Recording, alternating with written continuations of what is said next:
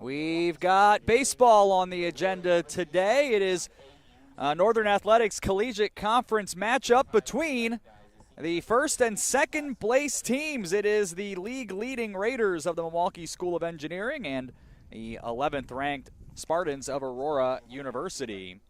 And it is senior day here at Jim Schmid Field, and so we'll get you set for today's game after we introduce the senior members of the AU class of 2024. First senior is number 2, Nico Bermeo, an infielder from Chicago and a sport management major. He's accompanied by his parents, Lena and Henry, sister Amy, and brother Javi. After the season concludes, Nico will pursue a career in baseball at the next level. Next is number 6, Derek Angelo, an infielder from nearby Elburn and a double major in sport management and business administration. He's accompanied by his mother, Diane, and when the season concludes, he'll head to Arizona State University to begin his master's degree in sport law and business. Number 11, Sam Harvey, is a pitcher from Bolingbrook just down the road from here and a mathematics and finance double major. Sam is accompanied today by his parents, Kate and John, and after the season concludes, he will begin his career at First Trust Portfolios. Number 15, Bryce Miller, a pitcher from Green Bay, Wisconsin, and a master's in sport management candidate. Bryce is accompanied by his mother, Kim, and after the season concludes, he plans to begin a career in athletics and coaching. Number 16, Aiden Williams, an outfielder from Oswego, right down the road from here, and a public policy and administration major. Aiden is accompanied by his parents, Lisa and Tim. And after the season concludes, Aiden plans to begin working with the government while starting a real estate business. Number 17, Brian Hennahan, a pitcher from Tinley Park, Illinois, in the south suburbs, and a history major. Brian is accompanied by his parents, Brian and Susan. After the season concludes, Brian plans to take a gap year while studying for the LSAT. Number 21, Sean Rivera, an infielder from Bolingbrook, Illinois. Sport management and business administration double major. Sean's accompanied by his parents, Doug and Kathy, and after the season concludes, Sean plans to continue working at his internship location of Skyhawks Sports Academy while coaching baseball at ESP. Number 22, Anthony Toohey, a pitcher from Lake Villa, Illinois, and a master's candidate in digital marketing. Anthony is accompanied by his parents, Vince and Madeline. After the season concludes, Anthony is going to begin a career in data analytics or digital marketing. Number 23, Jack Fisher, a pitcher from Yorkville. Once again, right down the road from Jim Schmid Field. He's a sport management and marketing double major. Jack is accompanied today by his parents, Daria and Dave. And after the season concludes, Jack plans to begin his further pursuit of a career in baseball at the next level. Number 32, Nick Panico, is an infielder from Aurora. Hard to get much closer than where we're at today. And a Spanish and secondary education major, Nick is accompanied by his parents, Teresa and David. After the season concludes, Nick will be returning to AU to pursue a master's in education while making one last run with the Spartan baseball team. And our last senior today is our starting pitcher for Game 1, and we'll get to that in more detail in a moment. But that is number 18, Justin Zimmerman, a pitcher from Aurora and a business administration major. He's accompanied by his parents, Jeff, Joanne, Jenny, and Chris. After the season concludes, Justin will look at deciding on his options to begin his career in business. This senior class has a 138 and 32 overall record with 3 NCAA Division III regional appearances, a regional championship, 3 Northern Athletics Collegiate Conference Tournament championships, and 3 NAC regular season championships. And doing that all while maintaining a 3.3 GPA in this time. And so our Aurora University Baseball and the Spartan Athletic Department thanks this senior class for all of their accomplishments on and off the field. It made a lasting impact on the AU baseball program, and we all hope that this game and the AU program has done the same for them. The seniors, Nico Bermeo, Derek Angelo, Sam Harvey, Bryce Miller, Aiden Williams, Brian Henahan, Justin Zimmerman, Sean Rivera, Anthony Tui, Jack Fisher, and Nick Panico being celebrated today here at not Spartan Athletic Park, at Jim Schmid Field.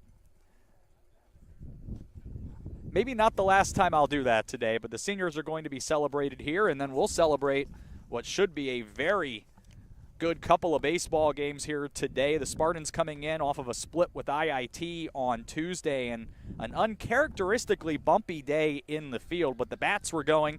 13-11 was the Game 2 loss in extra innings, but Aurora was able to plate 3 in the bottom of the 6th to come from behind for a 6-5 win in the opener. Nico Bermeo was terrific with a couple of homers and 4 RBIs in Game 2. Sam Harvey tossed 5 shutout innings over 2 games out of the bullpen for Aurora.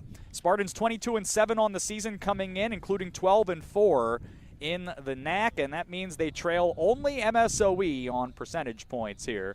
The Raiders 11-3 in conference play, including a 17-9 mark in their overall record. And MSOE has several players that would have to be considered among the best that the program has ever seen. It is a very deep and experienced lineup.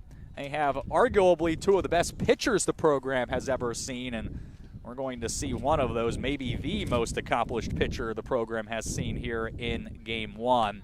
And while they were able to reach the NCAA tournament a couple of years ago after winning the NAC tournament, they've never won the NAC conference regular season title. Haven't done it at all since 1987 in the Lake Michigan Conference, and so MSOE trying to come up with at least one today to stay level with Aurora, and a couple of games in hand have a chance to win the conference outright if they can hang on from there. So there's a lot riding on this game with a very bunched up top 5. They're separated by only a couple of losses, 2 games in total. It is very tight at the top of the field. It is anyone's conference title, and we'll see if we can get a little bit of clarity over who is potentially going to win it after our 2 games conclude here.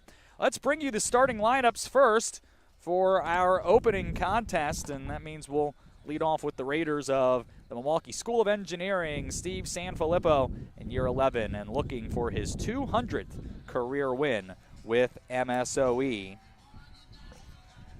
It'll be the second baseman, Brandon Beauchamp, leading off for the Raiders. Blake Hall bats second and plays left field. Sam Meyenbauer is at third base, batting third, and Micah Overly is the cleanup batter and the designated hitter today for MSOE. Chris Barnes bats fifth. He'll play right field. Kyle Lebeds is in center field hitting sixth. Colin Truitt, first baseman in the 7 spot. Christian Bosquet will do the catching and hit 8th. And Jack Kalatowski rounds out the order. He is the shortstop for the Raiders. Beauchamp, Hall, Meyenbauer, Overly, Barnes, Lebeds, Truitt, Bosquet, Kalatowski. 9 for MSOE today. Adam Stevens has this lineup for Game 1 for the Spartans of Aurora University. Nico Bermeo, the shortstop, leads it off, followed by the right fielder Joe Lukancic, and the catcher Derek Angelo will hit third. 4, 5, 6, the first baseman Nick Panico, third baseman Logan Riley, and the center fielder Dominic Curcio. Designated hitter Brendan Naylor will bat 7th. Sean Rivera's in the 8th spot hitting 8th, as I had already said. He's playing left field. And the second baseman Spencer Rook will round out the order for AU. Nico Bermeo, then Lukancic, Angelo, Panico, Riley, Curcio, Naylor, Rivera, and Rook. The lineup today for Aurora. And it is Tyler Gronert getting the start for MSOE. He's done just about everything a pitcher can do for the MSOE program. He's been terrific this year. A 2.74 ERA in 42 2/3 innings, 54 strikeouts, a 2.19 opponent's batting average. He has a 3-1 record, a couple of complete games, and a shutout on the season. He'll be making his 6th start for MSOE. He'll be opposed by Justin Zimmerman, the Spartan lefty, 7-1 on the year as he goes into his 8th start. A 2.96 ERA in 48 2/3 innings with 43 strikeouts and an opponent's batting average of 2.89. That is the pitching matchup today, and We'll have Aurora and MSOE getting after it here in the first of two from Jim Schmid Field today. Game number 30 of the season for Aurora on the way. And we hope you'll stick around here at athletics.aurora.edu.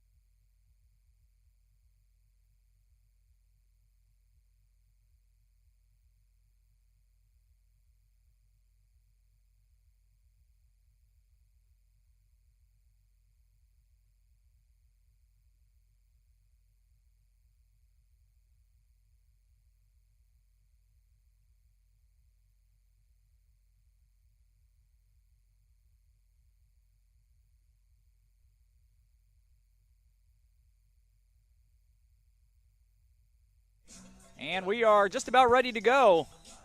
Baseball today, Aurora and MSOE, and it's Justin Zimmerman, the lefty, getting his warm-up tosses, and Derek Angelo receiving them behind the plate. Around the infield, the third baseman, Logan Riley, Nico Bermeo, Spencer Rook, and Nick Panico. Left to right around the infield, left to right around the outfield. It's Sean Rivera, Dominic Curcio, and Joe Lukancic. Umpires today, Kevin Worth behind the plate for game one. It's Elijah Bester in the field. They'll switch places for game two. And it's a cold one out here today, and the wind is blowing out toward the right field foul pole about 10 to 15 miles per hour, mostly cloudy, 44 degrees. So the elements to be dealt with today. And, you know, when it's cold like this, it can sometimes be difficult for a pitcher's control just to be able to feel the baseball. And so we'll see if that is a factor for either of our two hurlers today. But make no mistake, these are two of the best in the league. And in the case of the one we're going to see here coming up, the reigning Conference Pitcher of the Year. Brandon Beauchamp will lead it off, and it's going to be a pitch taken too high here. Beauchamp, a longtime member of this MSOE team, but did not appear last year. He is back. And after taking ball one, he'll take a strike as the count runs to 1-1. 348 on the season, 6 doubles and a home run on the year. He'll swing here and pop it up. Foul territory, first base side. Panico making it very clear he had it, and he does have it for out number one. 12:04, first pitch today, and we'll see how long a 7-inning outing between aces will take today. Two very, very good offenses. I am intrigued to find out which one will win out today. Blake Hall comes to the plate.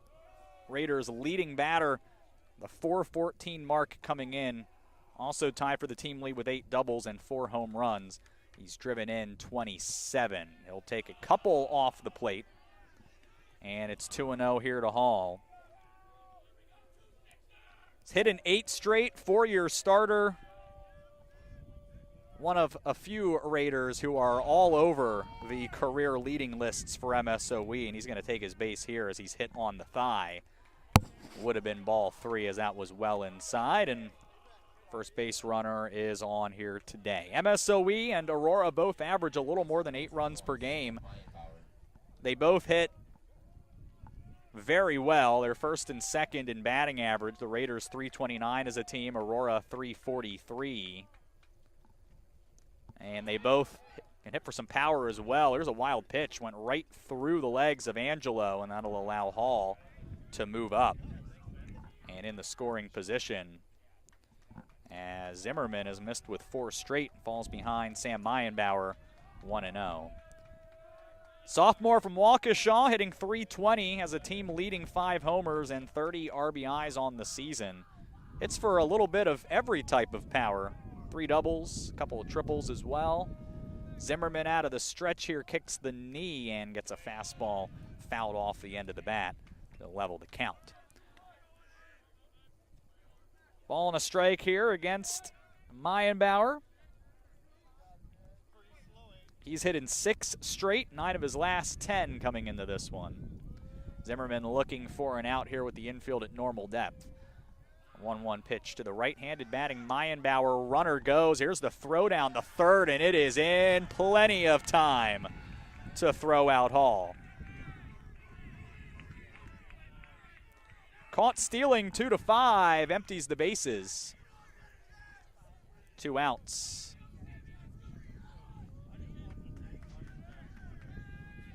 The pitch missed, but Angelo with the strike to third. And it's 2 balls and a strike to Meyenbauer, now hitting with the bases empty. That one misses inside as well. And the count runs to 3-1. And Meyenbauer can certainly hit it a long way on this type of pitch. But a good one by Zimmerman in at the knees with a fastball in the inner half. And that will load the count here. Zimmerman trying to put away Mayenbauer. He's out in front, lines that one in the direction of the bullpen and towards some bundled up fans here at Jim Schmid Field. So the count remains full. And here's the 3-2 again to Mayenbauer. That one is lifted into center field, and in shallow center field at that. Curcio doesn't have time to get there, and it's a 2-out base hit for Mayenbauer. Make it 7 straight for the sophomore. And that will bring up MSOE's career hits leader. And what a year he's having this year. Micah Overly, 15 straight games with a base hit, 350 average, 218 career hits, 139 RBIs, 156 runs. They all lead the Raiders' career chart.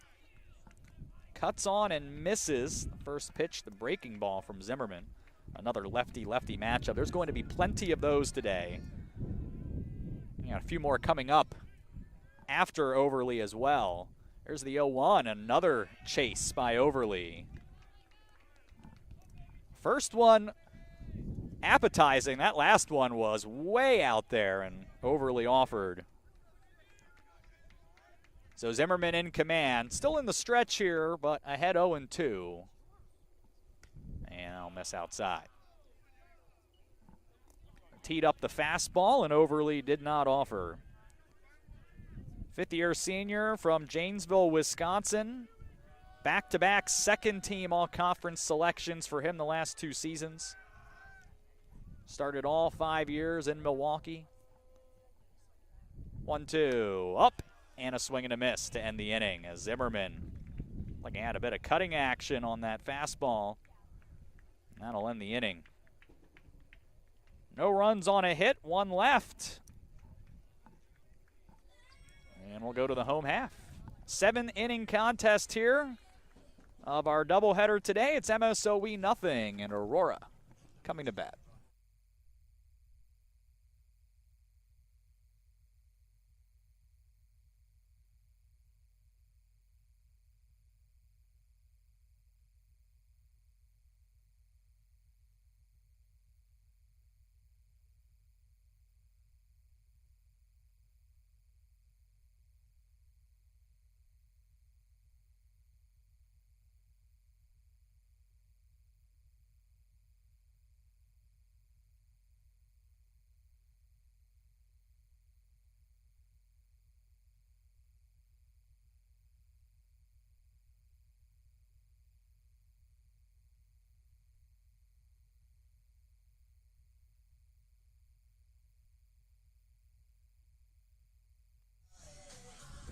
Tyler Gronert, the right-hander, getting the ball for MSOE.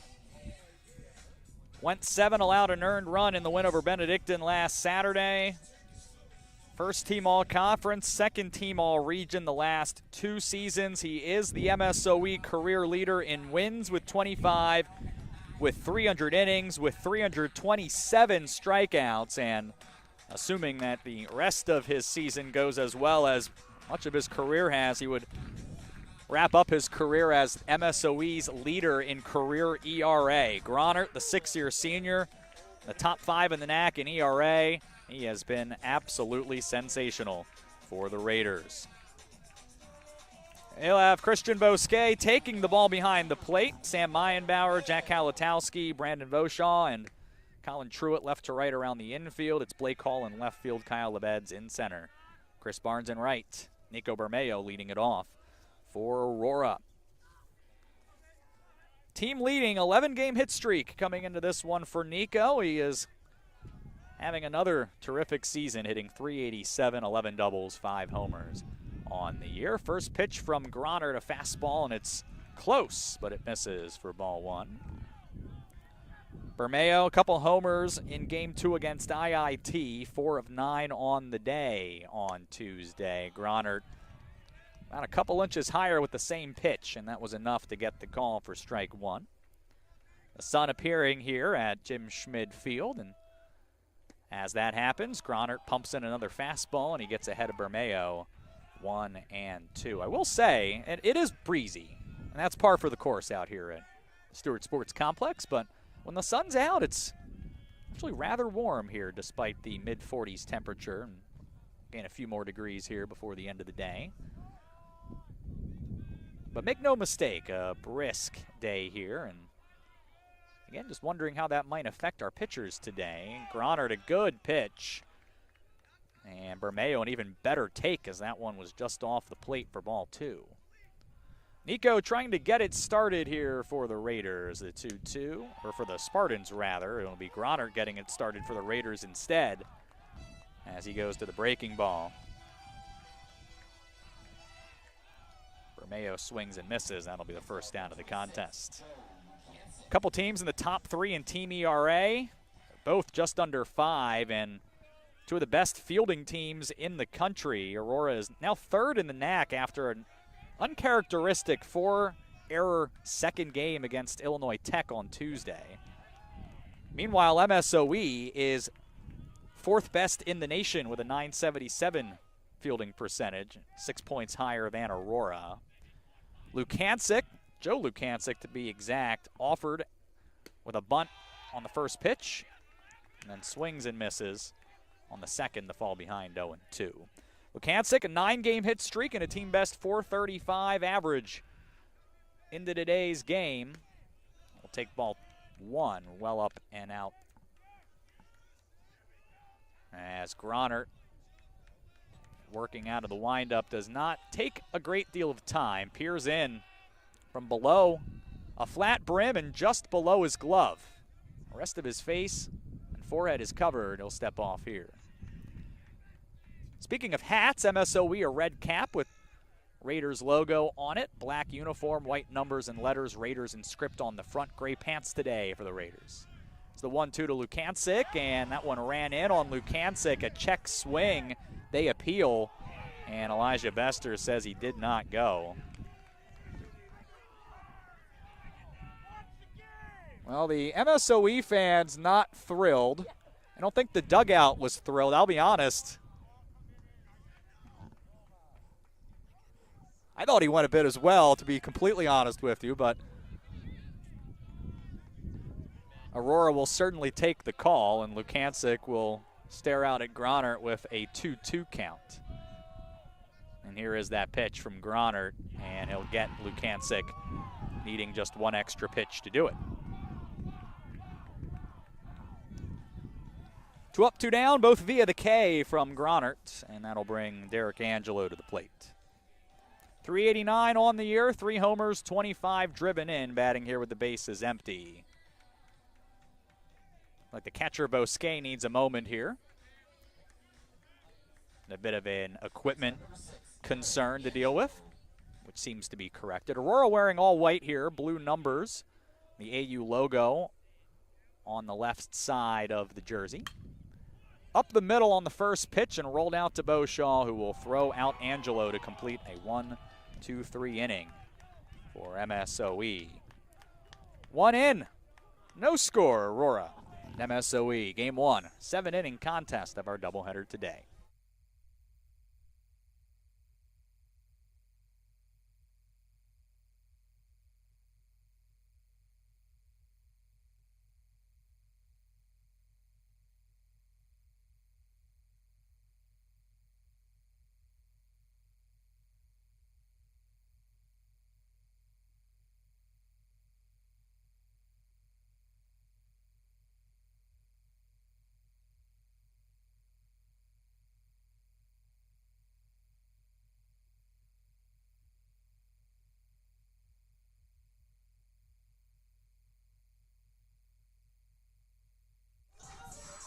It is Alumni Day here at Jim Schmid Field, in addition to being Senior Day. It's also Alumni Day for AU softball, who is at home today against Marion. You can watch that one.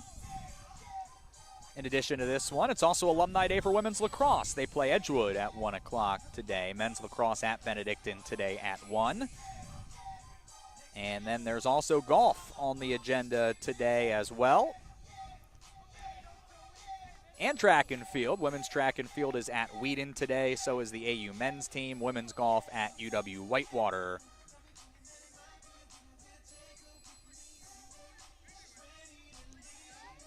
And then plenty of action as well, and we'll take a look at those results as we go through the broadcast today. Chris Barnes will lead it off here for MSOE, the fourth left-handed batter of their lineup with 2 following him and due up this inning. Justin Zimmerman's first pitch is in for a strike over the inner half. Barnes has been good for MSOE. .353 average, 8 doubles, 2 homers. Taking a ball here on a close pitch. Count 1-1. He's hit in 7 straight, reached in 22 in a row. He has been all over the base paths. 1-1 swung on here, driven deep right field. Lukancic going back and watching it clear the fence. And that is a solo homer, 3rd of the year for Chris Barnes, and it is a 1-0 MSOE lead here in the second. It is a good day to be a lefty, no doubt about that. If you can get one up, you can get one out of here with the wind blowing toward the right field pole. But Barnes, plenty of power throughout his career. That's his 9th big fly over his 5-year career, and gives MSOE the lead. Here's Kyle Lebetz taking a ball for first offering from Zimmerman. .364. A homer, 18 RBIs for the 5th-year senior from Mokina. We'll foul off the 1-0 here. Struggled a bit of late, 2 of 14 over his last 5, but has still gotten on base the last 4 games. This is off the end of the bat and out to Riley at 3rd, who had to make a little adjustment on the spinning ball, but was able to field it clean and throw out Lebetz. First out. And I'll bring up Colin Truitt, another senior in a very experienced lineup. School record 10 homers a year ago, just 3 this year, with a .247 average. Another lefty and a first pitch liner up the middle. How about the diving catch of Nico Bermeo to take away a base hit? 2 down.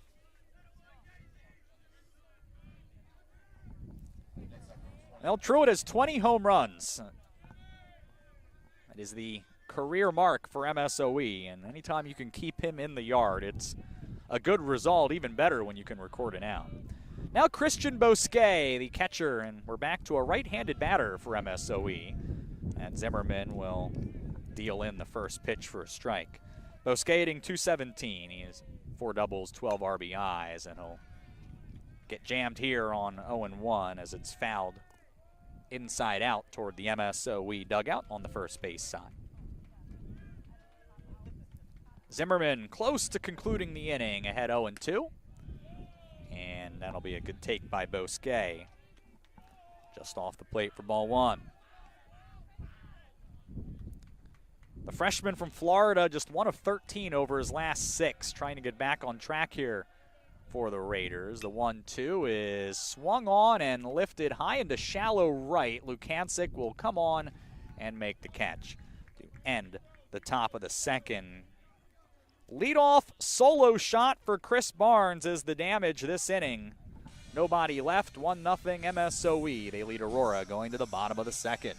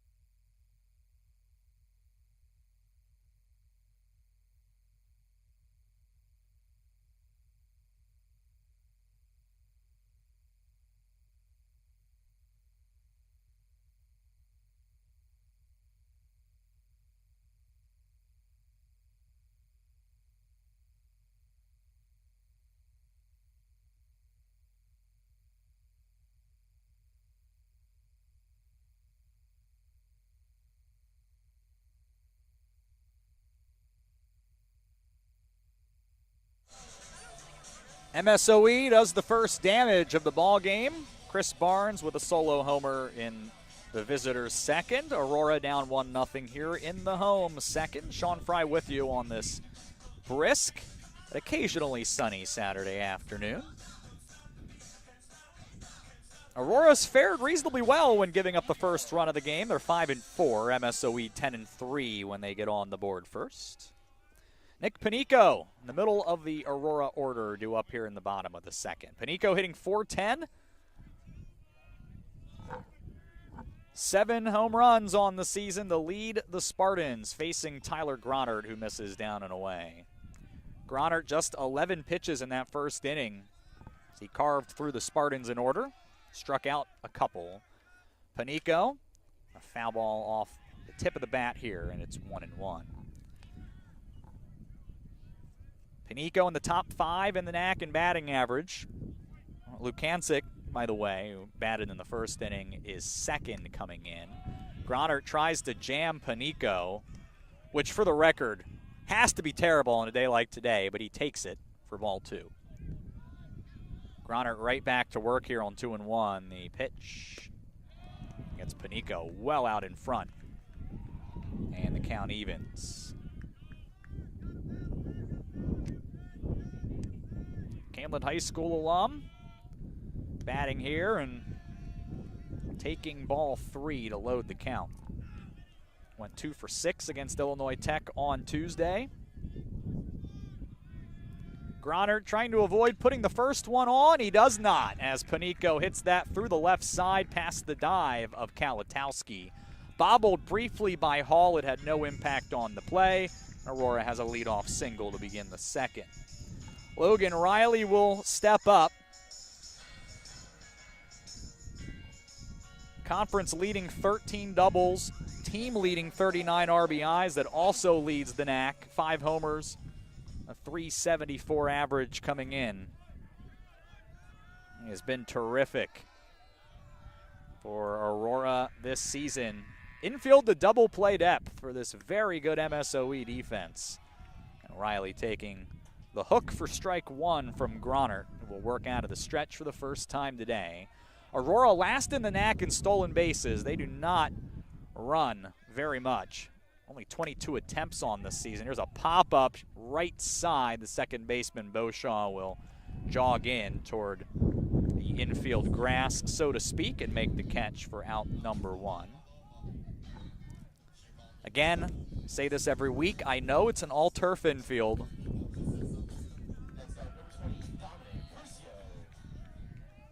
Dominic Curcio batting here with 1 out and 1 on. The second of 3 lefties in the Aurora order. Dom hitting .339. Team leading 4 triples and 18 RBIs. He'll take a fastball well off the plate for ball 1. Curcio has hit in 5 straight. Hitting .524 during that stretch. Oh, it's been a good last couple of weeks. The Plainfield North High School alum gets a fastball here and fouls it back into the backstop.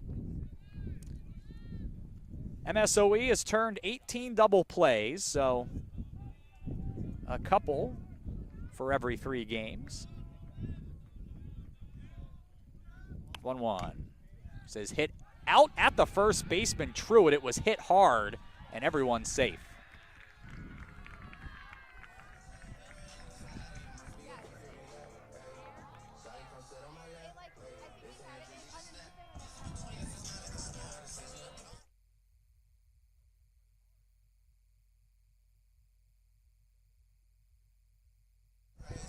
That'd be an infield single here for Curcio.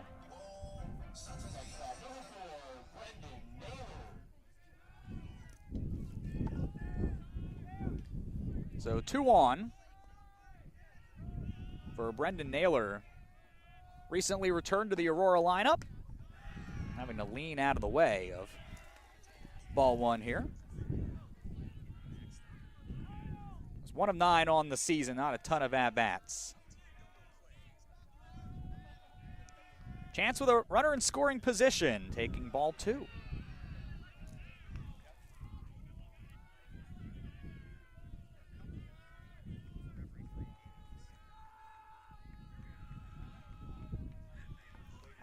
Naylor trying to tie the ball game.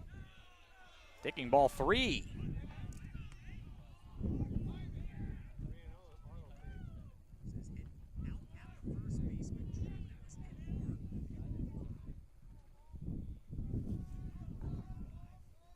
Now Gronert fire one in here. You always have to be careful with this Aurora lineup. On 3-0, you probably assume it's a take, but a very good lineup that very capable of turning on one. But still a good count here for Naylor. 3-1, and that misses. The bases are loaded.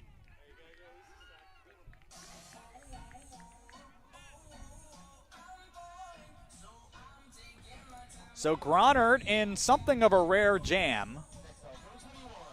And Aurora is in a good spot. And MSOE can still get out of the inning with a double play. Sean Rivera at the plate. First pitch is in for a high strike. 357 for Sean. 5 doubles, couple homers, 23 RBIs, in the final lefty in the Aurora batting order. Gronert will remain in the stretch and throws the heater by Rivera. 0-2.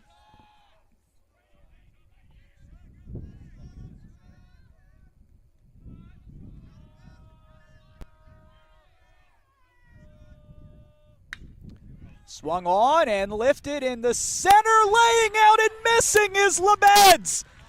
That may clear the bases. 1 run is in. Curcio scores as well, and Naylor is shown the stop sign at third as Aurora takes the lead.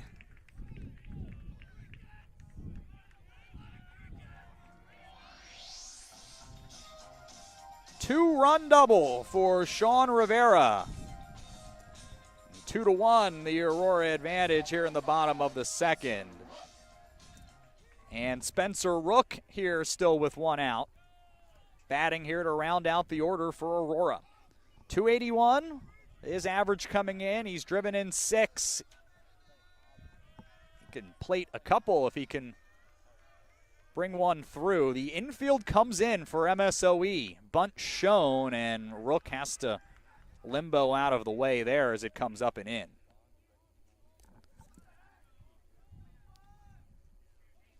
Rook hit in both games against Illinois Tech, trying to make it a 3-game hit streak.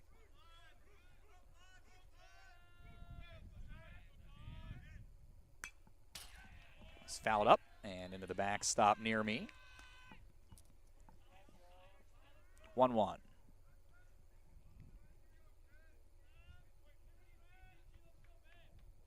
Two runs in on 3 hits.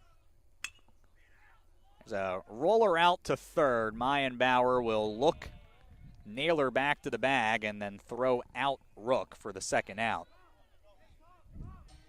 And an important one for Tyler Gronert. Now Nico Bermeo. Struck out to lead off the game for Aurora, batting here for the second time in as many innings. A second try. And extending his 11-game hit streak. He's also driven in a run in 3 straight.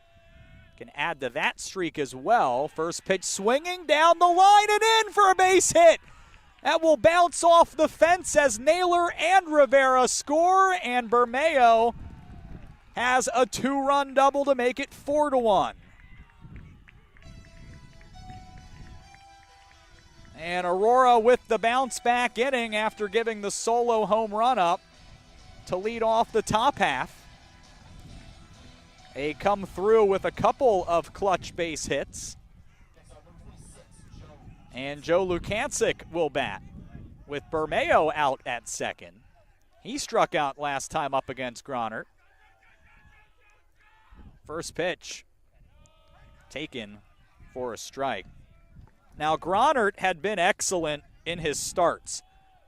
35 innings, 3 earned runs. He's allowed 4 already this inning. Ball taken 1-1. He had struggled in his first couple of appearances this season out of the bullpen when he gave up 10 earned in 7 2/3. When he has started the ball game, he had been lights out until today. And he's certainly capable of being lights out from here. But a 4-run inning certainly is going to hurt the box score at the end of the day. He's ahead of Lukancic, 1-2 with 2 outs. Our senior won't go away here. He fights that off. Stand corrected, the freshman. Read my notes wrong. It's 2-2.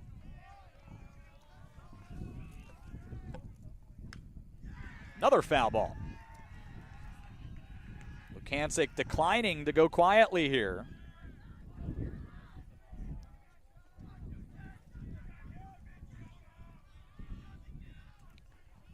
Been a long inning for Gronert. Count still 1-2, and he'll ring up Lukancic with a fastball over the inside corner. Third strikeout, damage done though. 4 runs in, 4 hits, 1 left. 4-1 Spartans. We go to the third.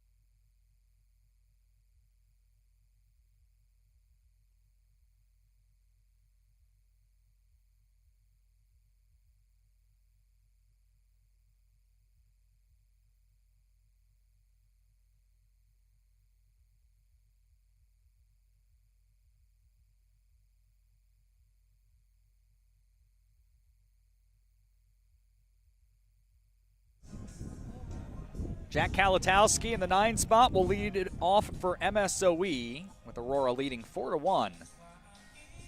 Top of the third inning coming up. Both teams score in the second. Aurora scored a lot more. And Justin Zimmerman will get to deal with a lead here. Kalatowski, the junior, has had a nice third season with MSOE, 362. He's not hit for a ton of power. He's just 1 extra base hit. Shows bunt here, offers and misses. 0-1. Stop me if you've heard this one, a third-year starter.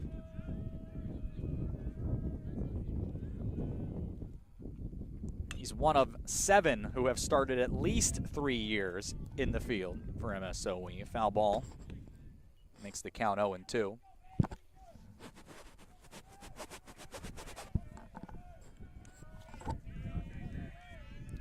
Batting here from the left side. Breaking ball just off the plate.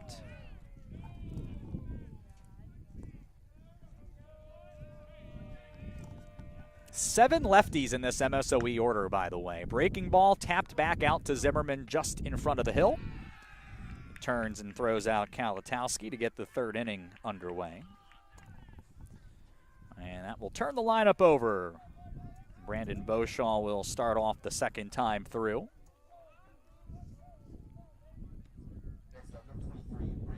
It's a 4-year starter, starting in 2019.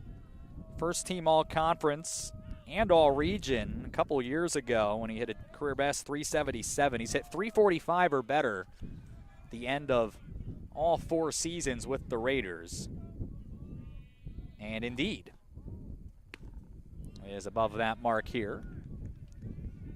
Took a ball, then a strike, and the count is 1-1.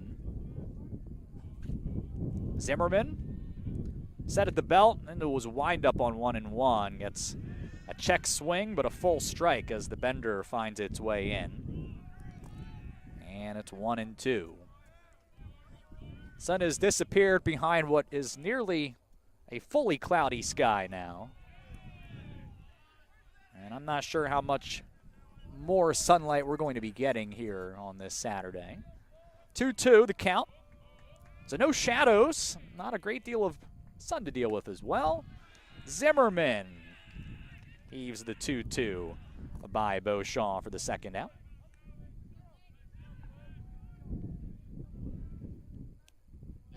Second strikeout for Justin. And now the deal with Blake Hall. Reached on a hit by pitch.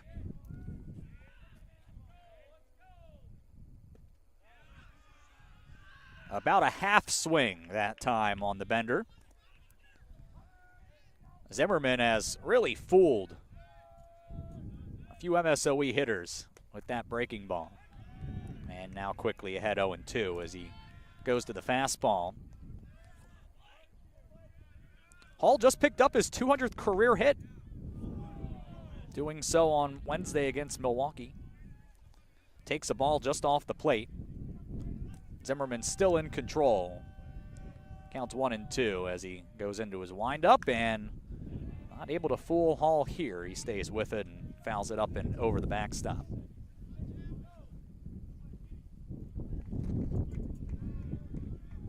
Zimmerman exhales and will try again the 1-2 count against Hall. The pitch. Runs the fastball up and Hall swings right through it for the third out. And the Raiders go in order in the top of the third. Aurora in the lead, 4-1 here at Jim Schmid Field.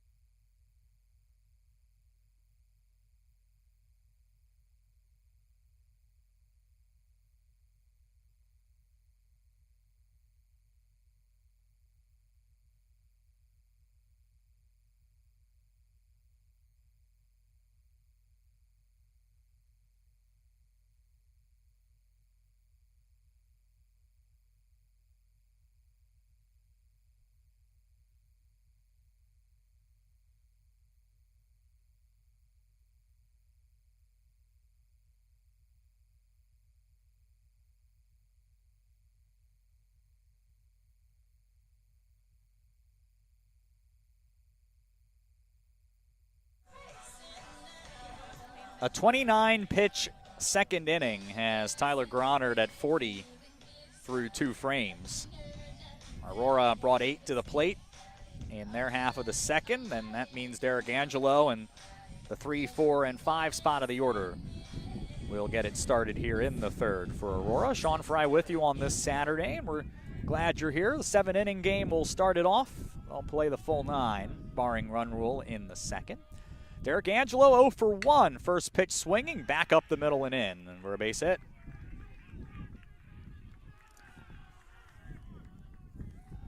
And Angelo hit in back-to-back games.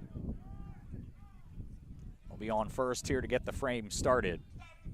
Nick Panico singled up the middle, or actually more accurately to the left side, to start off the second in what turned into a big inning for Aurora. Gronard from the stretch. Angelo a short lead off of first, and breaking ball in for a strike. Panico has now reached in 16 straight. Bats here without batting gloves. He's not alone. 0-1 bounced over to third. Mayenbauer has that to second for 1, and Beauchamp, with a little help from Truitt, will turn the double play. MSOE goes around the horn with a 5-4-3 double play, and it's a nice pick by Truitt. The end of that, as Beauchamp's throw was a bit low and handled the short hop with ease. Base is empty.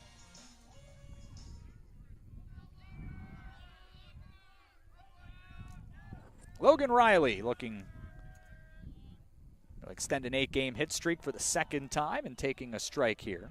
It's the 19th double play turned by MSOE this season.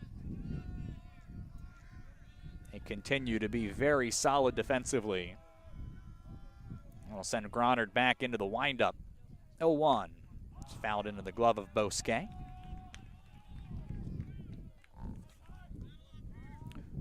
Riley homered against Illinois Tech, 4 of 7 on the day. During his 8-game hit streak, 429, a homer, and 16 driven in. Takes a ball here. A lot of power during that stretch as well, 6 doubles. And he scored 9 times, including in 5 straight coming into this one. 1-2, that is hit hard in the center. Lebeds will retreat to his left and back to make the catch. As Aurora is retired in the minimum. A leadoff single doubled up, and the bases were left empty. We'll go to the 4th. Aurora leading MSOE 4-1 here at Jim Schmid Field.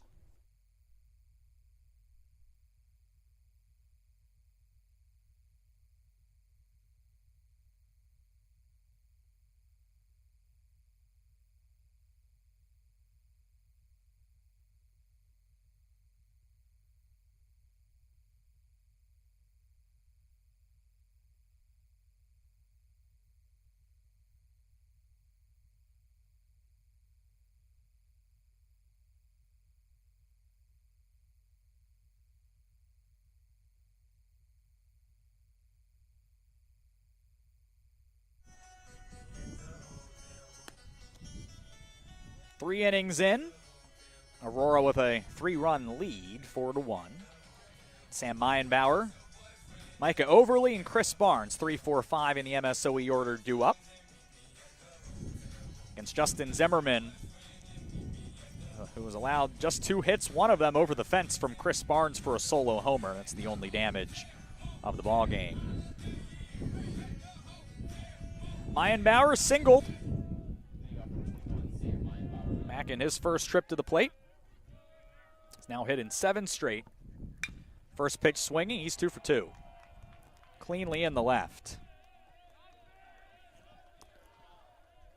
Now Meyenbauer has been as advertised so far today. Now the question is, how much more running will we see from MSOE? They are 4th in the league in stolen bases. 83%. With 50 swiped. But Aurora throws out a quarter of all stolen base attempts and are 1 of 1 so far today. Here's Micah Overly, who struck out last time to end the first. He took a strike here, check swing. Zimmerman from the stretch, infield at double play depth here. 0-2. Zimmerman, good location there. I think he went to the change that time.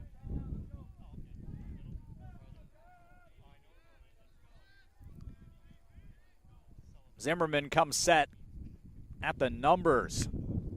Overly able to stay alive here as he flips that out of play.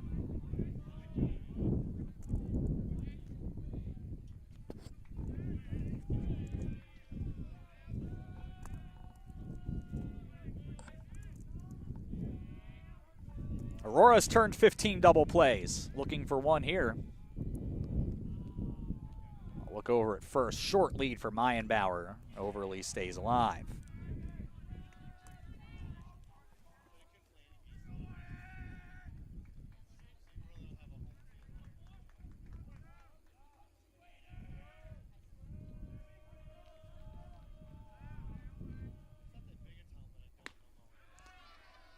Zimmerman will sit down Overly for the second time.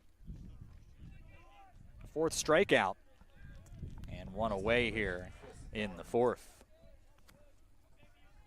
It's not often that Micah Overly is fooled, let alone twice in a ball game.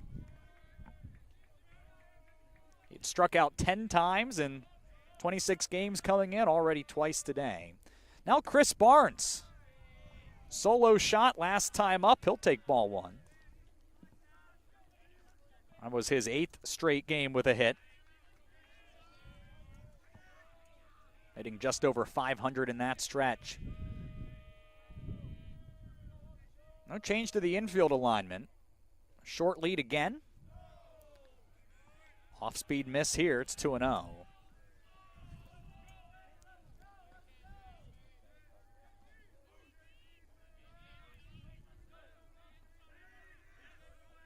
Second straight game with a home run for Barnes, by the way, after he homered in Game 2 against Edgewood. I guess I should say second straight NAC game.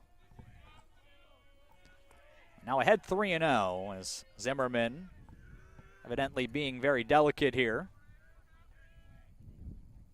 He'll miss with 4 straight.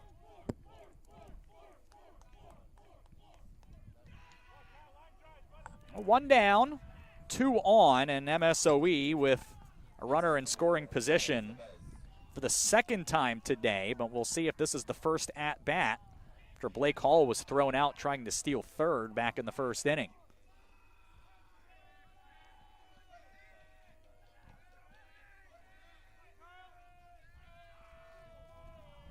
Another lefty-lefty matchup as Kyle Lebeds takes a ball. Grounded out his first time up. Double play, which would end the inning, is still in order. Bermeo is right behind Mayenbauer, checking on him. Zimmerman looking in that direction. Now the pitch. That's in for a strike.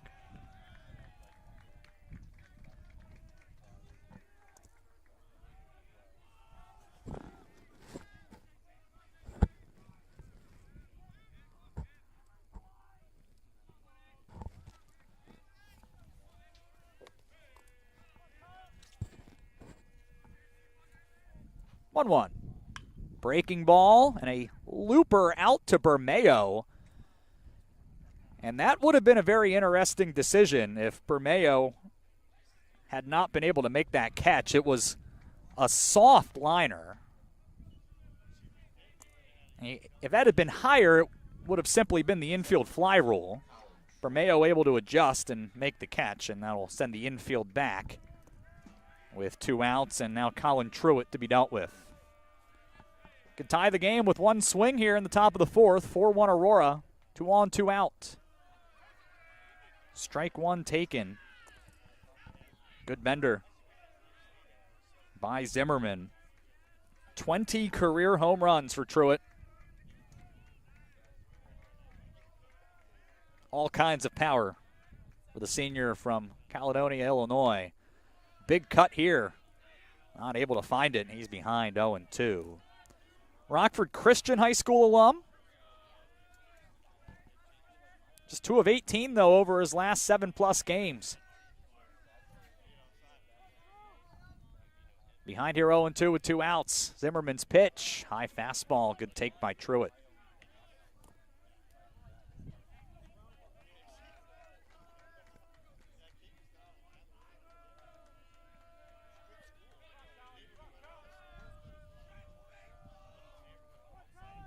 Count 1-2. Zimmerman trying to get out of the jam here in the 4th. Good take by Truitt again.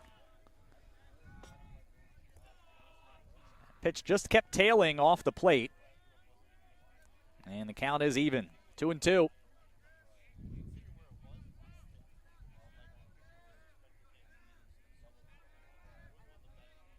Zimmerman's 2-2 is popped foul, first base side. Panico is there, and that will do it for MSOE here in the 4th. A couple of tries with a runner in scoring position, but don't get anyone in. 1 hit, 2 left. Halfway home in Game 1. 7-inning contest. Aurora leads MSOE 4-1.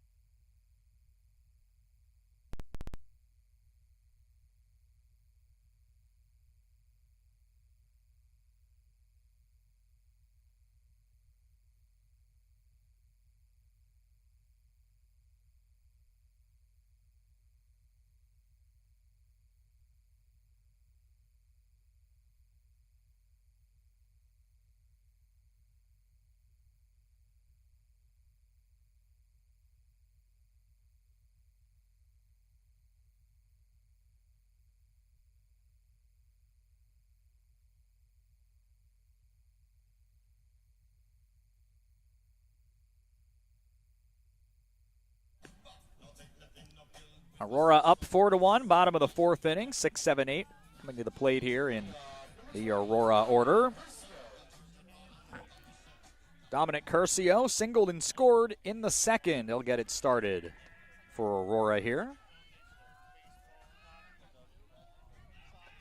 Curcio and Brendan Naylor, who will bat behind him, both with stirrups.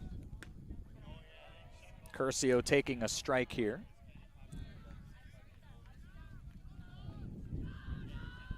Not stirrups, but Brandon Beauchamp also with the high cuffed look out at second base for MSOE. It's the 0-1 pitch, fouled off.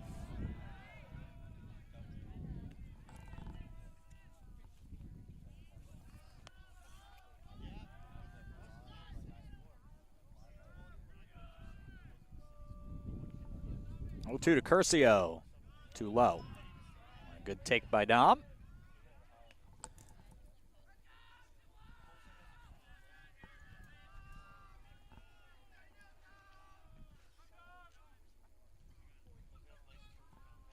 One and two here to Curcio. Is popped up left side. Meinbauer, third baseman, drifting over toward the shortstop. Will make the catch. The wind really got a lot of that one.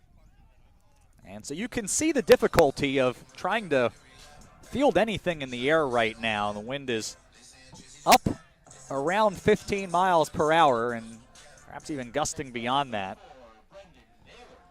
Brendan Naylor now up to the plate. Walked first time up, takes a strike over the inside corner here. It's Tyler Gronert. After that rough second inning, back on track here. Needed just 7 pitches to get through the third after an 11-pitch first. They'll miss up and in to Naylor here. Naylor, of course, if you remember, has the last walk-off result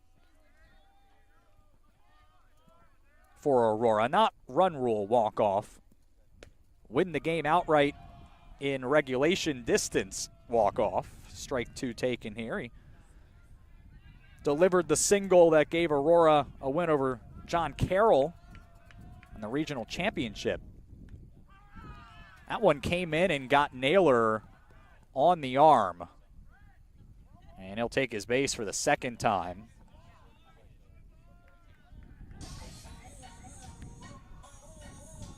Now I have to tell you, it is not warm, and you don't want to get jammed today, and you do not want to get hit.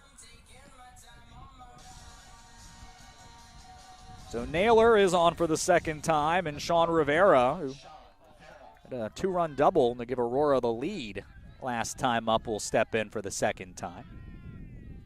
Second lefty of the inning, first pitch taken for strike 1.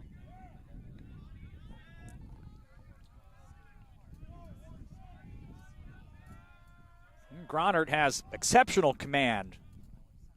His fastball, breaking pitches.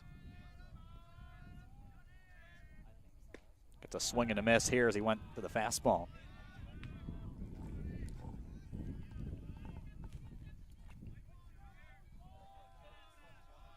And all the innings count. And certainly you look at the non-second inning innings for Gronert, and it's been as advertised. Ball taken here. Double play in order. Raiders look to turn another. End the inning.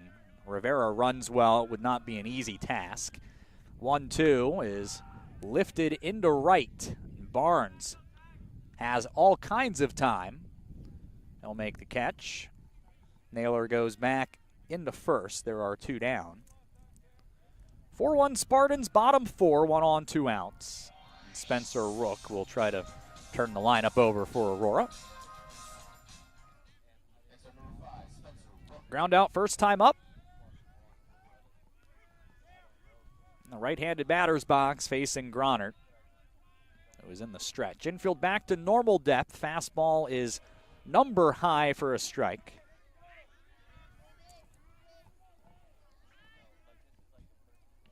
Aurora 4 runs on 5 hits. MSOE 1 run on 3.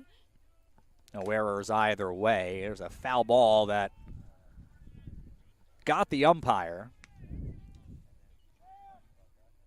did not even flinch.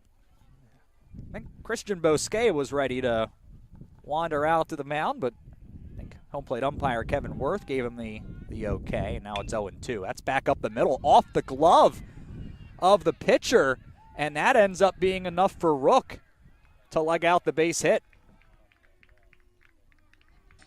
That's a tough situation. If he doesn't touch it, I don't know that Beauchamp can get there.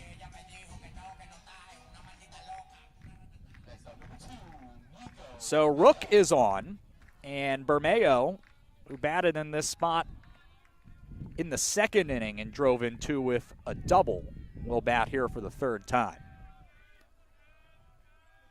First pitch to Bermeo, runs in. Fastball missed the corner.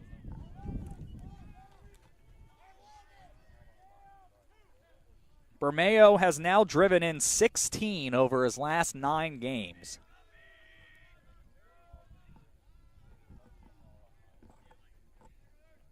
Of his 27 on the season. 1-0. Through the hole on the left side, past the dive of Meyenbauer. Hall comes up throwing. Naylor will hold at third. And the bases will be loaded for the second time today. And it's Joe Lukancic, the freshman, who is 0 for 2 with a couple of strikeouts, and you would think that he is overdue. Trying to come through here for Aurora. First time the bases were loaded, Sean Rivera hit a 2-run double. Strike one taken by Lukancic. Naylor on third, Rook on second, Bermeo off of first. 0-1. Check swing. It was in at the knees.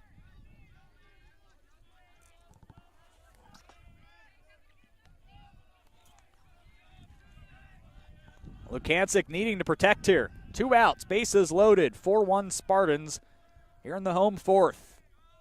The pitch came in. It almost hit Lukancic. He stepped out of the way.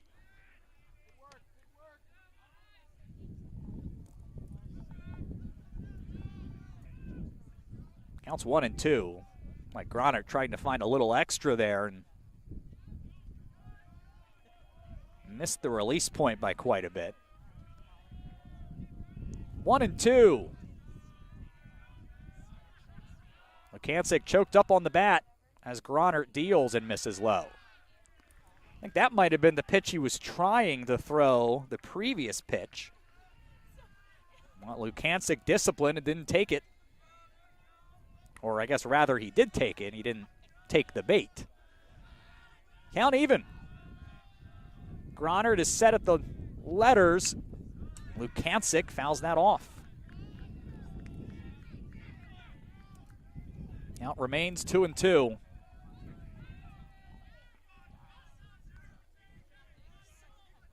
Aurora trying to blow this game open. 2-2 pitch, breaking ball off the end of the bat, foul. I think that one got in on the handle of Lukancic. He was terrific for Joliet West throughout his high school baseball career. He's having a fabulous start to his Aurora career. And facing the league leaders, and Gronert wins this battle. High fastball. He strikes out Lukancic for the third time. 4th strikeout for Gronert, and Aurora leaves the bases loaded here in the 4th. 2 hits, no runs, off to the 5th. Aurora in front 4-1.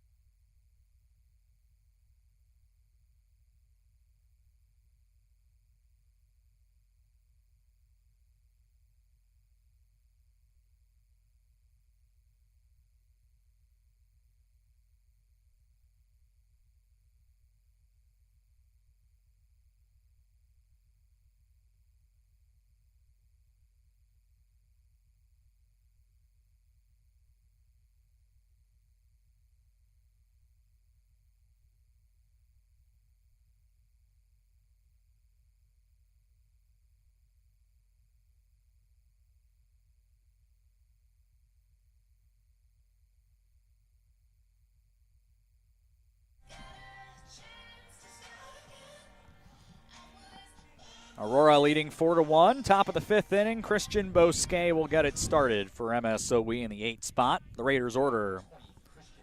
And head coach Steve Sanfilippo at 199 career wins. Raiders trying to get him that 200th. But Aurora with other ideas here through the first contest. Justin Zimmerman's first pitch is offered at. Hit high, foul on the first base side. It will get out of play. We will see Jack Kalatowski and Brandon Beauchamp this inning. It's a Raiders team that was voted to finish 3rd in the preseason NAC poll behind Aurora and Benedictine. They did get a first-place vote, and it's no wonder why.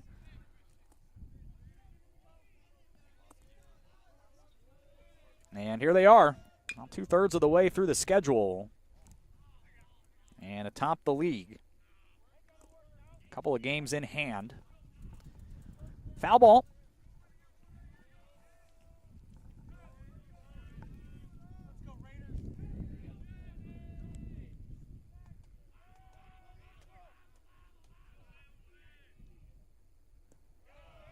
One, two will be taken down, and the count will be even here to Bosquet.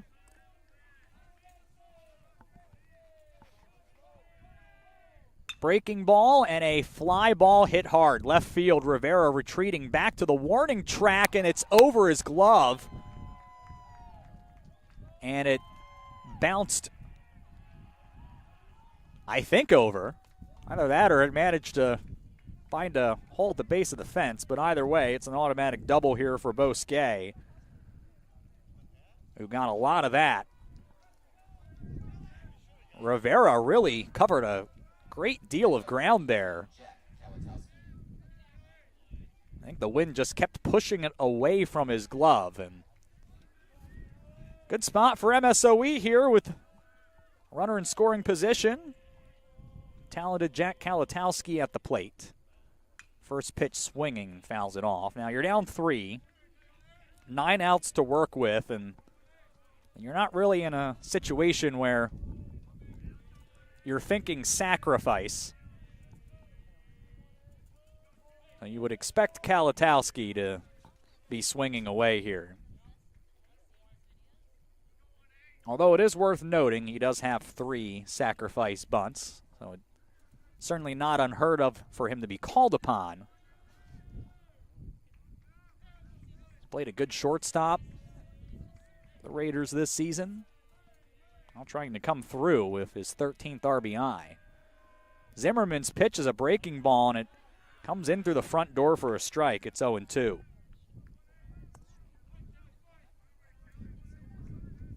So Zimmerman in control of this at-bat and trying to finish off Kalatowski here.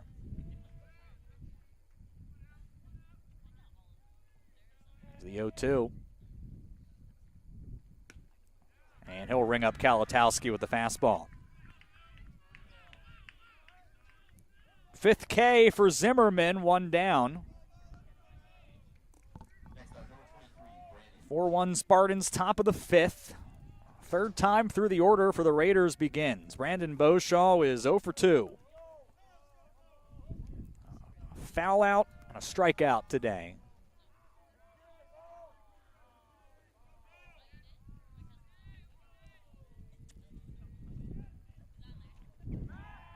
Throw back to second to check on Bosquet. He's in with a slide. Now Beauchamp is speedy. 49 stolen bases for his career, and that means that fielders will need to be sure-handed on anything hit to them. Beauchamp can leg out just about anything. This is a fly ball. Curcio has room, makes the catch. Bosquet's going to tag here, and he'll be in the 3rd with a slide. Beauchamp 0 for 3.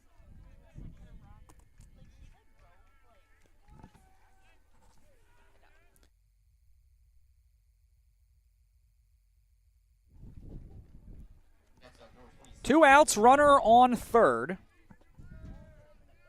for Blake Hall. Hit by a pitch and struck out in his 2 plate appearances. He'll take a fastball for a strike. Hall, one of several Raiders, came in with a hit streak. Hasn't extended it yet. Cut on and a miss. He's behind 0-2. And Zimmerman is a pitch away from getting out of trouble here in the fifth. It's a foul off.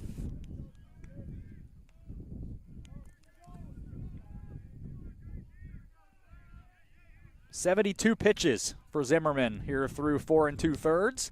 Here's number 73. That was a fastball. Hall flinched and it caught his bat and deflected into the screen. Well, would have scored the run had it not caught the lumber. And it remains a ball and 2 strikes. Fifth at-bat for the Raiders today with a runner in scoring position. Quite a take by Hall there. He stays alive. It's 1-2. And Zimmerman's 1-2 is lined into right and in for a base hit. Raiders will cut into this deficit as Hall has hit in 9 straight. 6th straight game with an RBI.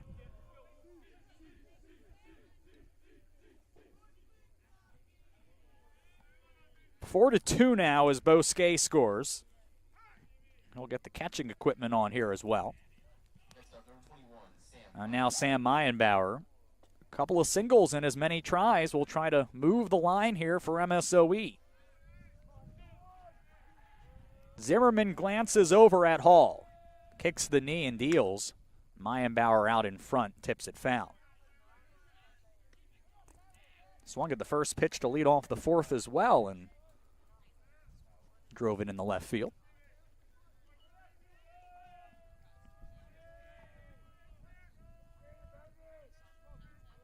No one.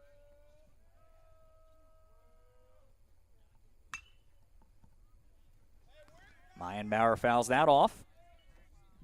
Zimmerman again, a strike away. 4 to 2 Aurora, bottom of the 5th coming. Aurora will have 3, 4, and 5 due up. Here in the top, the Raiders with 1 in, looking for more. Down to their last strike, perhaps. Zimmerman will throw over. Hall in with a slide.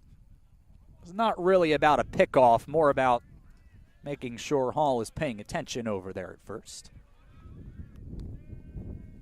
Wind kicks up just in time for the 0-2. The pitch. Run in on the hands of Meyenbauer, and he pops it up. That is headed toward the fence and out of play.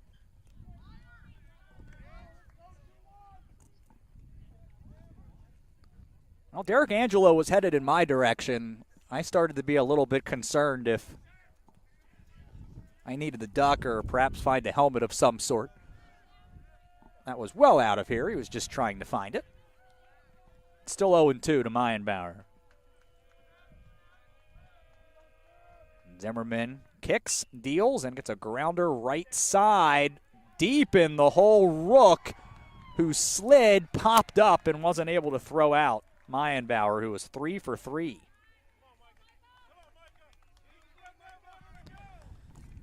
Well, Micah Overly now, a couple of strikeouts. We'll have a quick word with Steve Sanfilippo, but he is the go-ahead run. Carter Turnquist will come out and chat with the infield here.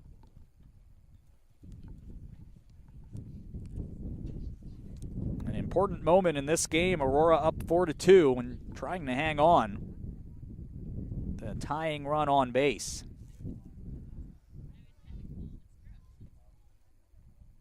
I mentioned there's plenty of other Spartan action going on right now, and back at Spartan Athletic Park, softball is currently in action as well.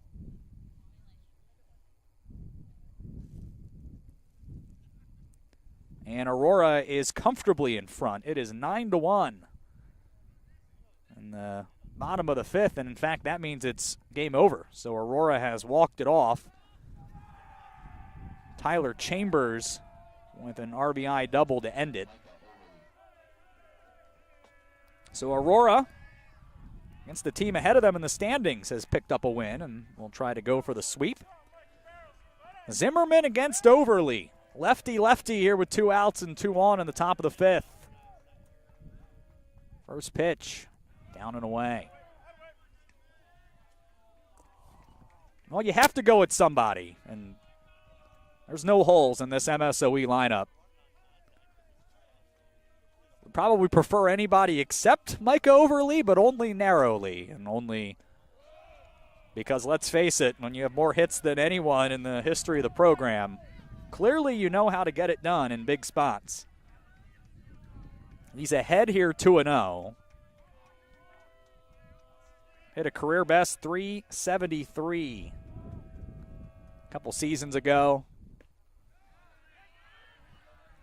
Strike taken. That had the very edge of the plate. It's 2-1.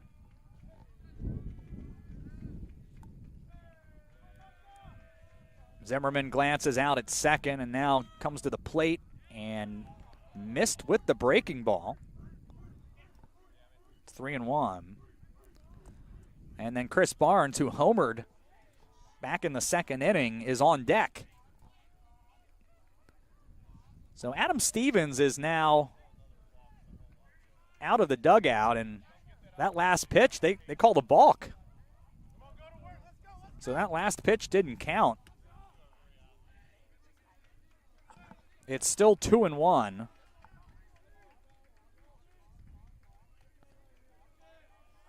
And now a base hit likely ties it up. Count is still 2-1.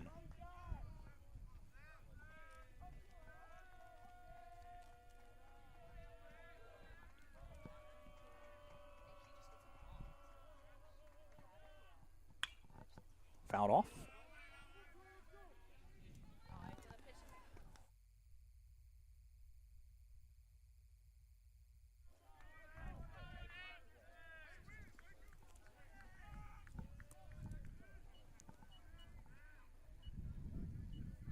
Zimmerman, a strike away.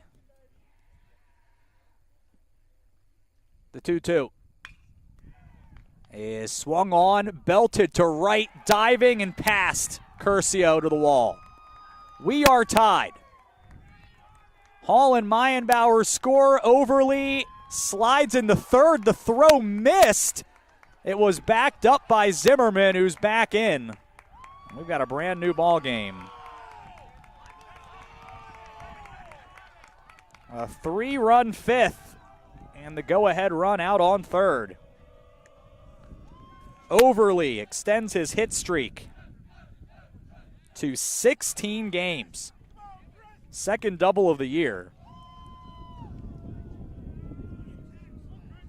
4 all. Chris Barnes, solo home run and a walk today. The Aurora bullpen springing into action here as Zimmerman's first pitch is in for a strike.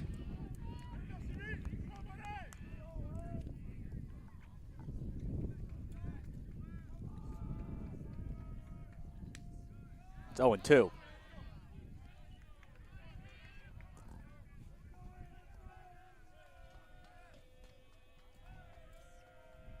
Zimmerman trying to finish this off. Another line driving to right and over the head of Lukancic. The Raiders have the lead. Barnes glides into second, and the Raiders have finished the long road back.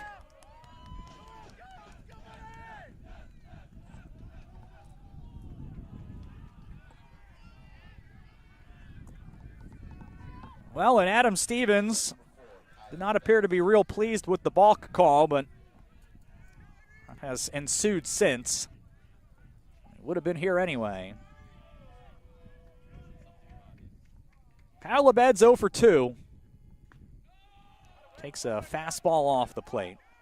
4 straight hits, all with 2 outs for MSOE. 4 runs. And a 5-4 lead. One out. Fastball in. 1 ball and 1 strike.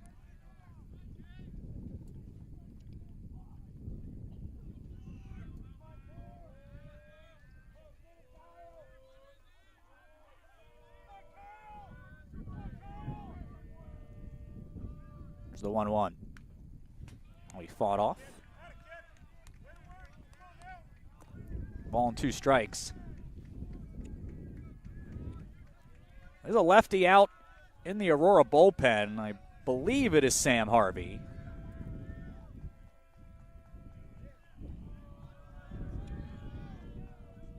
Count is 1-2. Zimmerman facing Lebeds. And he'll get Lebeds to chase for the 3rd strike. The 3rd out.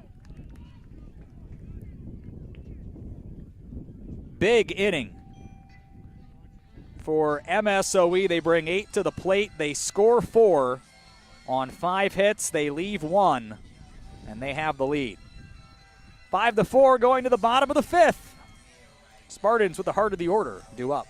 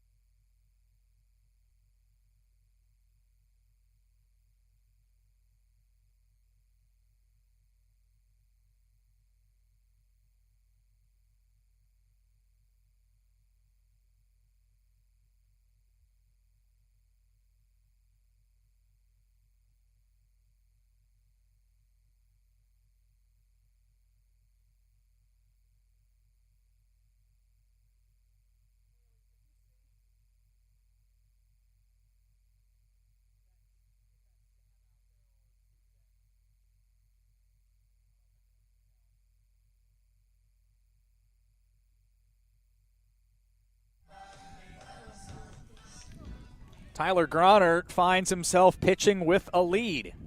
Did not look like that.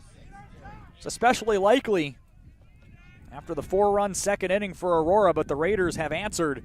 They lead 5-4, and now it's Aurora down to 9 outs to come back. And Derek Angelo, a first pitch launch to left, but it will hold up, and Hall will make the catch on the warning track for the 1st out.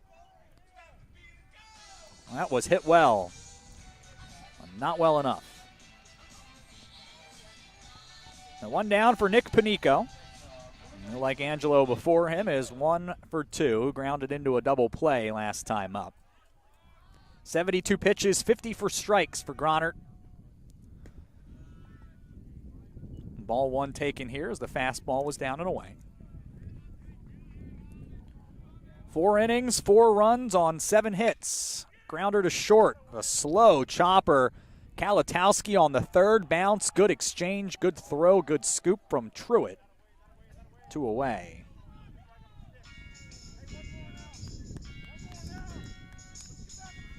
Well, and now if you're Steve Sanfilippo, you're thinking, well, maybe having Tyler Gronert finish this game is in play. Unless Aurora can really work the count here for a couple of batters this inning. Logan Riley here with 2 outs will take a strike over the inside corner. Riley is 0 for 2 and perhaps running out of time to extend an 8-game hit streak.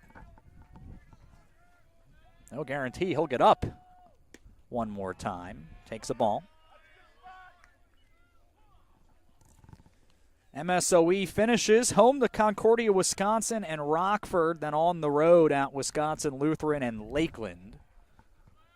1-1 to Riley is rolled over out to 3rd. Big bounce for Meyenbauer, all kinds of time to throw out Riley, and that will do it for Aurora in the 5th. They go 1, 2, and 3 in only 6 pitches.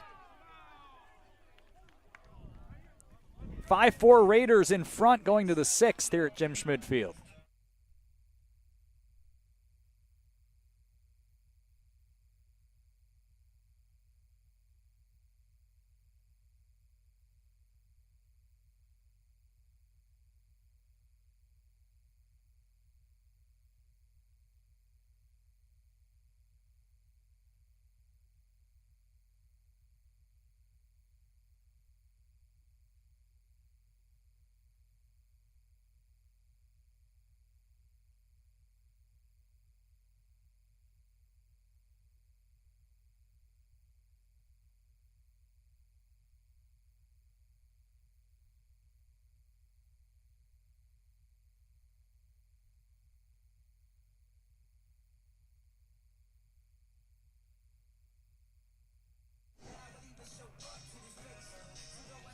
MSOE with the bottom third of the order due up here in the top of the sixth in a game they now lead. Justin Zimmerman is still on the hill at 91 pitches, so I think they'll try to get one more from him. It is Sam Harvey waiting in the bullpen if needed. Colin Truitt is 0 for 2. He'll take a ball. I had mentioned that MSOE, it's finishing games after today. It's noteworthy. Here's a big cut on and miss by Truitt. It's a schedule of a couple of bubble teams and then a couple of teams that might already be out of it. Here's a line drive into right. It is deep, and it is a no doubt solo home run here. The 21st of Colin Truitt's career to extend his school record. 4th of the year. And as he jogs home, it'll be 6-4 MSOE. That one got out of here in record time. And Lukancic, a cursory jog in the direction of the right field fence, but it was pretty apparent that one was out of here off the bat. Christian Bosque takes a strike. He doubled last time up. Another fastball in. 0-2. Raiders have gotten the bats heated up on a cold day here at Stu. 0-2. That one is lined into the right field alley, and that'll be the second double at least for Bosque, but he's not going to stop there. Oh, he will actually. Looked like he had a full head of steam as he looked for the turn. And it would appear that that is going to be it here for Justin Zimmerman as Adam Stevens took a step out of the dugout. And now we'll head in that direction. And it looks like we're going to have a pitching change here. And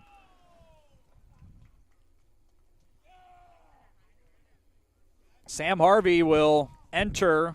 Justin Zimmerman on his senior day will come off here. 6-4. Aurora trailing MSOE and looking for a rally here as Sam Harvey comes in out of the bullpen.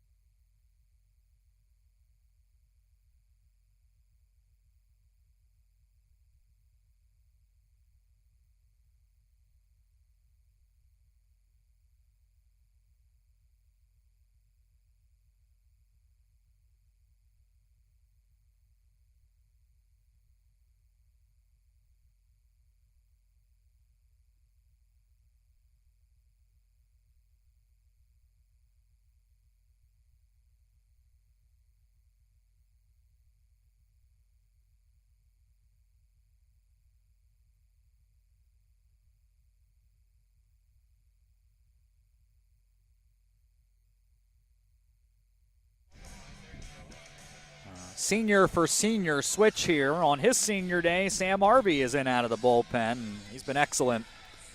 12th trip out of the pen, 6 earned in 25 2/3 innings. That's a 2.10 ERA. 26 strikeouts, opponents batting .202 against him. Sam, 5 shutout innings in total on Tuesday against Illinois Tech on 47 pitches. So he is in. Justin Zimmerman's line, 5+ innings pitched, 10 hits and a walk. 6 runs already charged to him, plus Bosque. If he comes in, he's currently on second base. 6 strikeouts and a walk today for Zimmerman, who leaves in line for his second loss. To give you some idea of how good this MSOE lineup has been, 20 times they've allowed 8 runs or less. They've won 17 of them. Bunt here down the first base side. Looks like Kalatowski will give himself up.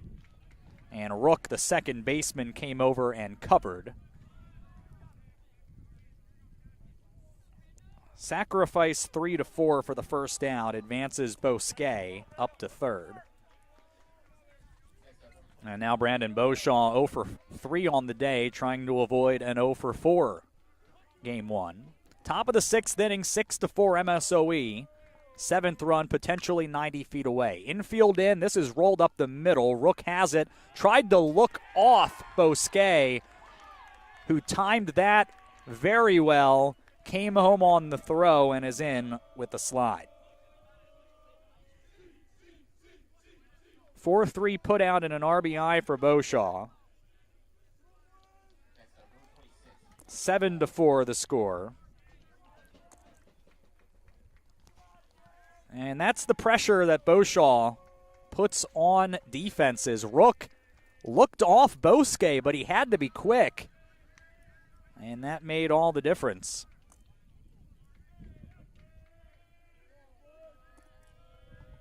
So now Blake Hall on an RBI single last inning. For taking a strike, takes ball one. It is 1-1. Line closes on Zimmerman. 7 earned in total. Here's a bunt attempt that Angelo has. He will throw out Hall on the 2-3. Put out, that's going to do it. Here in the 6th, as MSOE adds 2 more on 2 hits. No errors and nobody left. Aurora in some trouble here. 6 outs left. They trail 7-4.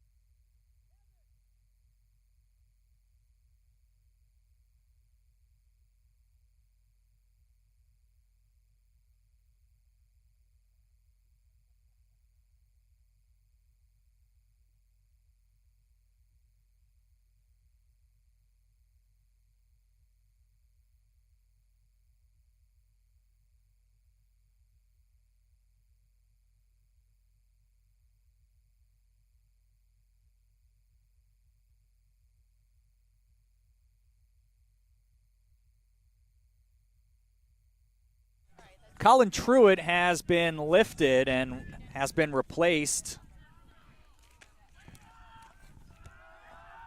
by Nolan Woshowski. Meanwhile, Dominic Curcio trying to lead the road back here for Aurora. First pitch lined into right for a leadoff single. 6-7-8 due up for Aurora here in the bottom of the 6th. They trail 7-4. So Woshowski comes into the game in Colin Truitt's spot and will play right field.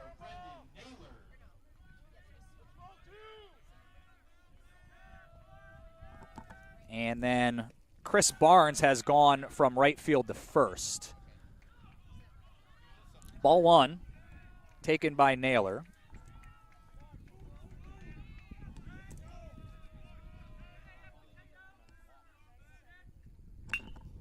And then Naylor rolls that one through the middle. The tying run is on base.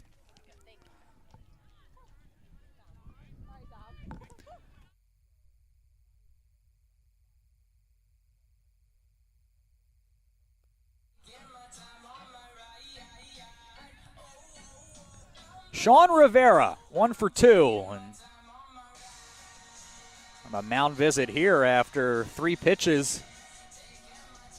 And the one that wasn't over the plate was taken. The 2 that were hit through and into the outfield.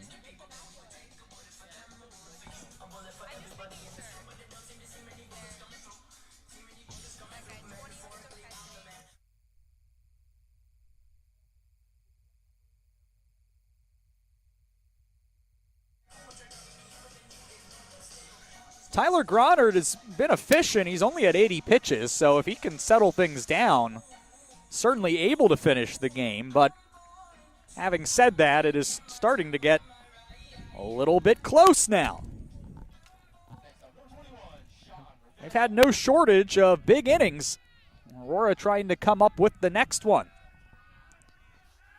Gronard will spin and throw over to second. And Aurora does not steal a ton of bases.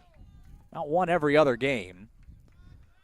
A double steal would certainly be an interesting strategic decision. And Gronard, of course, trying to make sure that he does his best to keep that from happening. Rivera takes the ball. 2-run double in the second, fly out to right in the fourth. Here in the sixth,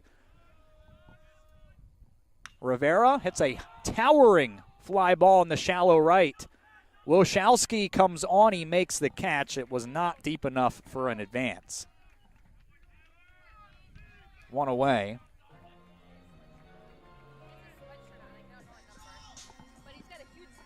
There is activity in the MSOE bullpen.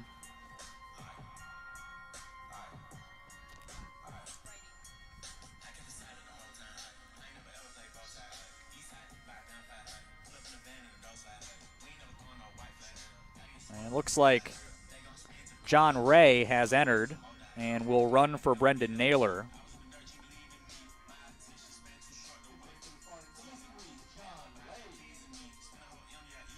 So Naylor exits here as the DH. Nolan Vincent is in the bullpen.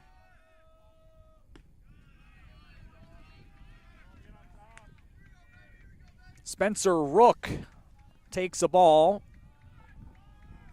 from Gronard. And it's Nick Zarnecki, my apologies. I'm trying to keep track of all the different changes. And Nick Zarnecki is now batting in the 9 spot.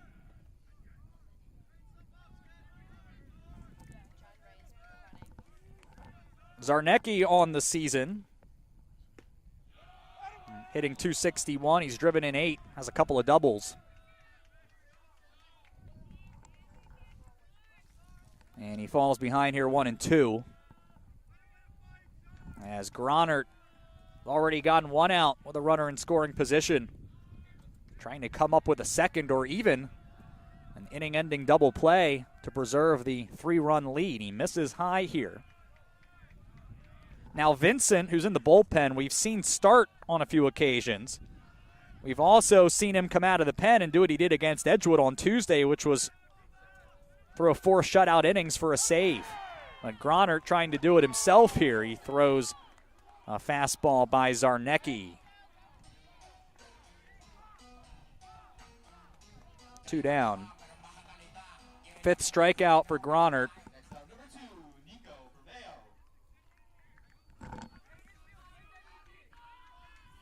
And Nico Bermeo at the top of the order, trying to keep it going. That came up and in. He has to duck out of the way. Bermeo, 2 for 3 at a 2-run double in the second.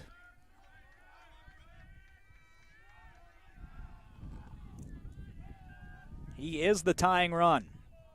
Gronard from the stretch on 1-0. Paints the inside corner.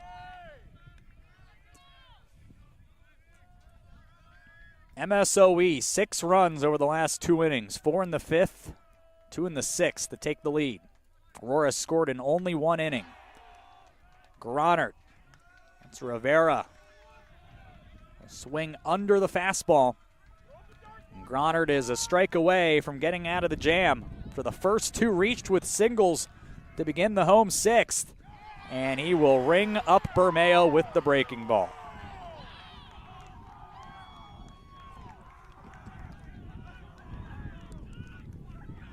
No runs on two hits. They're both left on base. We'll go to the seventh. MSOE leads Aurora 7-4.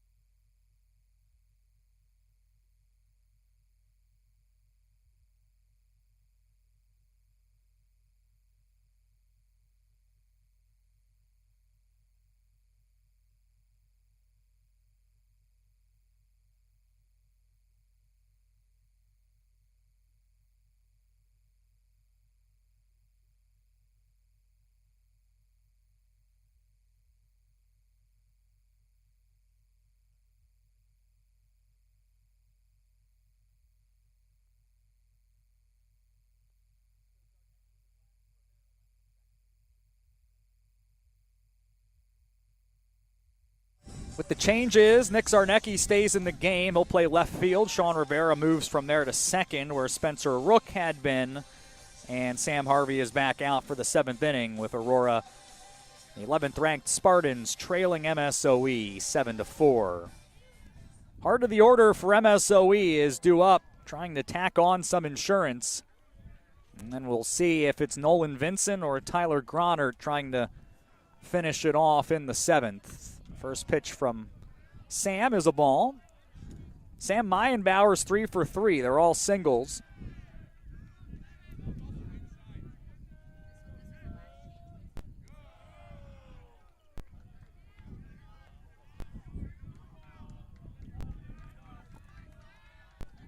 First two are misses from Harvey. He'll try to find the strike zone here. Sidearm delivery in for a strike here. Micah Overly and Chris Barnes also due up. So the Raiders try to get the first of our twin build today. Sam fights back with back-to-back strikes.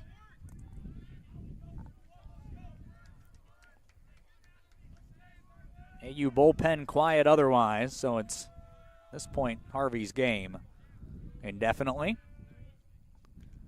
Breaking ball that drops in, and it got Meyenbauer.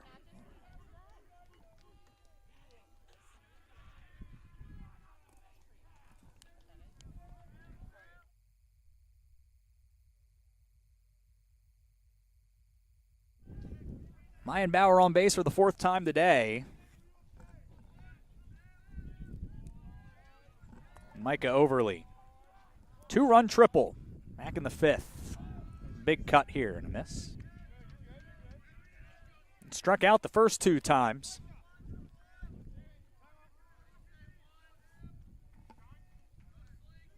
I'll call time here, and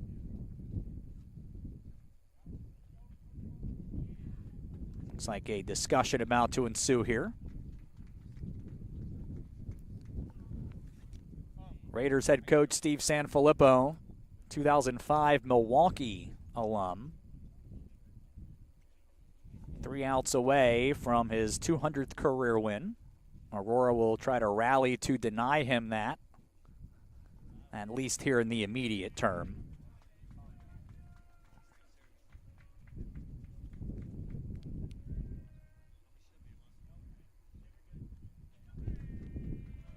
Aurora meets as an infield as well, and counts 0-1 to Overly.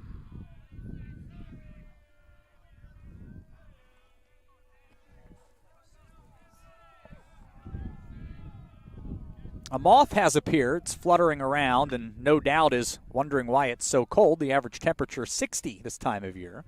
Overly with the sacrifice bunt. Moves Meyenbauer up.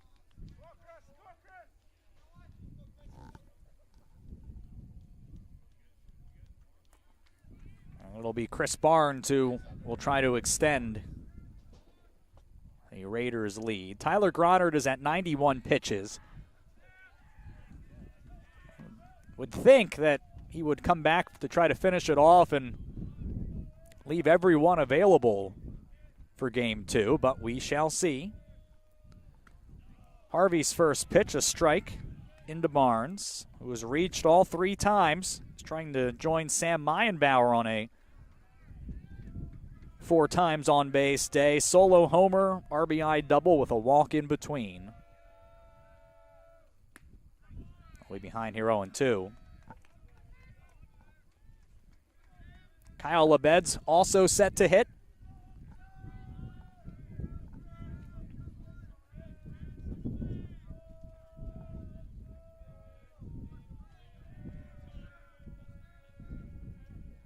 Harvey's 0-2. Fouled off. MSOE this season 15-1 when they've had the lead through 6 innings. Aurora 0-7 when they have trailed after 6.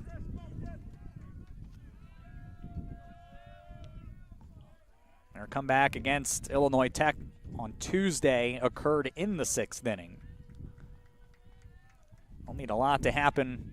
Only 3 outs to work with coming up in the home half. 0-2 is a ball, and it popped out of the mitt. Evangelo behind the plate.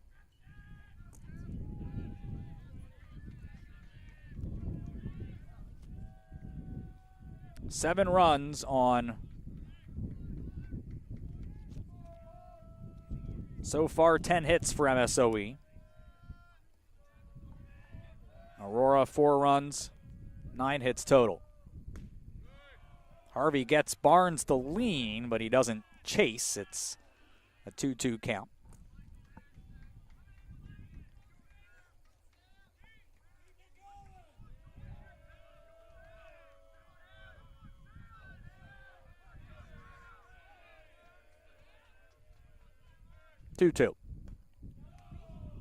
Another close pitch. Barnes won't offer.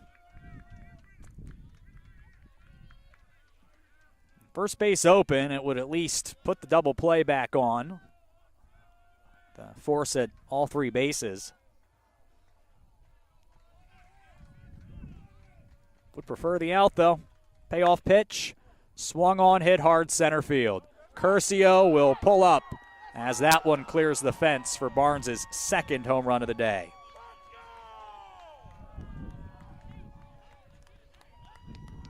This one of the 2-run variety. 4th of the year. 9-4. Aurora 2-3-4 due up in the bottom of the 7th. Nothing is ever impossible with this lineup. We'll say that. Certainly not looking very good right now for Aurora. I will also say that. Ball 1 here to Kyle Lebeds, who's 0 for 3. And believe it or not, 3 of the players in the starting lineup for MSOE don't have base hits. Lebeds is one of them. Jack Kalatowski in the 9 spot and Brandon Beauchamp leading off. Everywhere else, they've been numerous. 1-1 to Lebeds. Rolled over out to first. Panico is there. He'll toss to Harvey covering the bag. 3-1 for the 2nd out. And Nolan Woshowski will bat here.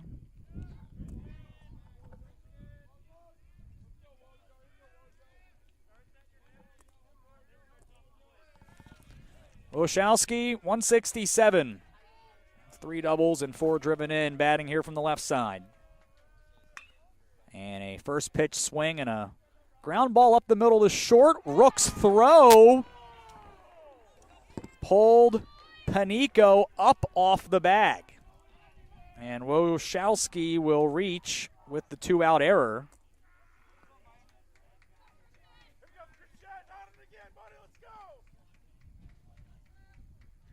And we'll extend the inning for the catcher, Christian Bosquet, who has doubled and scored in each of the last 2 innings.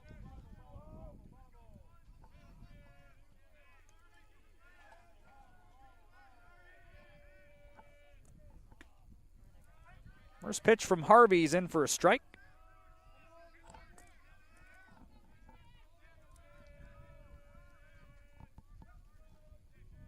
Would have to think Tyler Gronert will come back out now. A 5-run lead, that's plenty to work with, but we shall see. Have to think Steve Sanfilippo would love to save Nolan Vincent for another day. Here's a line drive deep to right. That one is off the wall, and Bosquet will have his 3rd extra base hit of the day. Big turn around second, and now is caught in the middle, but the throw brought Bermeo a bit off of his feet there, and so not content with 2 bases, Bosquet has 3.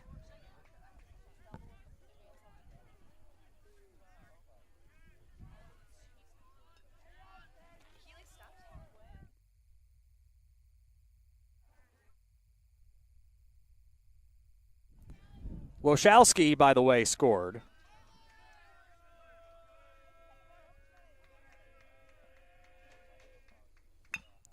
First pitch swinging here for Jack Kalatowski.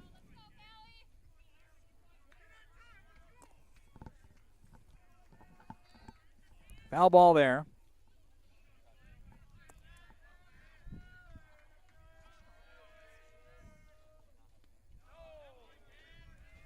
Sweeper misses down and away.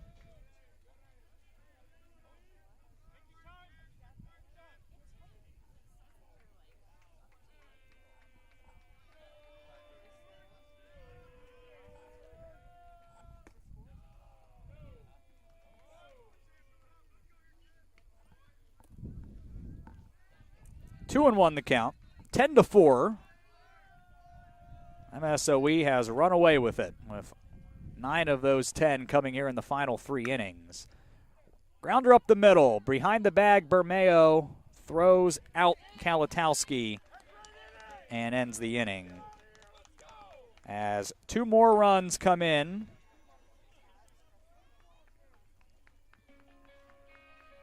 Two hits and an error.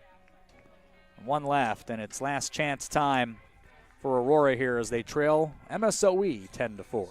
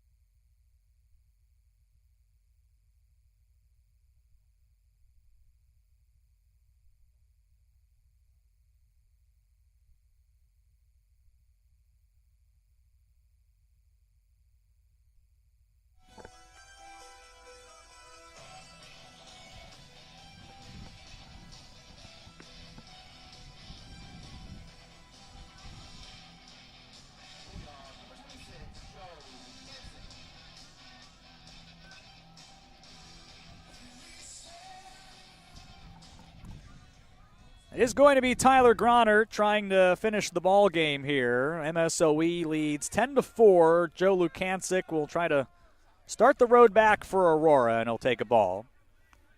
Lukancic is 0 for 3.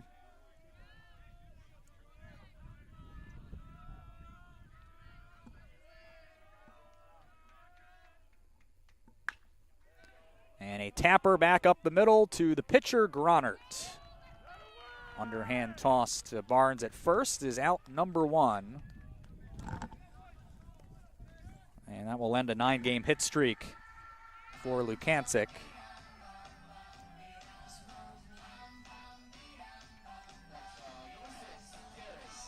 And a game that started with such promise for Aurora, up 4-1. Appears that it will be ending here with a loss. But still some pitches to work with. Derek Angelo's 1 for 3. And fouled that off of his leg for a painful strike.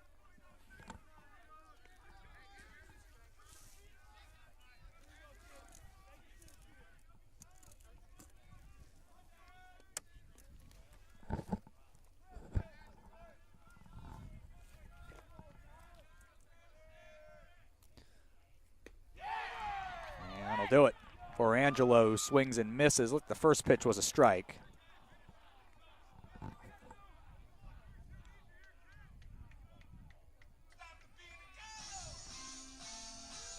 Seventh strikeout.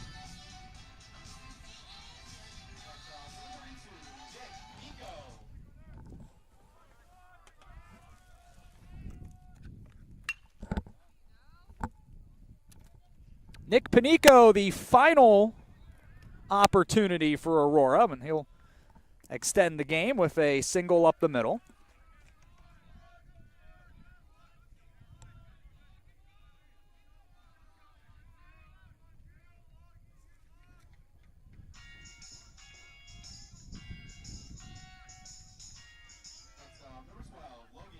And that'll bring Logan Riley to the plate, looking for his first hit of the day, as he tries to extend an 8-game hit streak. Strike one. MSOE with 12 hits on the day, 10 runs in total. No errors so far. Stranded only 5. Aurora has 9 hits, 4 runs, 1 error. Left 6. And they're down to their last strike.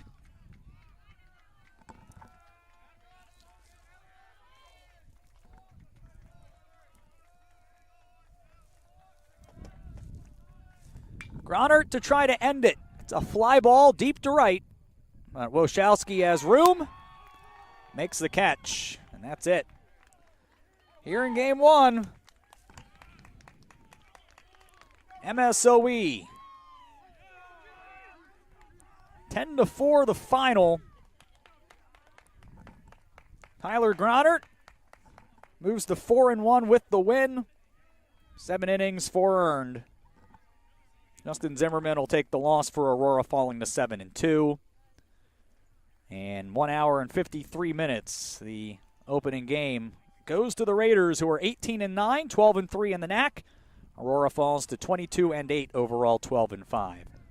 In conference play, game 2 coming up here at approximately 2:30. So we hope you'll join us as Aurora tries to get a split today here at Jim Schmid Field. 10-4, Raiders win game 1. This is Aurora University baseball.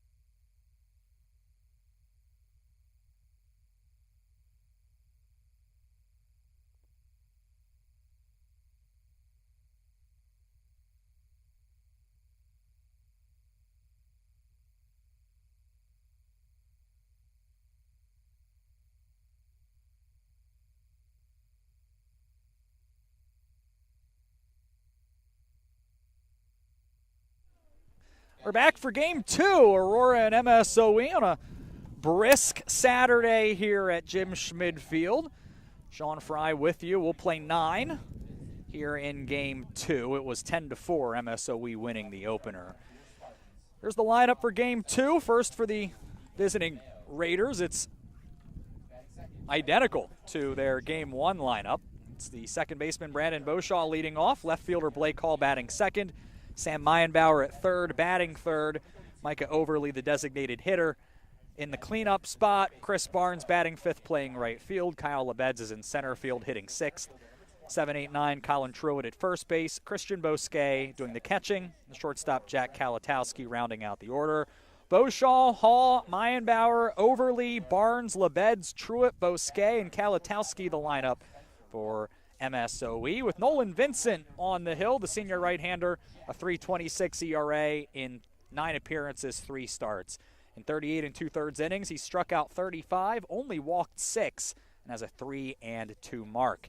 He'll be opposed by Jack Fisher, the Spartan senior right-hander, will make his 6th start and 9th appearance. He is 3-2 with a 4.40 ERA in 28 2/3 innings with 32 strikeouts against 13 walks.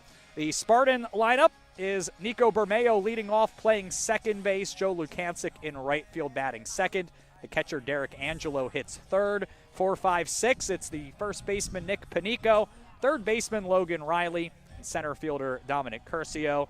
Brendan Naylor is the DH, batting seventh. Sean Rivera hits eighth and plays left field. Spencer Rook is at shortstop, rounding out the order. Bermeo, Lukancic, Angelo, Panico, Riley, Curcio, Naylor, Rivera, and Rook, the lineup here in game 2 for Aurora. 200th career win for Steve Sanfilippo in the opener for MSOE. Raiders will try to get a sweep and take a lead of a couple of games in the NAC standings with only 8 games remaining.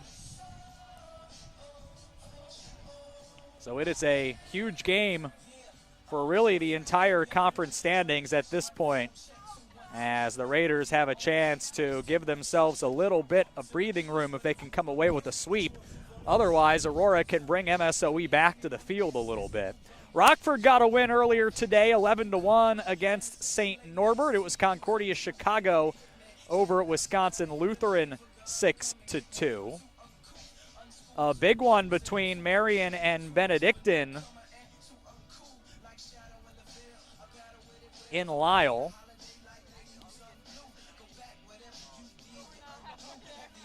Waiting on a score on that one. That is not presently cooperating.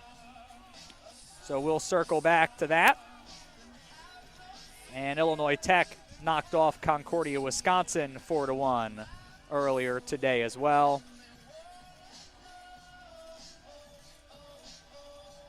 So Illinois Tech now 11-4, and they'll move ahead of Aurora on percentage points. And then we'll see the result of Marion and Benedictine in a little bit. But we're ready for game 2. Brandon Beauchamp facing Jack Fisher. First pitch is swung on, lifted in the left, and Rivera will watch that one slice foul for strike 1. As we get underway at 2:35.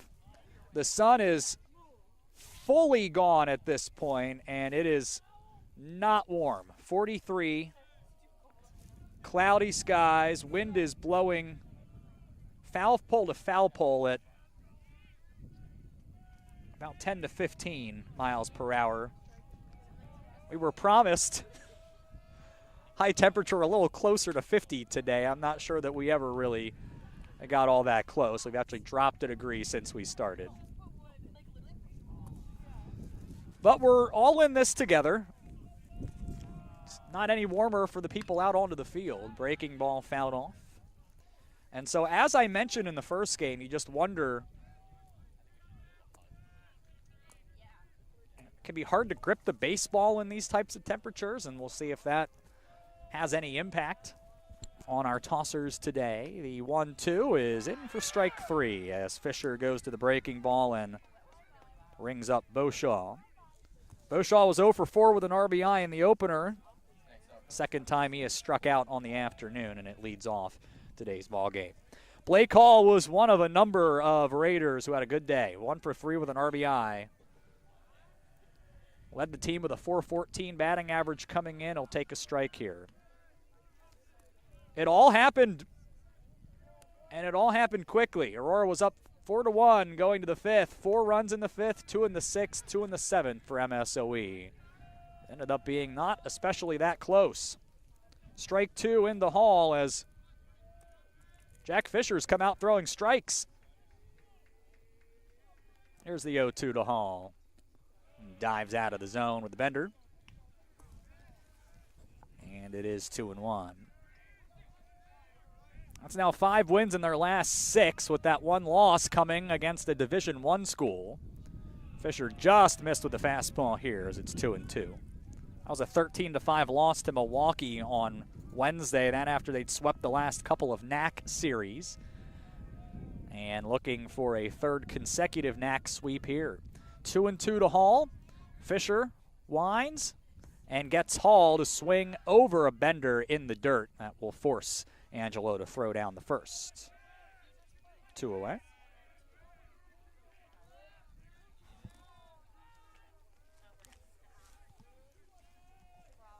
So Sam Meinbauer will step in. 3 for 3. Couple runs scored. Improves on his .320 average coming in. 7-game hit streak for him. Takes a strike.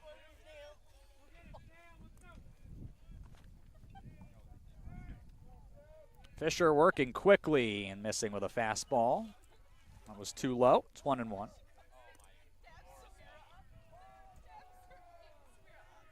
Alumni Day here at Jim Schmid Field. 1-1. Fastball lifted into center. Curcio has time. He'll make the catch. That'll do it. MSOE here in the top of the first. They go in order. No score for MSOE. Aurora coming up.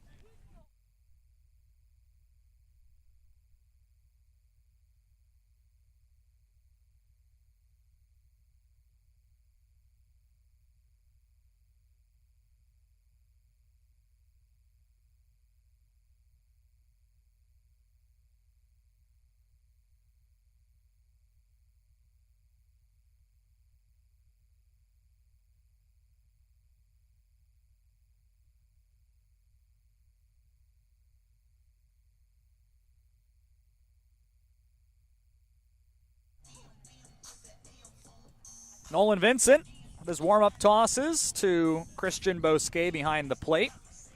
Gave the Aurora defensive alignment next half inning, but here it is for MSOE. Sam Meinbauer at 3rd, Jack Kalatowski playing short, Brandon Beauchamp at 2nd, Colin Truitt at 1st, Blake Hall, Kyle Lebeds, Chris Barnes left to right in the outfield.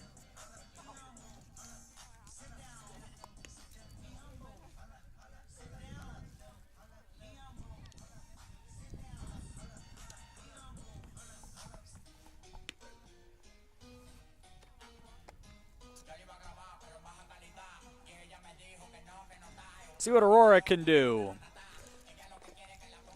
here in their first action of Game 2. Nico Bermeo, 2 for 4, had a 2-run double in Aurora's 4-run second inning. We'll lead it off. 387 at the start of the day. He's hit in 12 straight, has RBIs in 4 in a row. Aurora University, school colors, blue and green, and Bermeo has both represented here. The very bright green batting gloves. No movement here. They'll take strike 1. Vincent briefly up in the pen in Game 1. Tyler Gronard able to get out of trouble, and now on the bump here to begin Game 2. The 0-1 is also in for a strike.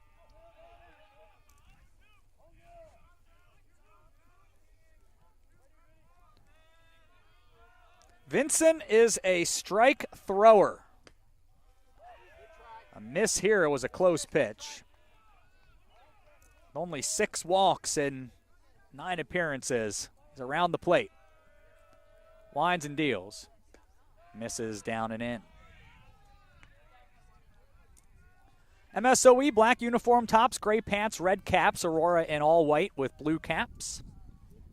White front panel. 2-2 to Bermeo. Missed inside, and from 0-2 to a full count.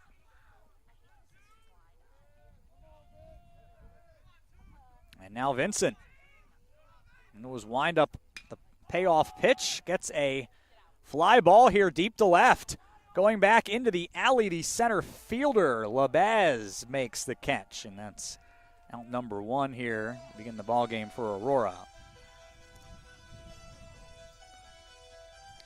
Vincent with long hair in the breeze here today. Also has a long beard. That's also in the breeze as well. Joe Lukancic looking for his first hit. Takes strike 1. He's 0 for 4.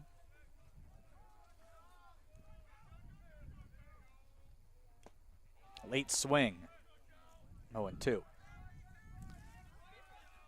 Lukancic had hit in 9 straight. 447 in that stretch. And 3 strikeouts in the opener. And you know, the beauty of baseball is he takes ball 1 here. There's always another game. You always play 2. And so a chance to start a new hit streak here. Behind in the count. 1-2 to Vincent. And he'll do just that as he flips it in the left. And there you go. That 0 for 4 already forgotten. As he'll be the first base runner of the contest after the first 4 batters across both teams came up and went right back to the dugout. Now Derek Angelo, 1 for 4 in the opener, 389 to begin play today. We'll see if he can get things moving here for the 11th ranked Spartans. Per the latest D3Baseball.com poll, first pitch fastball, it's fouled off.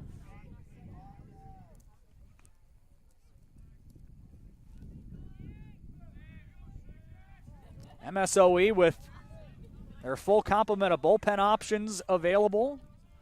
Sam Harvey threw 29 pitches in game 1 for Aurora, so not impossible to think that he might be back in this one. Here's Angelo with a drive to left field off the wall on the fly, and Angelo was thinking 3 the whole way and is in with a stand-up triple into the left field alley.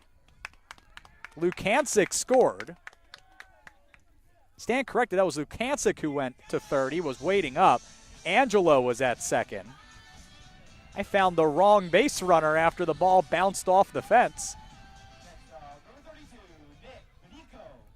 So no one scores. Let me just correct the record there now that I found everybody where they're supposed to be. Lukancic's on third. Angelo's on second. First pitch swinging. Nick Panico in the center field. Aurora has the lead. Lukancic trots home. Angelo in the third. And Aurora with 3 straight hits to take an early lead.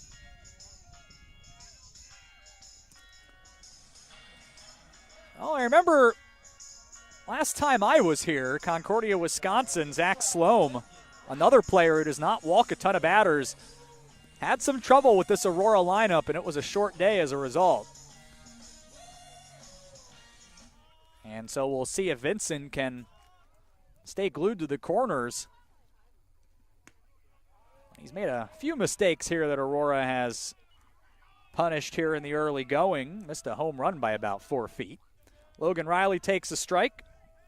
He went 0 for 4 to snap an 8-game hit streak. 374 to begin the day. Team leading 13 doubles, 39 RBIs. He takes a ball, and the count's even at 1-1. Infield will still try to get that twin killing. Foul tip into the glove here. It's 1-2. That would end the inning. Just the second inning Aurora has scored in today. All 4 runs in just 1 frame last game. Vincent steps off.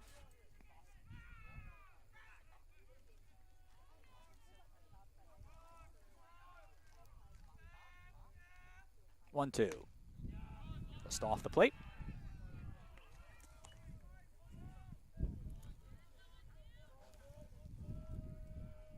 Counts 2-2. Riley trying to double the Aurora advantage here in the bottom of the first. 1 in, 2 on. And good downward action that time from Vincent. He gets Riley to swing and miss for out number 2. So bring up Dominic Curcio, the second of 3 lefties in the Aurora order. The same batting order from game 1.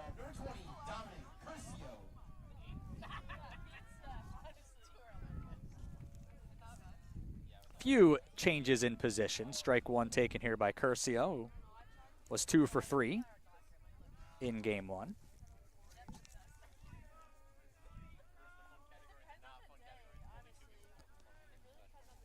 Dom hit .339 coming in. Takes the ball here.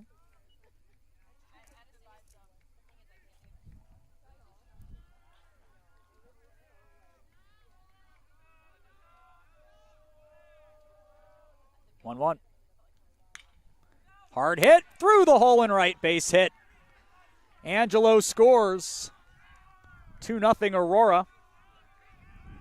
Panico up to second.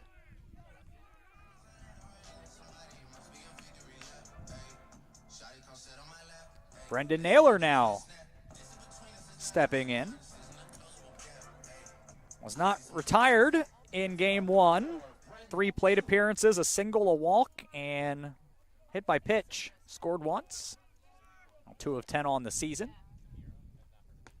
And as you can see, very limited plate appearances so far. He's going to take a ball. Breaking pitch backed up off the plate. 7 to the plate here in this first frame for Aurora. Vincent, 1-0. That one is hit hard into right. Sinking liner, and Barnes didn't make the catch. It bounced out of the glove. Panico, with 2 outs, was running. He scores. 5th hit of the inning for Aurora. 3-0 Spartans. Naylor, stand corrected here. Curcio went to third. Naylor is on first. He only was able to get the 1 base. First pitch swinging, Sean Rivera. That's through the middle. That scores Curcio. Naylor up to second. Aurora will bring all 9 to the plate in this first frame. Now for the second time, a 4-run inning for Aurora. We're hoping that they're not done with the scoring, though, in this second game. Vincent, breaking ball that misses high to Spencer Rook. Aurora attacking the pitches here from Nolan Vincent. Rook was 1 for 2 in the opener to improve on his .281 average. He has 6 RBIs and a chance to add to that. A 1-0 count, late swing. Doesn't find it. 1-1. I think Adam Stevens will be pleased with the response. The offense here in game 2. Now Nolan Vincent will have to shake off a tough first inning. It's a cut on and miss from Rook here on 1-1, and a strike away from getting out of this without any further damage. Aurora 4 of 5 with runners in scoring position this inning. 6 hits total. Tapper back out in front. Vincent's there. Overhand toss is to Truitt in plenty of time for the final out. 4 runs in, 6 hits, 2 left. We're in the opening inning for Aurora, 1-0 as we go to the second here at Stu.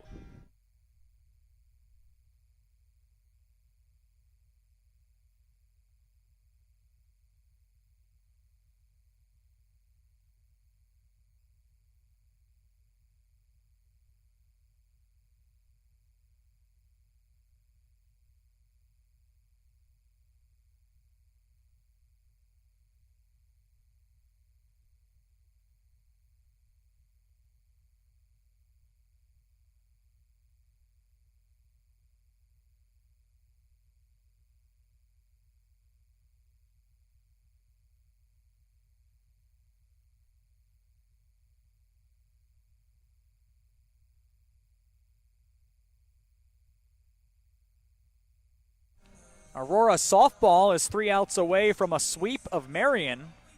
Won the opener 9-1. They lead 6-2 in the top of the 6th.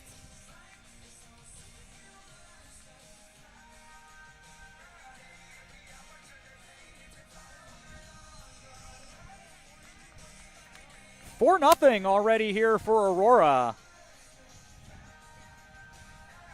Great start to game 2, and Jack Fisher now gets to pitch with a healthy lead. MSOE was able to get those runs back and then some late in the game in the opener, and Micah Overly will try to start the road back here as the middle of the Raiders order will bat here, and this is down the line. Past the dive of Logan Riley, Overly thinking 2, and he will be in with a double to lead off the second. Logan Riley at third, Spencer Rook playing short, Nico Bermeo at second, Nick Panico at first, and Derek Angelo receiving the pitches today. Sean Rivera, Dom Curcio, Joe Lukancic, left center and right field, the defensive alignment for the Spartans. It's Elijah Bester behind the plate here for game 2. Kevin Worth is in the field. Chris Barnes, 2 homers in game 1. Up at the plate here with a chance to have, potentially, the Aurora 4-0 lead. Ball 1 from Fisher. Hit for Overly was first for MSOE and also extended his hit streak to 17 games. This is game number 28 for the Raiders. Barnes 1-0. What a day in the opener. 3 for 3. 2 of them left the yard. It's 2-0 as that one ends up in the dirt.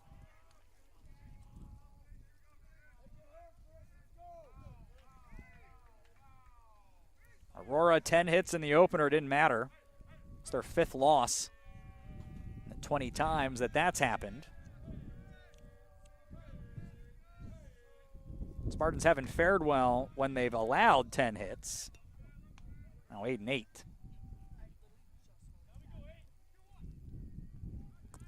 Could have fared worse, though. They've managed to out-hit some of the days when been getting a few hits against them, or the hits have come late when the game was out of reach. 2-1. Breaking pitch dives out of reach of Barnes, and first base open, and given what he's already done today, maybe not the worst thing in the world to utilize the extra base. Certainly don't want to throw something down the middle. Fisher from the stretch here to the leadoff double on 3-1.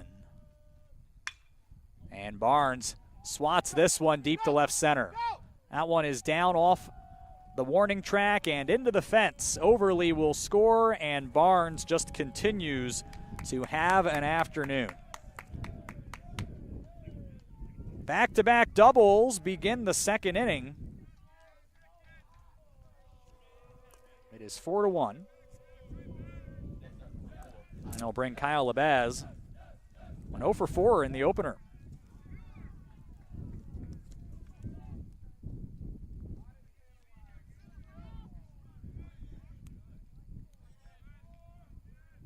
See if Fisher can shake off that opening run. The back-to-back doubles to begin the inning. Look over at second. The pitch. Breaking ball in for a strike.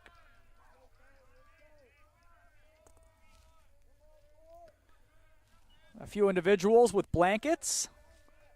They have at least one of those outdoor pods that I considered buying on the way here. 0-1 out in front, chopped first base side. It will stay fair, and Panico will gobble it up and step on the bag for the first out. Barnes goes into third.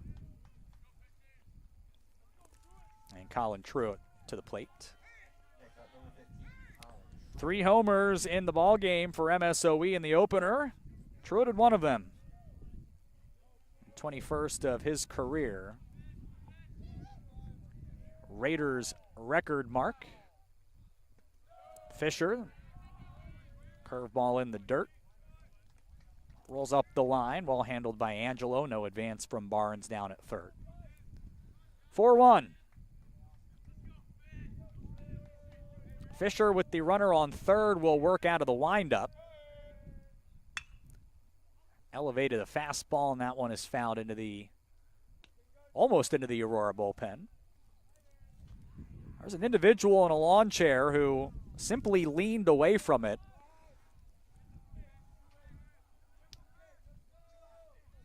One. Grounder right back at Fisher, who glanced over and then caught Barnes off the bag, threw to Riley, who put the tag down to get the lead runner. Fisher looked back, turned, saw that Barnes had started down the line, and it's a fielder's choice for the second out, 1-5. And now Christian Bosque will need to do what he did a lot of in game one to restore the rally. He had 3 extra base hits, 2 doubles and a triple in a 3-for-3 day, or rather a 3-for-4 day. Despite all that, just 1 RBI, and broke out of a recent skid in a big way. Got 50% of his total in doubles and matched his total in triples all in one game. The breaking ball here to get ahead of Bosque, 0-2. And it's Truitt on first.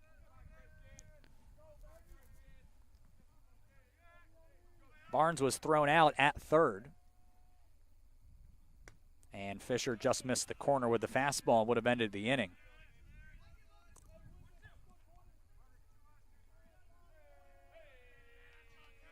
Back-to-back doubles started off the inning, and now Fisher trying to limit the damage to just a single run. Jack set at the logo. Kicks and deals from the stretch, runs that one into the hands of Bosque. It came down right in front of me.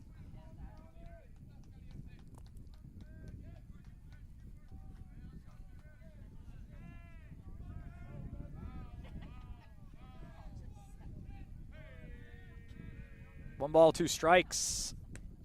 Fisher again trying to catch the corner and missing. And a good take by Bosque. Count even. 2 balls and 2 strikes. Top 2. Aurora up 4-1. Fastball in on the hands. It was fair. Diving stop behind the bag by Riley, but just far too deep to be able to throw out Bosque. Truitt advances to second. That was a sensational diving stop by Logan Riley, and unfortunately it was just so deep behind the third base bag. Really not much of a chance. However, probably saved a run, as Truitt might have been able to score on third where that one was headed, or score from first, more accurately. So Jack Kalatowski, the 9 batter, stepping in here from the left side. Fisher from the stretch, bounces in a curveball. Kalatowski takes it.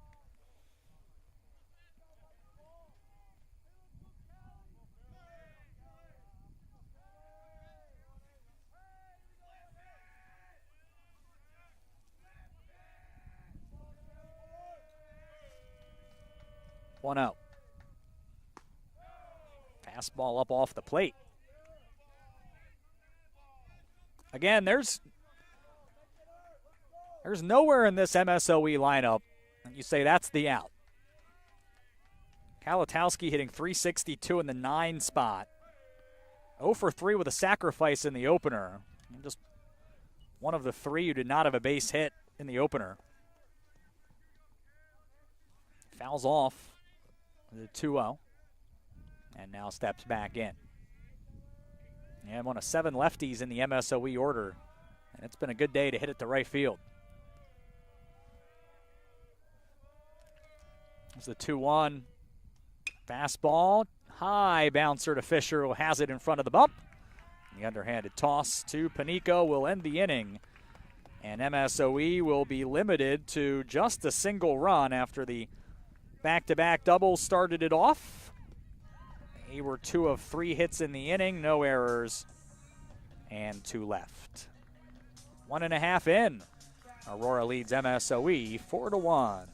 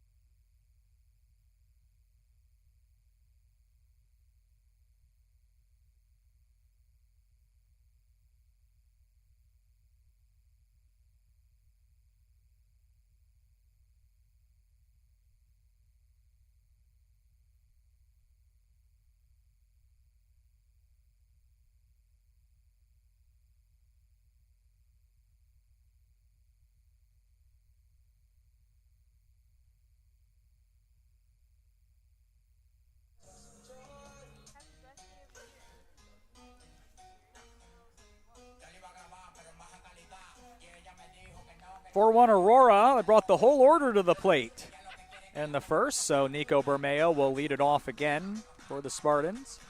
Glad you're with us. Sean Fry with you on a chilly one here at Jim Schmid Field.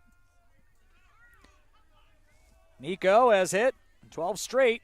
Flew out to center in his first trip up. Nolan Vincent looking for a much cleaner second inning and gets a grounder to short in the first pitch. Kalatowski, no trouble there, and it's a 6-3 put out to begin the second. And Joe Lukancic, one of 3 straight hits that led to Aurora taking the early lead, and then after the second out, 3 more hits in a row. Gave Aurora 3 more runs in that home first. Lukancic taking a strike here from Vincent. It's his 30th pitch. To give you an idea of how it went in that first frame. Lukancic, after an 0-for-4 start, 2-for-2 here. That came right back up the middle. And Lukancic right back on track. You don't hit 435, you can't shake off the occasional 0-for. And Derek Angelo, who doubled and like Lukancic scored in the first inning, is back up here. Came in hitting .389, taking the ball here. Aurora 18-3 when scoring first. MSOE 7-6 when they've allowed the first run of the ball game. Here's a foul ball, first base side and out of play. 1-1.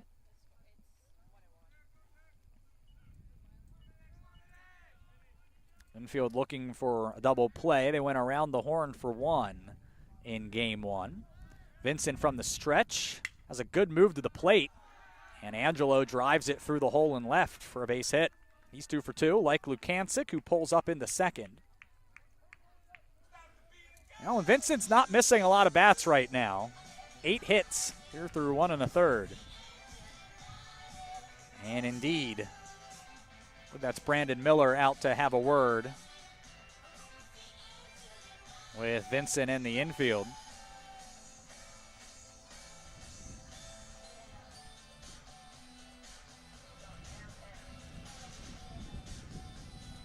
And it looks like that might even be it here, and it is. So Nolan Vincent's day is done. And a call to the bullpen here very early. It is the right-hander for MSOE entering the contest. Zach Brzezinski is in out of the bullpen. So a pitching change here with Aurora up 4-1 and with 2 on here in the bottom of the second.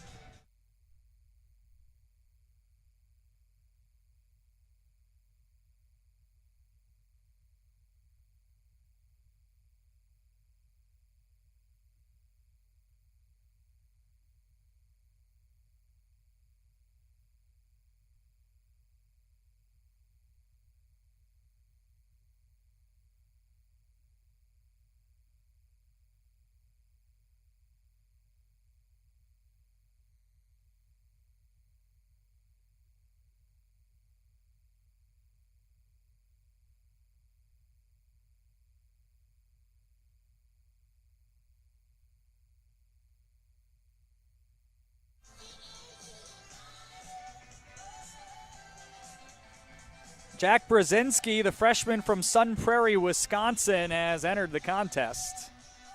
The left-hander went 4 innings against Benedictine on Saturday, allowed 2 hits and just an unearned run.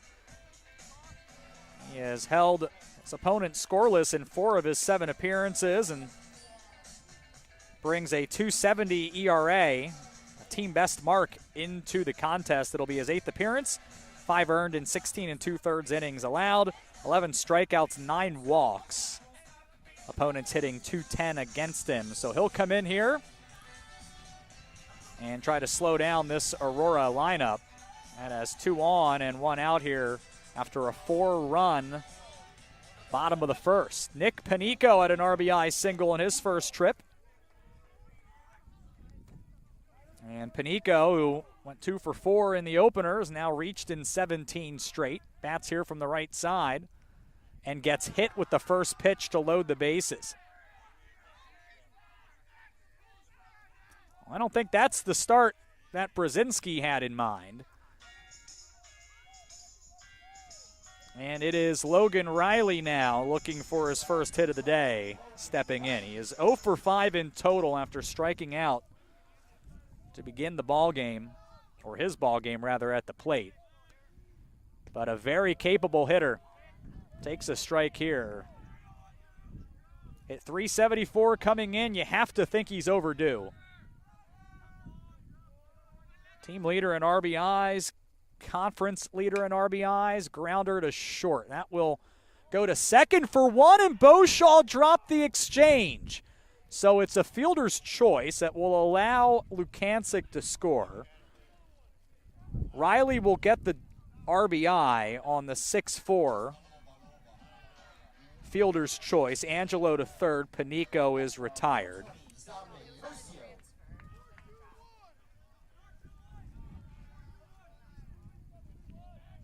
So that makes it 5-1. And Curcio takes a strike.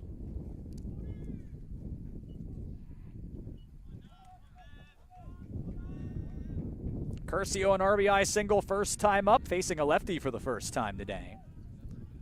Brzezinski, the lefty, misses down. It's even at a ball and a strike. As the wind whips up again. Curcio 2 for 3 in the opener. Had a really nice afternoon. 1-1. Down and away.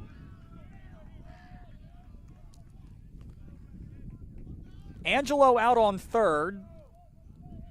Would be charged to Vincent if he comes in. Right now the first 5. I've come in, are on Vincent's line. Here's a big bender. It misses. It came in too high. It's 3-1.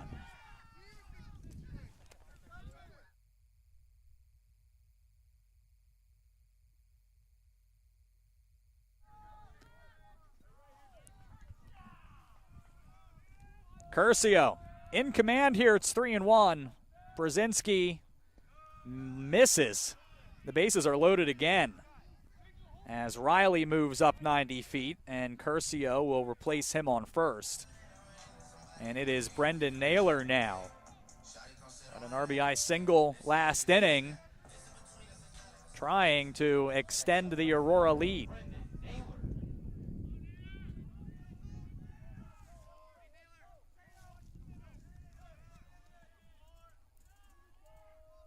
First pitch. Fastball in over the outer half for a strike.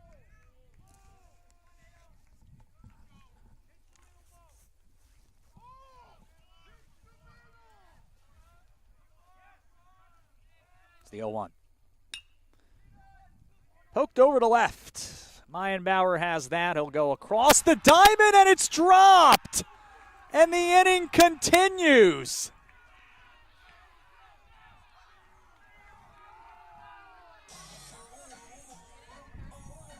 Now the throw was a bit of a tough one for the first baseman Truitt to handle. So Naylor is safe on the error on the third baseman. The inning continues at 6-1. It's an unearned run. It does close the book on Vincent. 6 runs, 5 earned, and just 4 outs. And now Sean Rivera, he had an RBI single last time. Took a ball and then a strike. No RBI on the Brendan Naylor ROE. 1-1, the Rivera hit hard at first, but Truitt has that. He will jog to the bag, and that will conclude the inning here. Aurora tacks on a couple runs. 2 hits, 1 error, and the bases left loaded. They've left 5, they've scored 6. MSOE lucky that this, not a larger lead than it is for Aurora, 6-1 as we go to the third.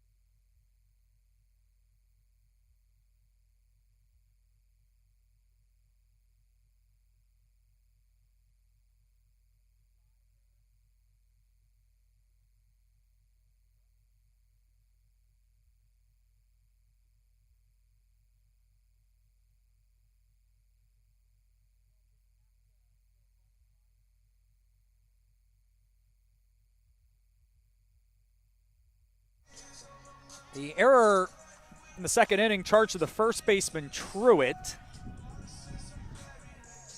Led to an unearned run. Aurora with 2 across in the second. After 4 in the first, they lead 6-1. Jack Fisher will face the top of the Raiders' order. Gave up a run last inning to MSOE. Look for a quiet inning here. Gets a pitch right back at him. He reached across his body to make the backhand stop. And then we'll throw out Beauchamp after jogging over towards first base.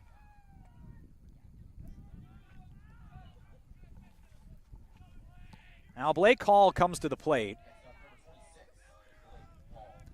A bright yellow bat for Blake Hall. So if an airplane needed to land, I think Hall would be able to direct traffic. Ball 1 down and away. Hall is 0 for 1.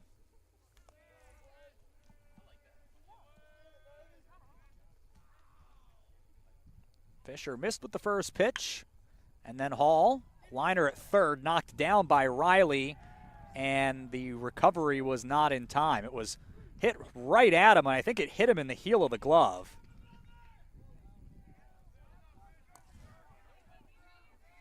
So an infield single. We've seen a few hot shots that have been right at guys today. I think Riley did about everything possible to recover, but Hall, a lefty, going to be hard to throw out.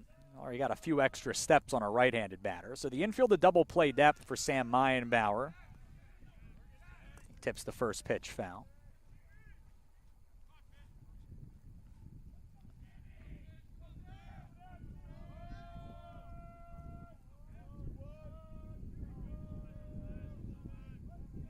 Fly out to center field in his first time up. Jack will toss over to check on Hall at first.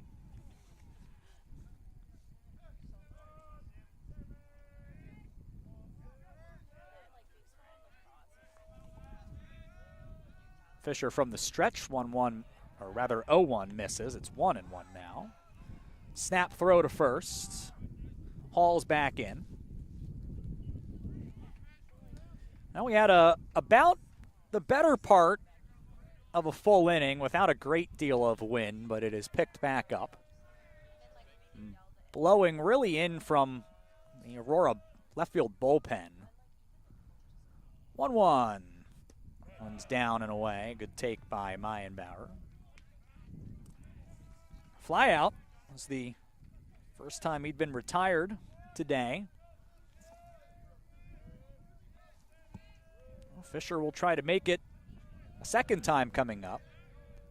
Hall's lead is out to the edge of the first base cutout. 2-1 pitch, and Fisher throws the fastball by Meyenbauer. Oh, even the count.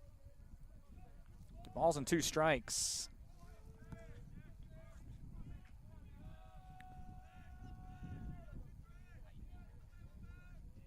Here's the 2-2. Fastball. I stand corrected. That was a fastball out of his hand. Ended up dipping down and out of the zone, and it's a full count. Aurora scoring first in this game. The Raiders have now allowed the first run in 8 of 9. And yet, still won a healthy chunk of those games. Another throw over. Wonder if Steve Sanfilippo is going to send Hall here with the pitch with 1 out. Double play still in order. Here goes Hall, and Fisher missed. So Hall slides in, but turned out that wasn't necessary. He had no way of knowing that. And some traffic here with 1 out in the top of the third. Micah Overly went the other way, right down the third base line for a double to lead off the second, came around to score.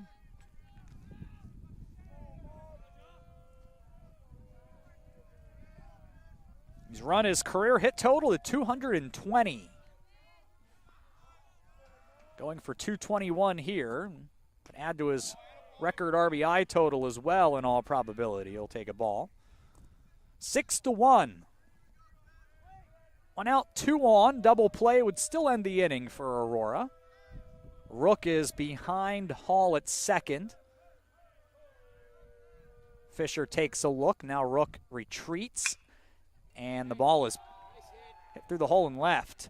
Coming up throwing here is going to be Rivera as Hall was around third. The throw jumped up, got away from Angelo, and Overly will take the extra base. So Hall scores. Mayenbauer over to third. RBI single for Overly, and he'll advance on the throw at 6-2. Aurora still in front. But the Raiders trying to battle back here. Chris Barnes is easily having one of the finest days I think I've ever seen in person. RBI double last time, 4 of 4. 3 have gone for extra bases. 2 have just decided to leave the property altogether. I think any result that doesn't involve that, I think is, at this point, has to be considered a good one with Chris Barnes right now. He takes a ball. The second of 4 straight lefty batters in the MSOE order. 2 in scoring position. A base hit here could once again change the feel of this game. Fisher in with a strike. Count even. Hard to not be impressed with this MSOE batting order.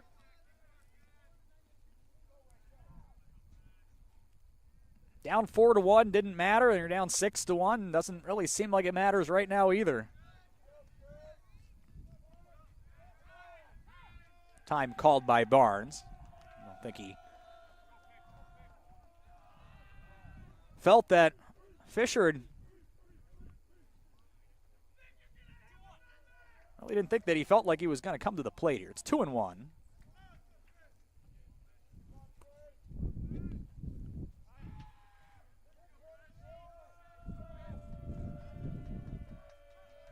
Jack comes set. Here's the 2-1 pitch.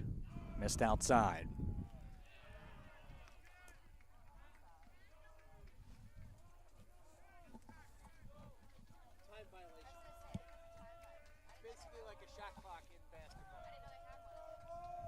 Counts 3-1.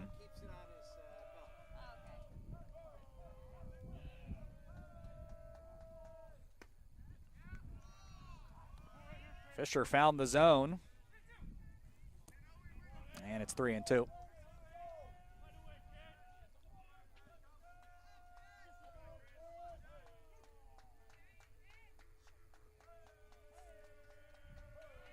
Payoff pitch.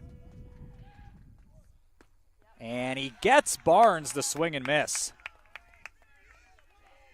And Barnes is out for the first time today.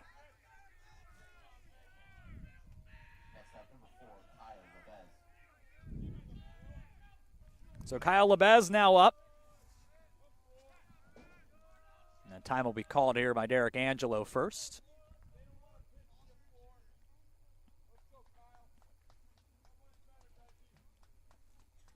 Meyenbauer on third, Overly on second. First base is open.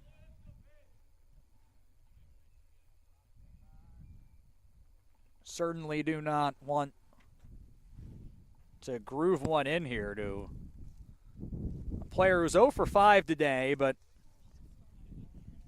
came in hitting .364. Just been a rough last 6 or 7 games, where he's just 2 of his last 19. To give you a sense for how well he hit the ball prior to that point and how well he is capable of hitting the ball. So Aurora no doubt mindful of that. And Fisher will fire in the fastball here.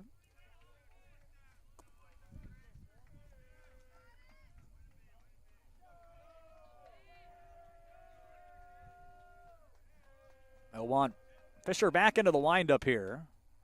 Gets Lebez out in front, tips that foul.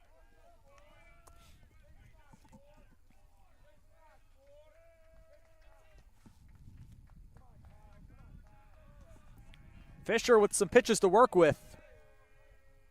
A good spot here. 0-2 with 2 outs. Trying to end the rally. Ground ball up the middle. Bermeo to his right has it. The throw is plenty of time to get Lebez, and that will end the top of the 3rd inning here. So Fisher able to dance out of too much trouble. Another run in on 2 hits. 2 are left. 2.5 done. Aurora leads 6-2.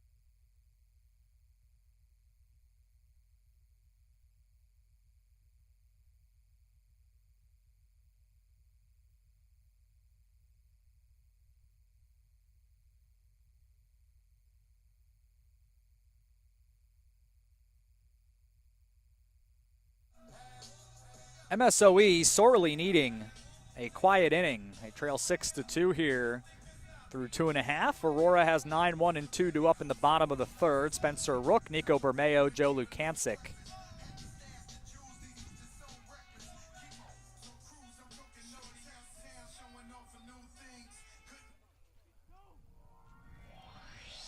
Already an hour of baseball played and a lot of runs scored so far.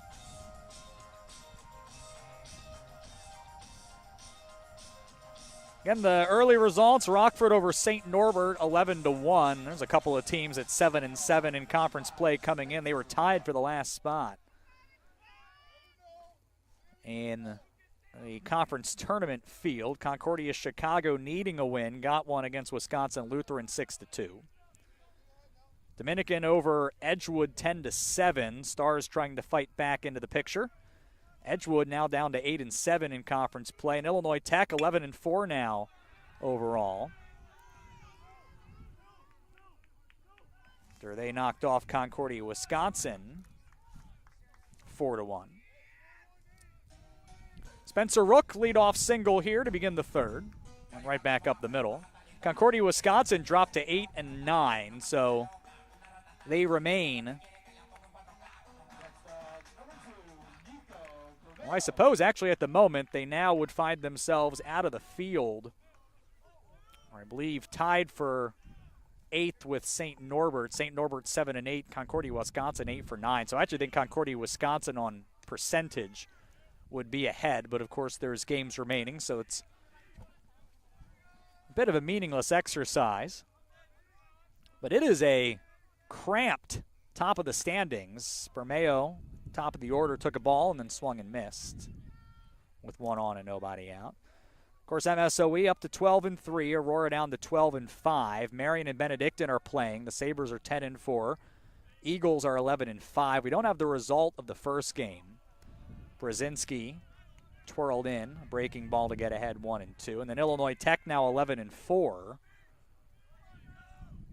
Try to go for a sweep, and if MSOE would do its part, they would find themselves in third all alone. Or more accurately, they'd find themselves in second place all alone. There's a pitch missed. As it stands, if Aurora remains in front, then gets a split today. Again, it would come down to percentages. 2-2 to Bermeo. He is hit. Wore that one right on the back shoulder. The first two are on here in the third. Well, Nico reaches for the first time today, but he's been up 3 times in 3 innings to give you an idea of how it's been going for the MSOE pitching staff. Joe Lukancic, a couple of singles. Couldn't get a hit in the opener, can't get him out right now.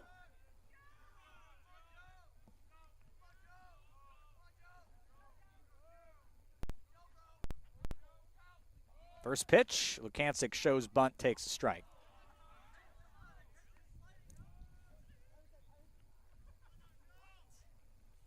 A double play would certainly be helpful to MSOE's cause. Lukancic runs well. Shows bunt again, looks like he's going to give himself up. Now pulls it back, takes a ball. Adam Stevens out here keeping everybody guessing down there in the third base box.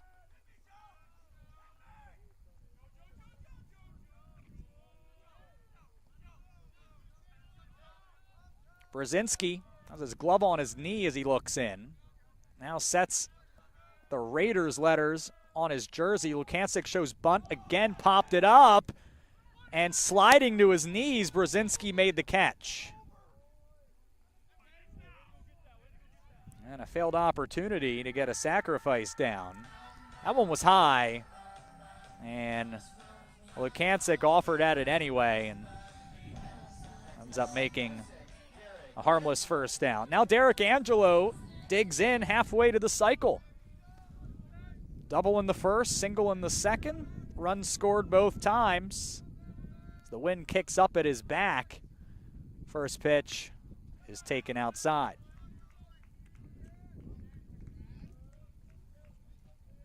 Six to 2 Spartans. They're 4 for 8. Make it 4 for 9 with runners in scoring position today.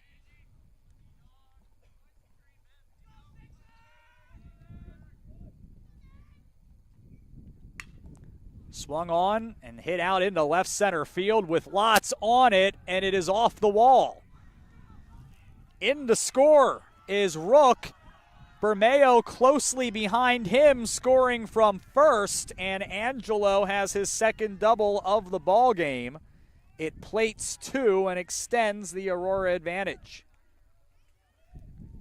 8 to 2. As Aurora is pounding the baseball here in the nightcap.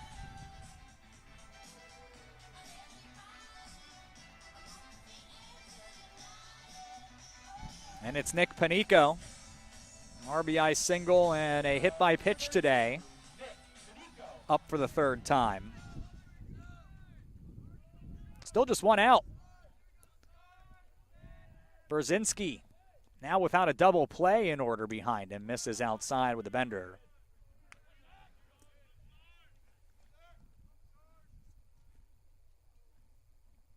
Raiders have to find a way to stop the bleeding here. Aurora already with 10 hits and have given up only 7 outs. That's 11 hits. That one's through the hole in the left. Kalatowski dove for it, couldn't get there. Good base running by Angelo to wait for that one to get through and then head to first. Panico 2 for 2. Logan Riley 0 for 2 with an RBI steps in now.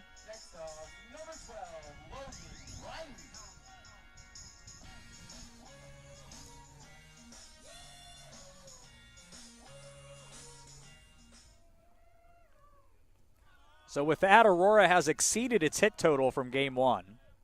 Runners on the corners with 1 out. Riley fouls off the first pitch.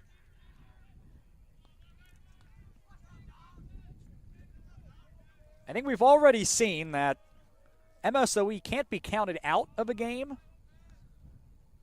but you don't want to make a habit of having any high single-digit deficits to climb out of. Riley up the middle. Kalatowski to second for 1. Beauchaw's turn bounced in on Truitt, and he hauled it in for an inning-ending 6-4-3 double play. And that will at least limit the damage here. Aurora gets 2 more in on 3 hits. They leave 1. It is 8-2 as we head to the 4th here at Jim Schmid Field.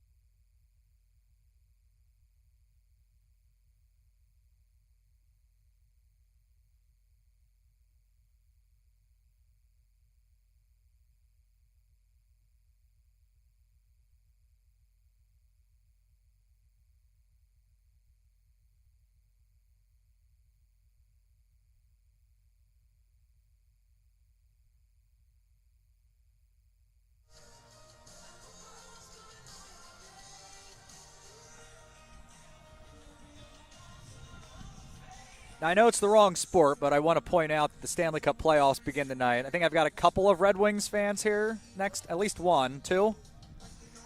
So they're probably in a worse mood than I am because the Red Wings didn't get in. But I'm a Toronto Maple Leafs fan, so I won't be far behind them. But a guy can hope, right? A guy can hope. Now, they're hockey players. They're used to the cold here, I imagine. Rinks aren't the warmest place in the world, but no wind in a nice rink either. We're all dealing with that, but actually feels a little warmer than Game 1, I think, actually, in some way. I think the wind has actually backed down a little bit. The sun is completely gone. Ball 1 here to Colin Truitt. Jack Fisher, 3 innings, 2 earned on 5 hits so far. He has 3 strikeouts. Truitt 0 for 1. Grounded into a fielder's choice. And then swings and misses here on the 1-0. Got a golfer here as well at the table, and you got to play in that too a little bit. And I have personally played in conditions such as this. It was the worst round of golf I've ever had. I was miserable the entire time. I remember it vividly here as the 2-1 misses. We booked it about a week in advance after we'd had a week of about 65-degree weather in March. And, of course, the day of it was drizzling and 43, but we'd already paid for the round. So we were playing, and it was awful. Strike is tossed here by Fisher. The count's full to Truitt. 7th batter leading off the top of the 4th. 8-2 Aurora. Truitt will take his base as that one dives down and in.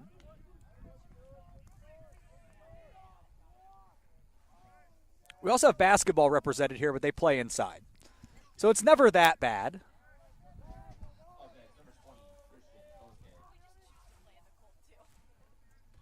It's a fair point. Hockey indoors, but they've chosen the cold. There is Christian Bosquet. What a day he's having. This is hit hard to right, but it's going to slice foul. Bosquet a single in his first trip in Game 2 after going 3 for 4, each for at least 2 bases in the opener. Fisher, infield at double play depth, sets at the belt, and then the breaking ball is fired in for strike 2. It appears Bosquet runs well as a catcher, which is not always the case. Derek Angelo, a good base runner as well for Aurora. Pitch outside, it's 1-2. So a double play, if it's going to be turned, is going to have to be done quickly and efficiently. Well, Fisher would love to get one after the leadoff walk. The 1-2, fouled off. Bosque will see at least one more.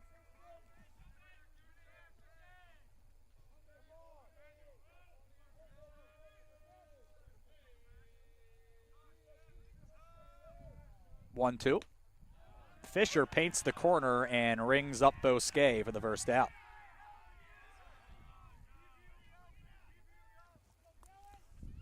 That will bring Jack Kalatowski to the plate.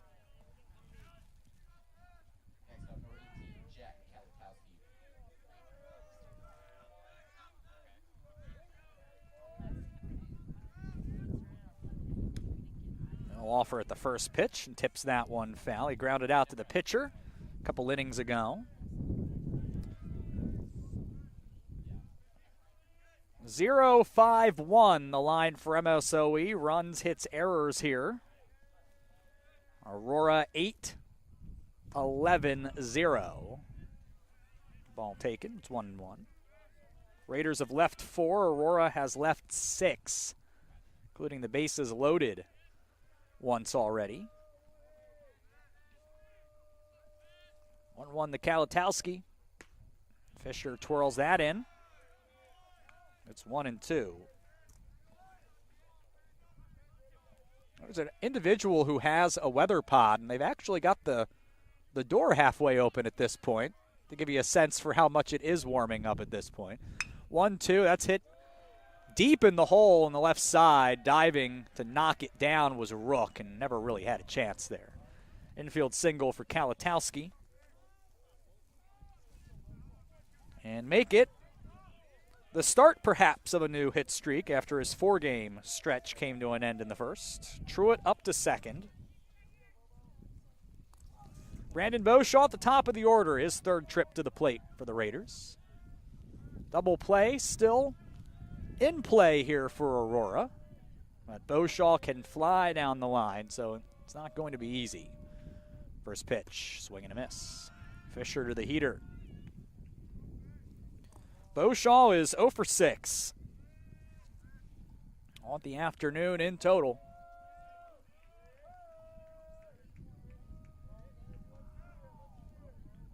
1. Pop-up foul. Wind is going to try its best to keep that one in, but it will creep over the fence for strike 2.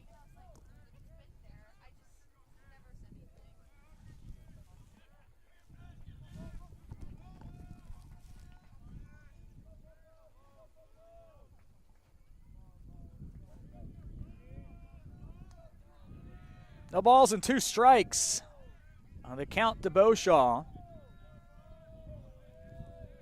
2 on, 1 out, top 4, a 6-run Aurora lead. Fisher misses high and away. Looking for a chase that time. Beauchamp with black baseball cleats with a black logo. It's a very old school baseball look. 1-2, and this one is golfed deep right field, and that one is out of here. And Beauchamp has made this one extremely interesting with a 3-run home run, his 2nd of the year.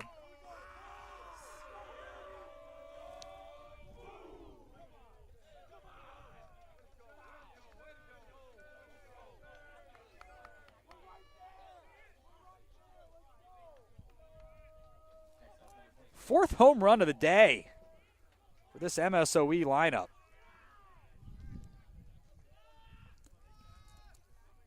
Aurora had hit a conference leading 25 coming in, MSOE 17. It was mid-table for the Raiders. Blake Hall, big cut and a miss. Swings at the 2nd pitch, fouls it off. I stand corrected, Aurora 25 homers. That was 3rd best in the league. And MSOE has closed that gap considerably with a big day. Hall's 1 for 2. It's 8-5 now after Beauchaw's home run. And Hall is set down on strikes for the second out. Fifth strikeout for Fisher. 2 away, bases empty. Sam Meyenbauer steps in.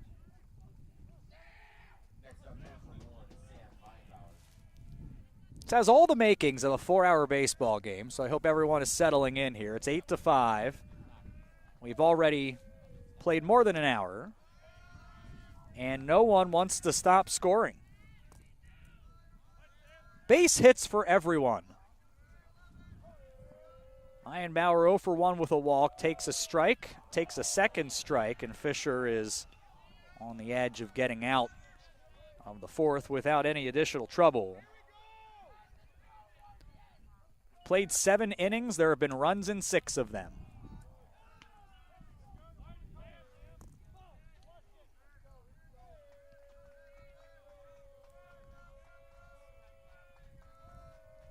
Meyenbauer takes a pitch, 1-2. Fisher once again trying to clip the corner and didn't find it. 2 balls and 2 strikes. Fisher trying to end the inning, and Meyenbauer ended up fouling that off of his hip, and it's going to take a lap.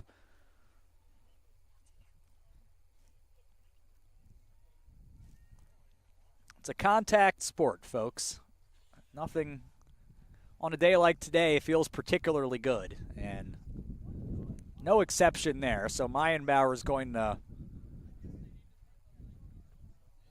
have a quick conversation here and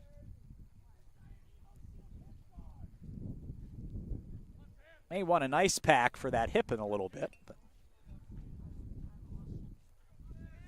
we'll see how he responds here. The 2-2 count still. He's out in front, and Fisher ends the fourth via the K. Struck out 6 through 4 innings. 3 runs in for MSOE. 2 hits. A 3-run shot from Brandon Beauchaw does the damage. No errors, nobody left. 3.5 in. Aurora leads MSOE 8-5.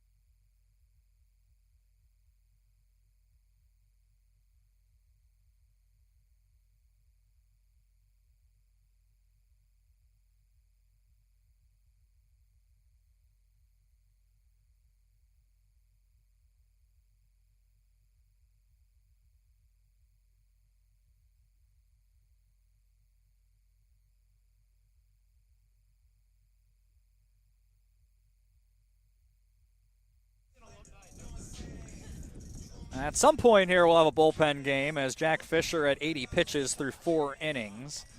MSOE has already gone to its pen as Jack Brzezinski back out for his 3rd inning.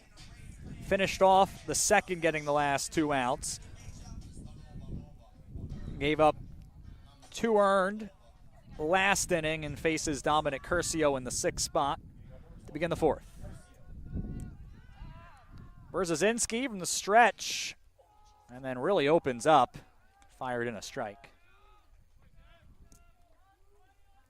RBI single and a walk today for Curcio. Brzezinski's 0-1, loops out of the strike zone for a ball.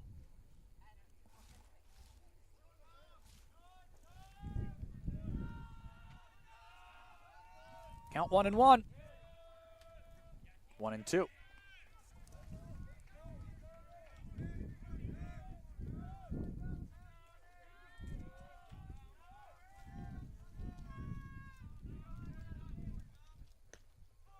Brzezinski misses down and away. We're even here at 2 balls and 2 strikes. Curcio hit in 7 straight, reached in 11 in a row. Staying alive here. One found its way onto the chalk off the plate. Now we'll pause here while Brzezinski reties the shoelace. Count's full.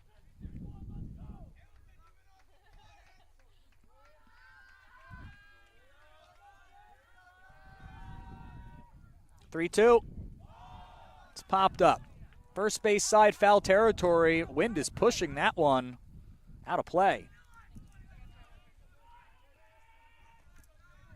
Catcher Bosquet was shouting out, out, out, out. And a good look at that one. Curcio still at the plate here with a full count. Brzezinski paints the corner, and Curcio disagrees, but will walk back to the dugout as a strikeout victim here to begin the 4th.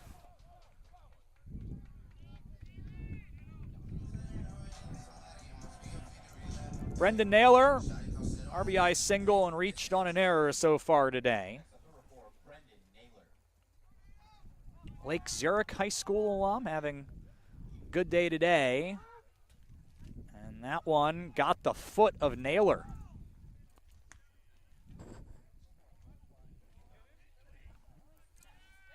It's the second time Naylor's been hit today, and that one appeared to hurt a little bit as he's a bit hobbled going down the line. Well, Sean Rivera, 1 for 2 with an RBI. Batting here with 1 on and 1 out. Bottom of the 4th inning. Aurora up 8-5. And Brzezinski misses up and in. Fastball here.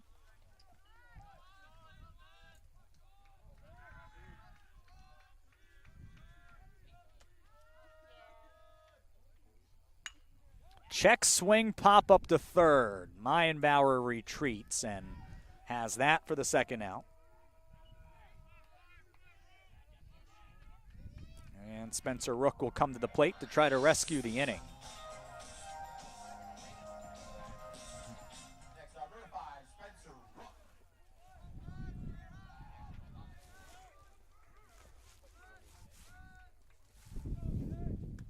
Strike 1 here to Rook.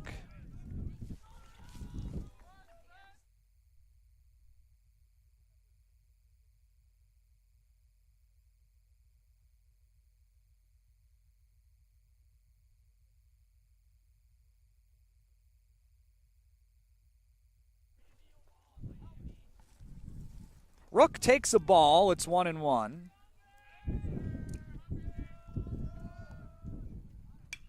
And then Rook out in front. Now, I called over our resident San Francisco Giants fan, Ali Texera. I was thinking to myself that Jack Brzezinski's windup reminds me of a left-handed Tim Lincecum, longtime Giants ace. Somewhat of a long time ago. Here's a tapper back up. Not over Brzezinski, went up to get it. And then we'll run over to first and flip that to Truitt for the third out. As Aurora kept off the board for the first time in Game 2. They leave 1, no hits. To the 5th we go. It's 8-5, Aurora leading.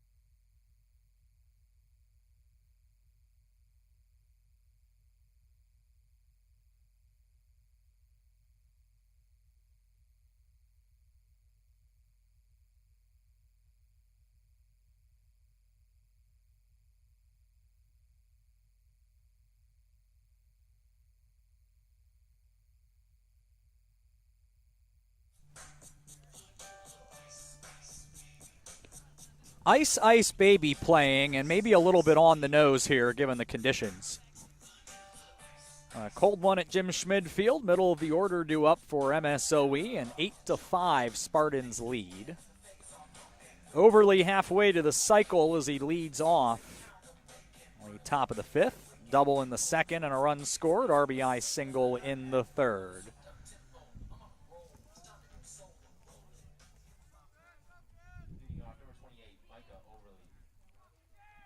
Chris Barnes, Kyle Lebez due up this inning.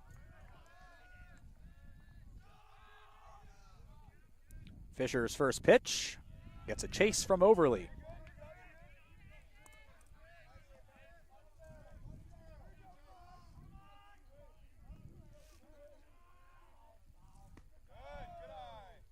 Ball taken.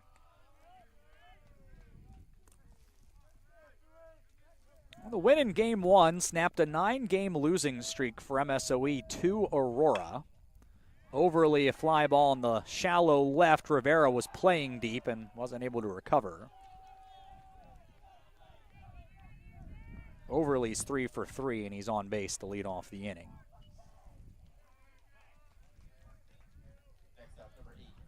Well, it felt like for MSOE, well, if the skid was going to end, I think you could hardly feel better about their chances than today, and able to get that done with just a tremendously deep batting order. Some of the best batters in the conference. Aurora can boast that themselves. Barnes, the first pitch fouled off. And a battle of some of the best pitchers in the conference here as well. And so far the bats have largely won out. Although Tyler Gronert, after just really one shaky inning, as advertised, the other 6.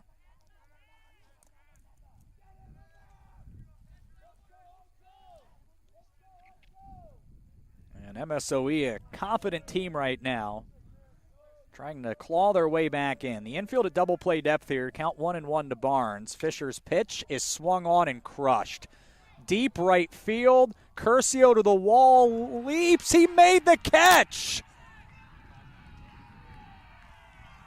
Overly was at second base. He had to get on back. Curcio, a terrific catch.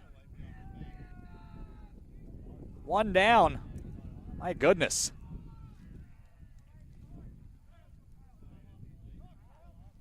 Curcio had to cover a ton of ground.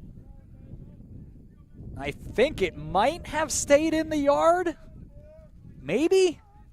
Had to jump to make sure it didn't get over him for sure. A little tough to tell if it had enough to get out. But all the same, what a play. And that keeps it 8-5 for sure. If it had enough, that would have made it a one-run game. Kyle Lebez is 0 for 2 and does not have a hit today. It's his 7th try. Now, if you're Lebez, can take heart, as Brandon Beauchamp was 0 for 6 coming into his most recent at-bat. We know how that ended.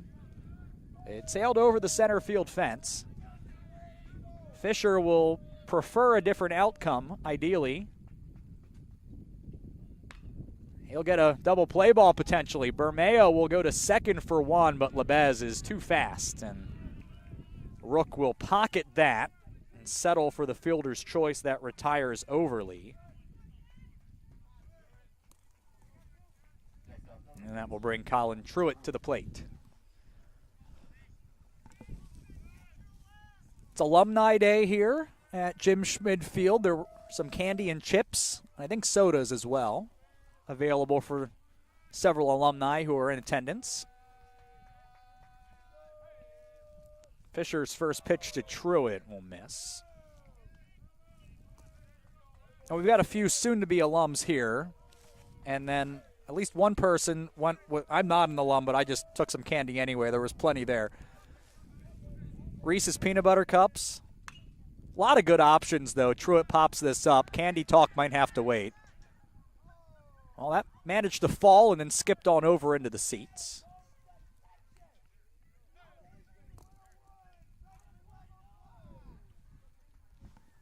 Actually don't remember all of the different options they had, but it's all delicious as far as I'm concerned. But I went with the Reese's. I'd like to say, and I was saying this earlier, for me, you put peanut butter cups and chocolate ice cream, and there's no better combination.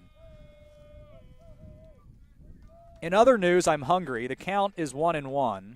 The pitch sinks out of the zone.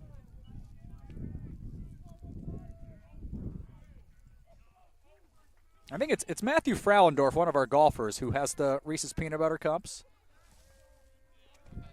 We were in line at the concession stand earlier. I don't know what he got, but I crushed a hot dog between games. A throw over. All right, he went with a Chicago-style hot dog, which to me is unfathomable. Like, I'm not from here, and I'm sorry. That is way too much to be put on a hot dog. This is grounded up the middle and through, and Labez is going to go from first to third. He's in standing up.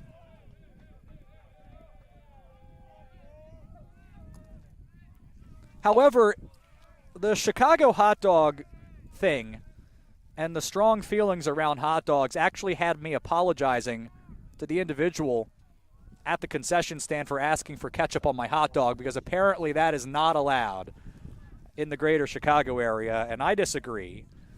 Christian Bosquet is up at the plate, 1 for 2, trying to cut into this 3-run Aurora lead. He takes a strike. There is 2 outs.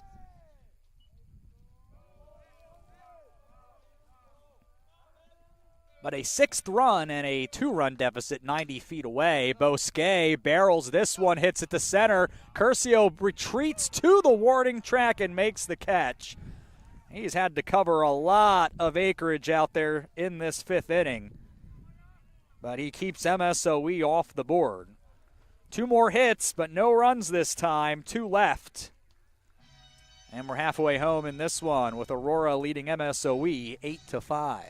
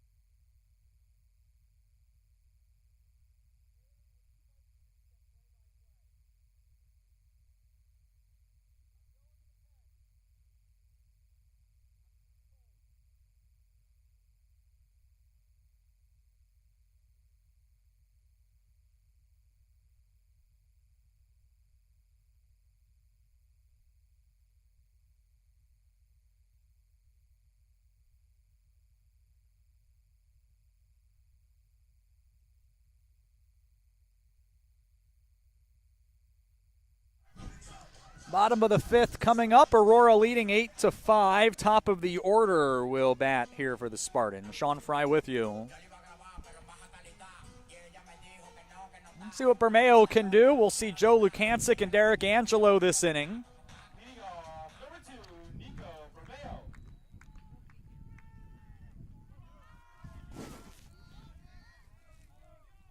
Bermeo 0 for 2, also hit by a pitch. Hit streak now beginning to hang in the balance a little bit. He'll take a pitch chin high here for ball 1.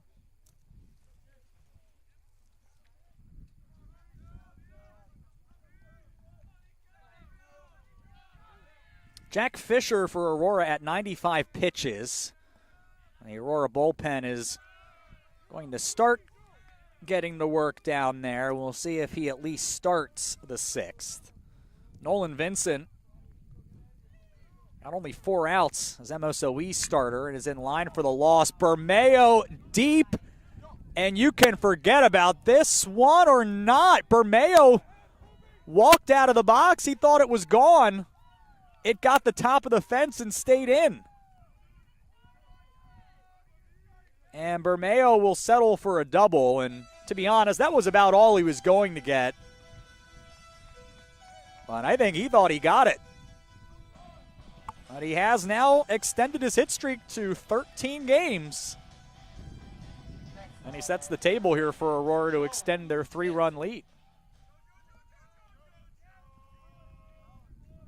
We've had a few of those that have given the fence a scare, but only MSOE has managed to get one out today 4 separate times.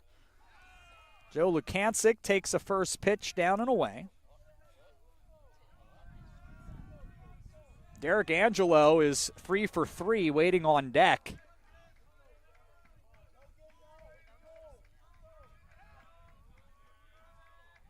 One-0 to Lukancic. Fouled off.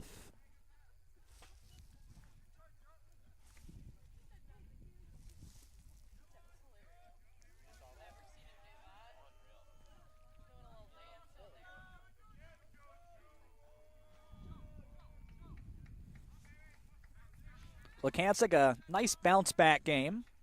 They're going hitless in the opener.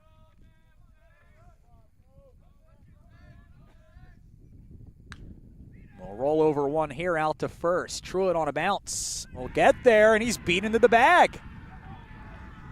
It's a good call as well by Kevin Worth. Lukancic definitely beat that out, and there are runners on the corners.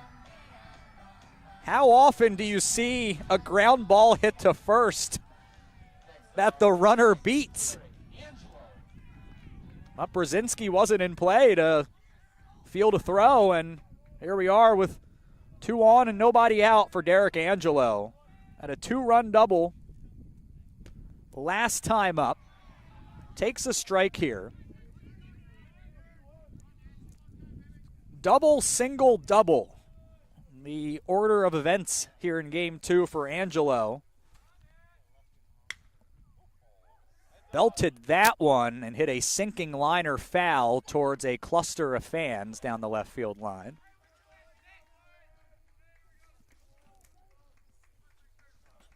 Counts 0-2. Brzezinski where he wants Angelo to be, but can he put him away?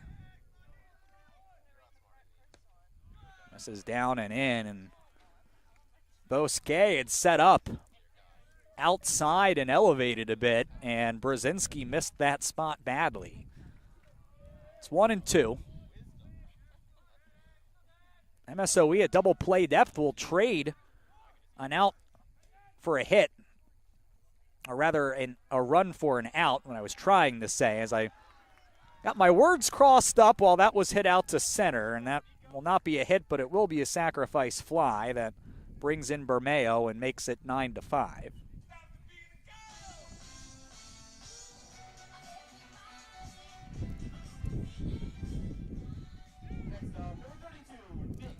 So for the 4th time in 5 innings, Aurora on the board, and Nick Panico also unretired so far in Game 2. RBI single, hit by pitch, single, his order. On a 2-for-2 day, and he'll foul off the first pitch. Now with just 1 on, it's Lukancic on first, 1 away.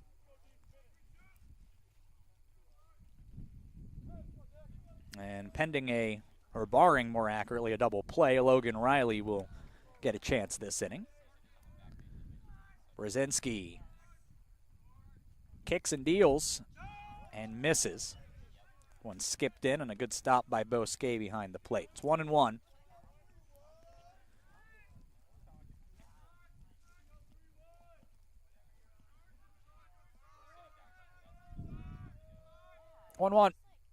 That bounces away from Bosquet, and Lukancic will advance to second. Wild pitch.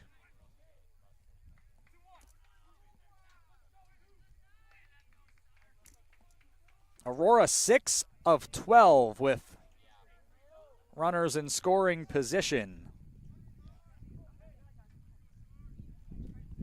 And actually 7 of 13. I didn't count the Lukancic base hit. Good pitch by Brzezinski. He gets Panico way out in front. That'll make the count 2-2. Takes the double play off as well. Brzezinski, breaking ball, back up the middle and in. And here comes Luke Hansik around third. He scores standing up. Aurora as MSOE doubled up. 10-5. Still just one out.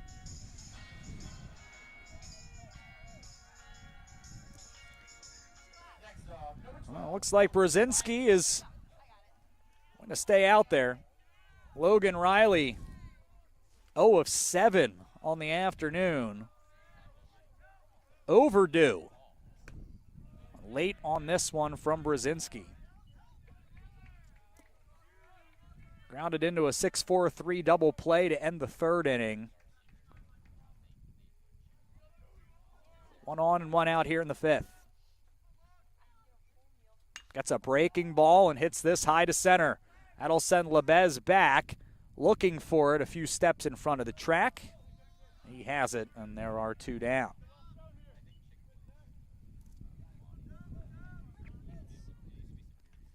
Ten to 5 Spartans. Dominic Curcio will try to move the line. You know things haven't gone well as a pitching staff when you're in the 5th inning and guys are getting up for the 4th time. And that is the situation here for MSOE all inning long. Curcio first pitch swinging. He hits that deep to right. Barnes has to retreat, backpedaling to the wall and makes the catch as he backs into it. That will do it for Aurora here in the bottom of the 5th, but they add 2 more. On 3 hits, they leave 1. It is 10-5, going to the 6th here at the Stew.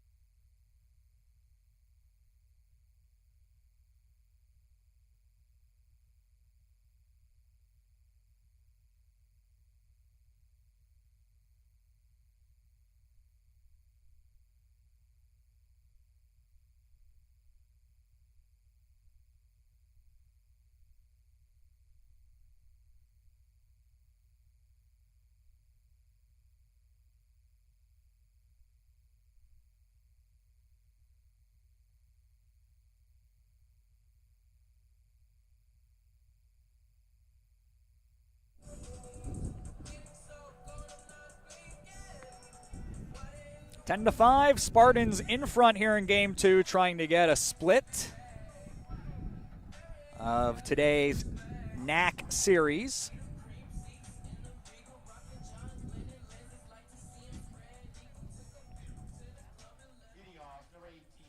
Benedictine shut out Marion 8-0 earlier.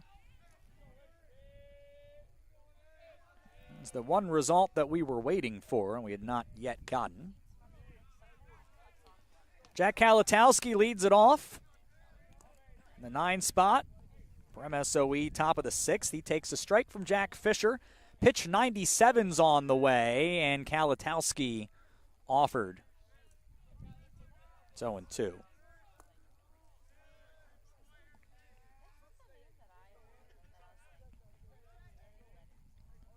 Here's Fisher into the windup.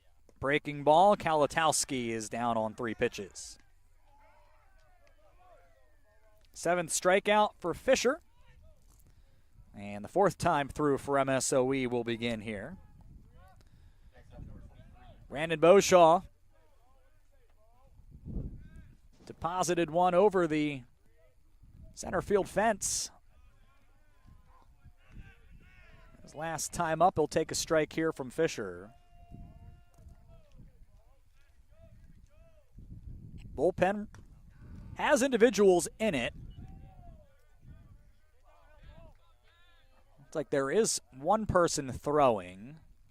I believe it's CJ Cazares. It is a lefty. Here's a breaking ball that is hit deep to left, but it is foul in the direction of the AU bullpen. It's 0-2.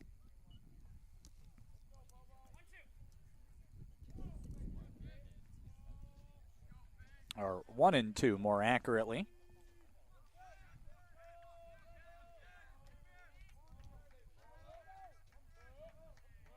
Fisher deals, missed the corner. 2-2.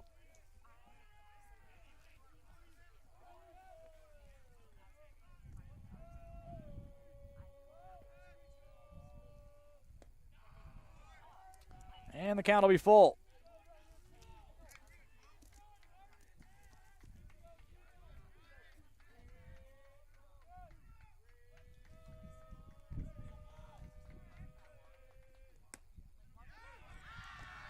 Beauchamp is rung up here for the second out.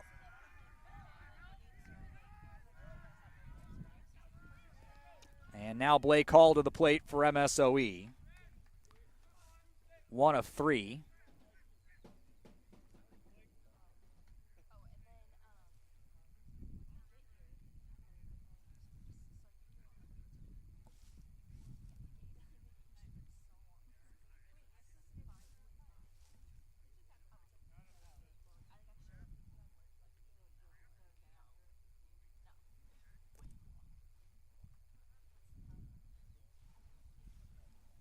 And Hall is waiting here.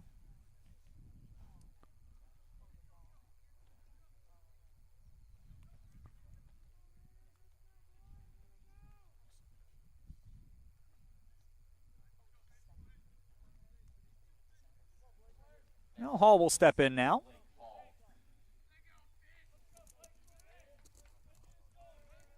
So all of the results, well, we'll go through them here in the home half coming up.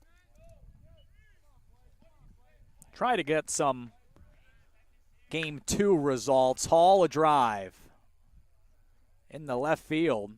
It's going to hang up, and Rivera comes on and makes the catch. It's a 1-2-3 inning for Jack Fisher and the defense. Here in the top of the 6th. Aurora up 10-5. Looking for more in the home half coming up.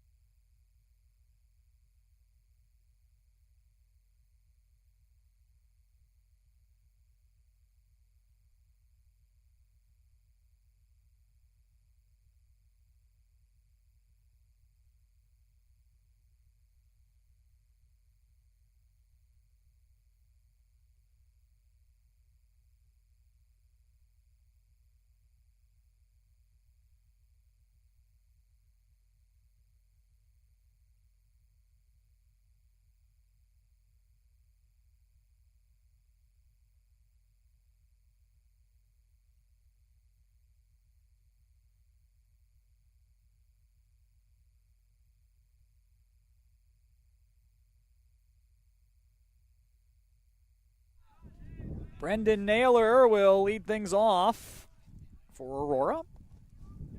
Bottom of the 6th inning, they lead 10-5, 7, 8, 9 due up. First pitch swinging and a foul ball.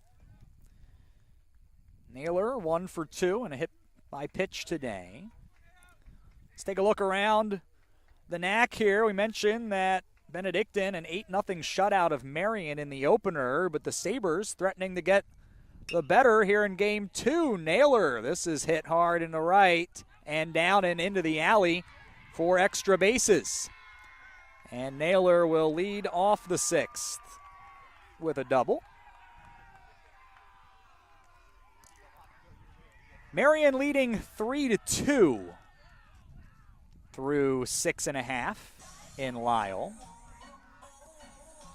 Rockford hammered St. Norbert in the opener 11-1. They lead 2-1 through 6 innings.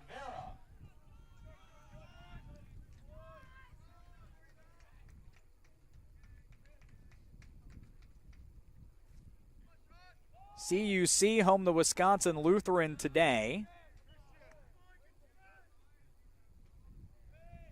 First one went to the Cougars 6-2.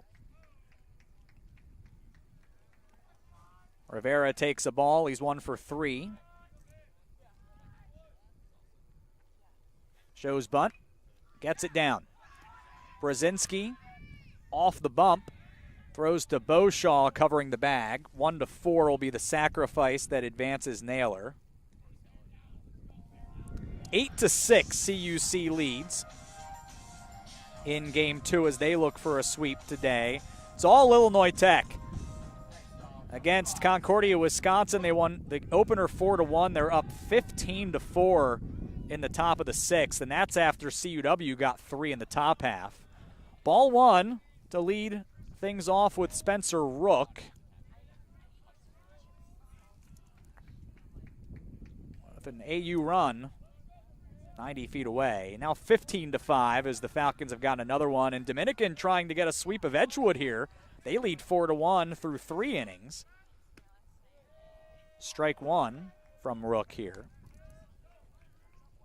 A lot of baseball left in that one, though, but I think the takeaway here is a lot of critical contests for teams trying to either find their way into the field or shore up their spot. 1-1 bounces in, and a good block by Bosquet behind the plate. So if Illinois Tech can hang on, they would move to 12-4. Aurora with a split would be at 13-5, and so they would be effectively tied. It would come down to percentages for the moment. MSOE at 12-4 as well with a split. Ground ball to short with the infield in, and it ate up Kalatowski. Naylor scores. No RBI. And the second error on MSOE.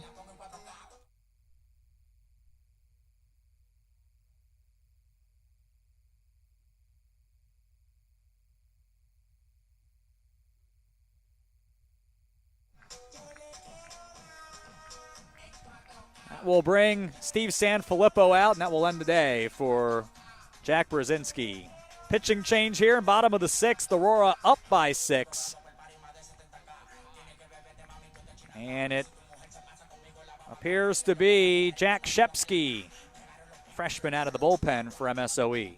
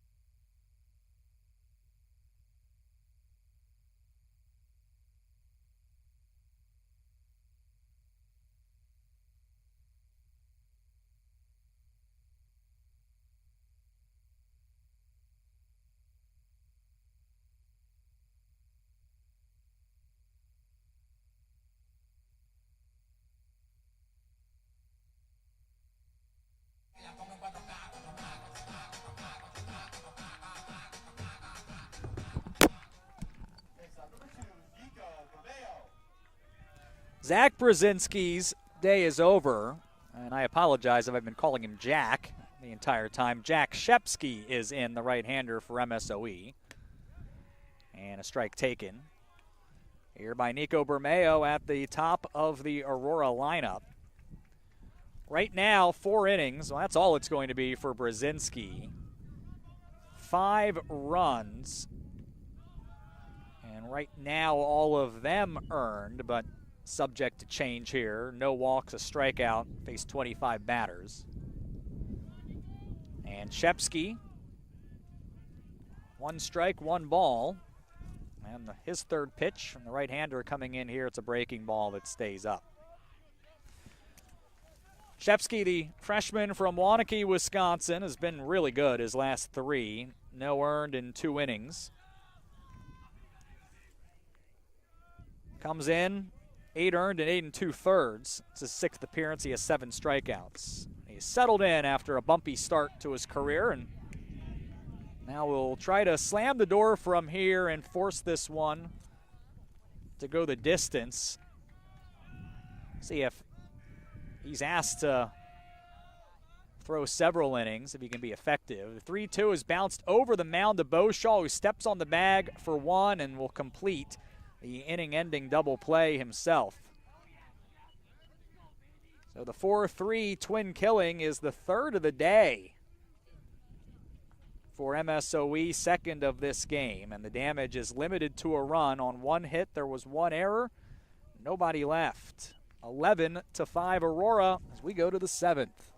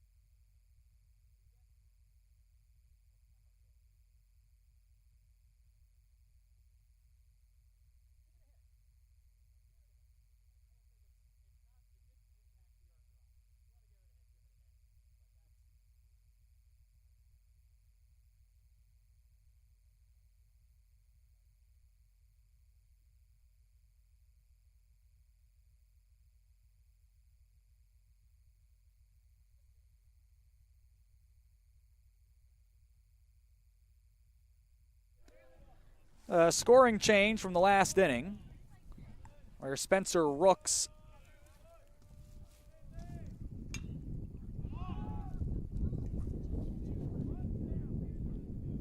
we'll hold that thought as the second pitch to Sam Meyenbauer is hit out to center and recorded for an out. It'll be an infield single for Spencer Rook, which will give him an RBI.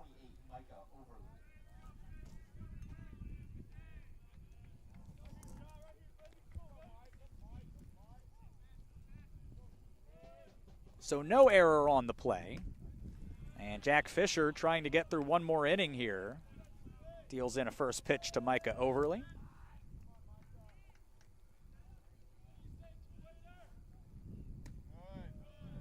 Back-to-back strikes from Fisher.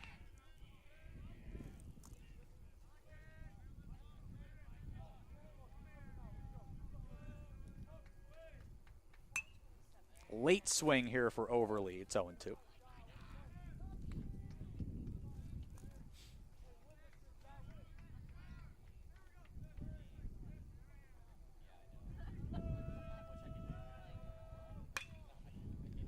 1-2 rolled out to second. That's Bermeo. He will get Overly, who was out for the first time here in game 2.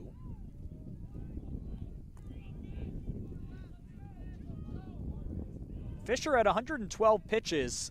CJ Caceres is in the bullpen. Chris Barnes, 1 for 3 here in game 2.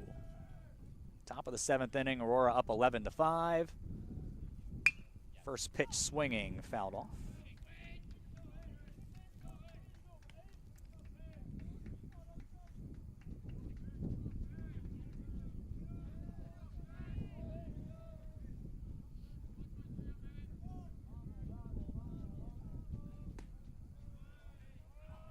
It's 0-2.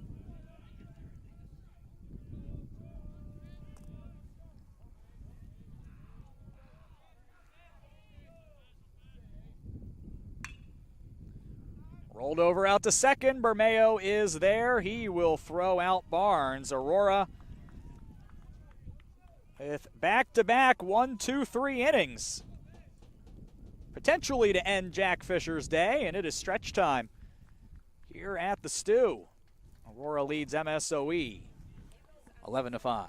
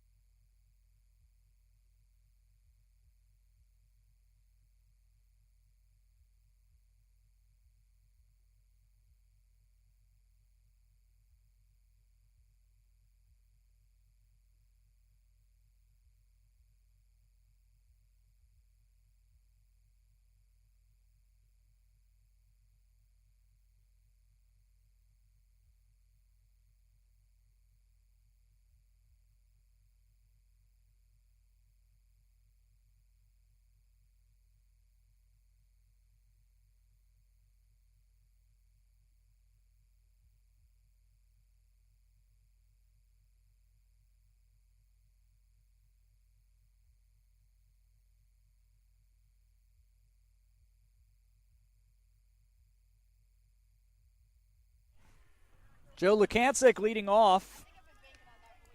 Bottom of the 7th for Aurora is 3 for 4, and he'll foul off the first pitch. 11-5 Spartans. Jack Shepsky back in after getting a 5-pitch double play. And gets a swing and a miss here. It's 0-2.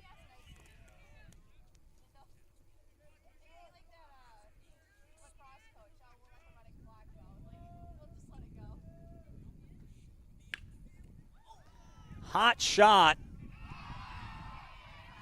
And that one ends up being extra bases for Lukancic.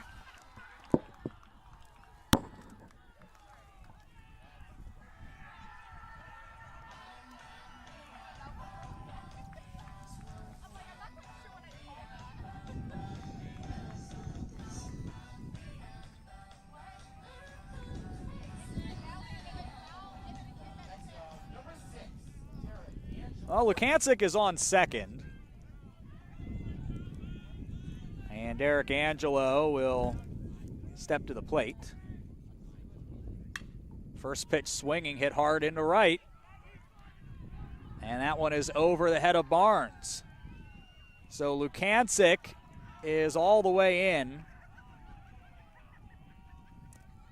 Angelo has an RBI double. Aurora is up 12-5.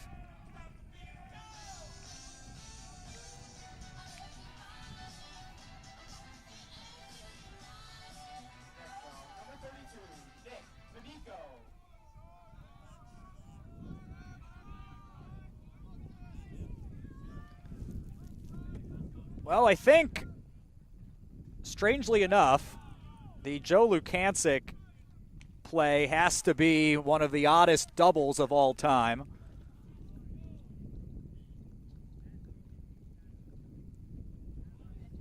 And then followed by an RBI double. I'll have to admit, I had to take another look at that myself just to see what exactly it was that I saw. Here's Nick Panico up the middle. Beauchamp has that. It's a 4-3 putout that advances Angelo. One down. Now it is worth mentioning, we're in the bottom of the 7th, it's 12-5. If Aurora can get one more on, the winning run would come to the plate.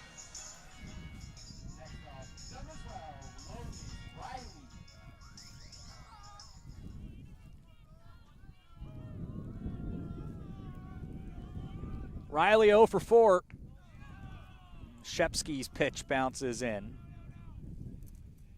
For MSOE, right now it's about not letting Aurora get any closer to ending this one before the full 9.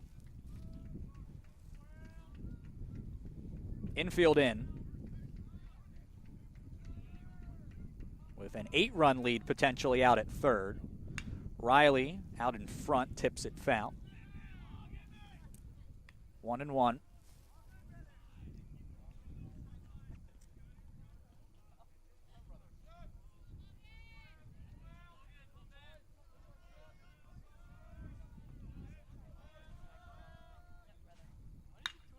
Riley fires that one through the right side to make it 13-5, and Riley finally breaks through.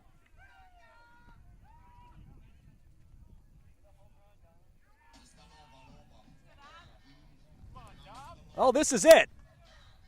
The winning run is at the plate. And it all started with Joe Lukancic hitting one to the left of Jack Shepsky. He made a beautiful kick save, but it's not the right sport. And it took a strange spin that got away from Colin Truitt. And Lukancic just kept on running in the second base. Derek Angelo followed with an RBI double, and 2 batters later, Logan Riley's RBI single. And then after a ball here,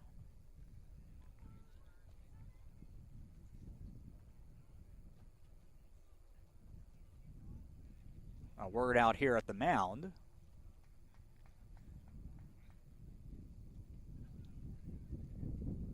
May have been concerned there about Jack Shepsky. Looks like he's okay.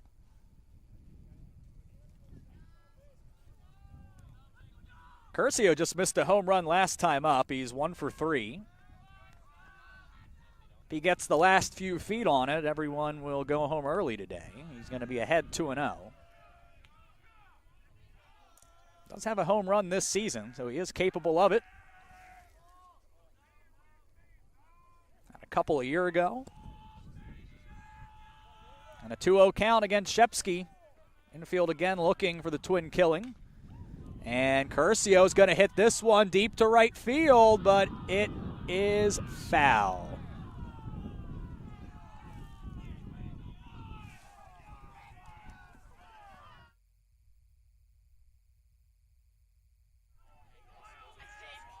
Looked like Curcio had enough. Was just a bit out in front. Counts 2-1, 3-1.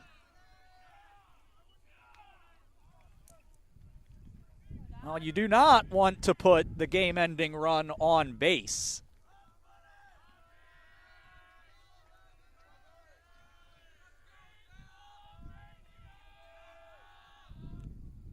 (3-1). That is lined into the right field corner, and it is a base hit, and it skips over the wall on a bounce for an automatic double.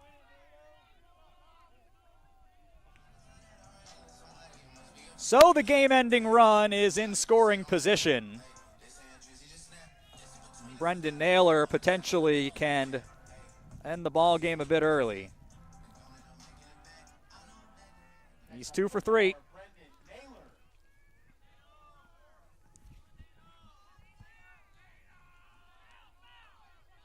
Naylor already with an RBI today. MSOE with the infield in, down 13-5 here in the bottom of the 7th. Shepsky pours in a strike.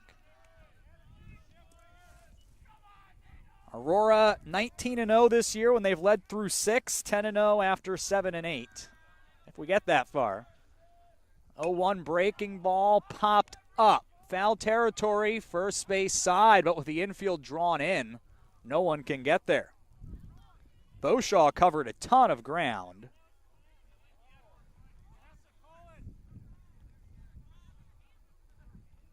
Now, if Beauchamp had been back at normal depth, that is probably an out. And I think that MSOE was protesting that they may not have heard the foul ball call, and so there was a brief conversation between third baseman Sam Meyenbauer and home plate umpire Elijah Bester, and after all that, Naylor takes strike 3 for the second out.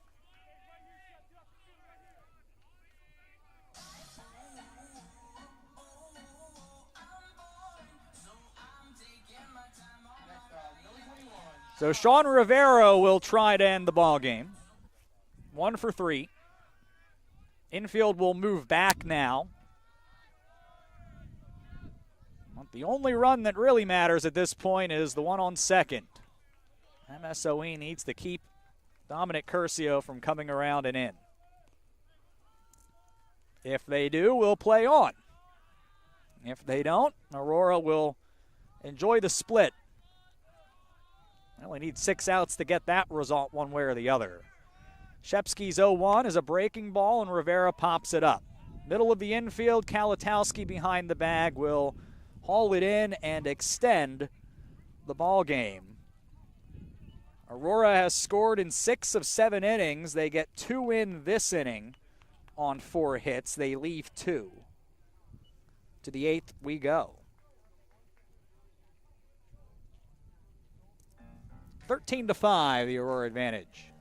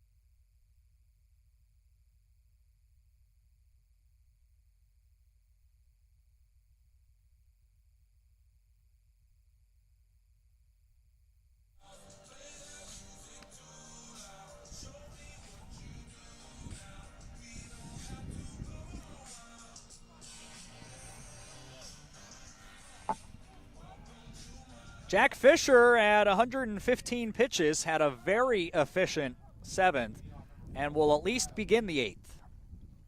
Kyle Lebez 0 for 3. 0 for 7 in total. First pitch swinging. Pop up, foul territory, right field line it will get down. Colin Truitt, Christian Bosquet do up this inning.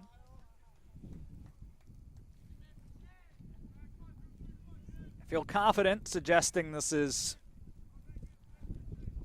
very likely Jack Fisher's last inning, but I was wrong after the 6th and after the 7th.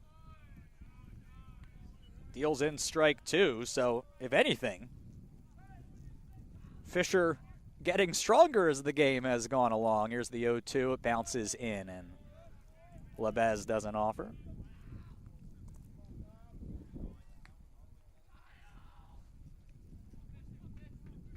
Raiders need some runs to get off the ropes here.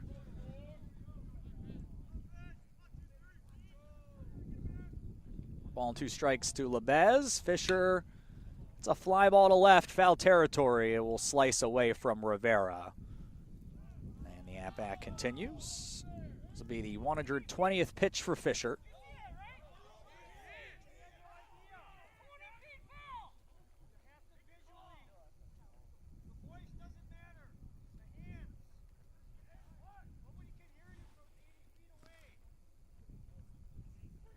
Well, it would appear there's some frustration in the MSOE dugout that foul ball hasn't been waved off by the home plate umpire, and I think the contention behind the plate is, I don't know if you could hear it on the broadcast, he was suggesting that it was 20 feet foul, which was not inaccurate.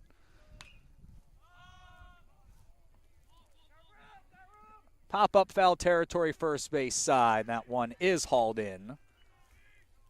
Your guess is as good as mine who made that catch. Apparently it was Bermeo. So that is the first out. No need for a hand signal there. Colin Truitt at the plate.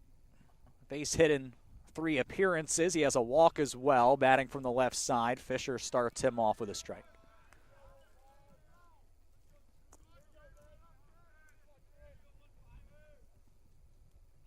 And a fastball finds the corner as well. It's an 0-2 count. I think that the conversation about hand signals or lack thereof, I think, is more than anything just some frustration from MSOE. This is a drive out to center, but Curcio has room. He'll make the catch. 2 down. For as well as things went for MSOE in the opening game, especially in the later innings, it's been a total change of circumstances here in Game 2, and I think maybe that's simply coming out in a way of whether or not a hand signal is necessary on an obviously foul ball, and I'm not going to wade into who's right or who's wrong, but I think that's where that comes from. Here's Bosquet. Took a strike and then a high fly ball into the left center field alley. Rivera makes that catch, and Jack Fisher ends his day having set down the last 10 batters he faced. Another 1-2-3 inning here in the top of the 8th, and Aurora will try once again to end it early in the bottom half, leading 13-5.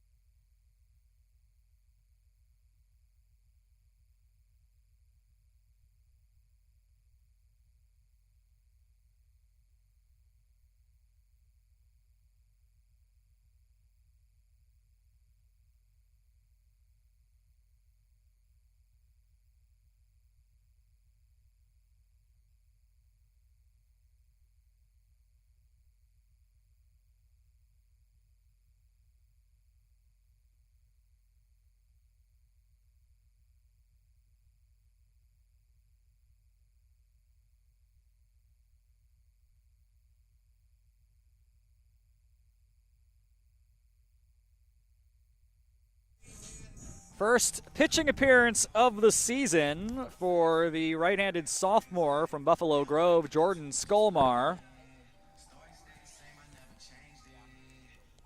The alum of Stevenson High School is on the mound. Kobe Alderden has replaced Christian Bosquet behind the plate.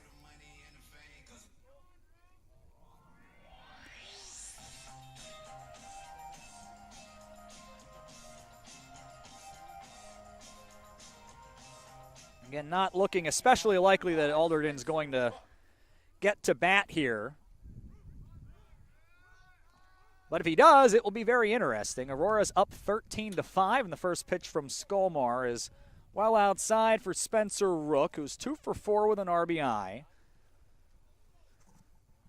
A probable final at-bats for Aurora. With all due respect to the MSOE lineup, they are certainly capable of erasing an 8-run deficit, but certainly is not especially likely, and needing to keep 2 runs from crossing. You have to start with getting some outs, throwing some strikes. That's 3 straight misses for Skolmar. Jack Shepsky, an inning and 2/3, 2 earned on 4 hits with a strikeout. Right now, Nolan Vincent in line for the loss. Jack Fisher, 8 innings. His day likely finished, 5 earned on 9 hits, 2 walks, 8 strikeouts. 4-pitch walk has brought the game-ending run to the plate.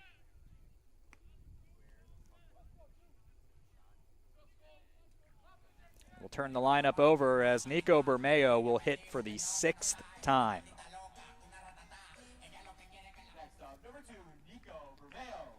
He's 1 for 4, scored twice.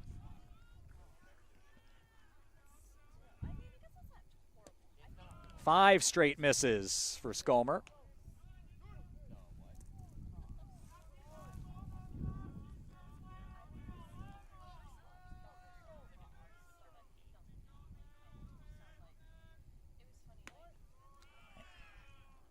Make it 6 for 6 on pitches that don't find the play. That one popped out of the glove of Alderton, but wonder if that got him in the palm, too. He looked a little bit of a grimace there as he came back behind the plate.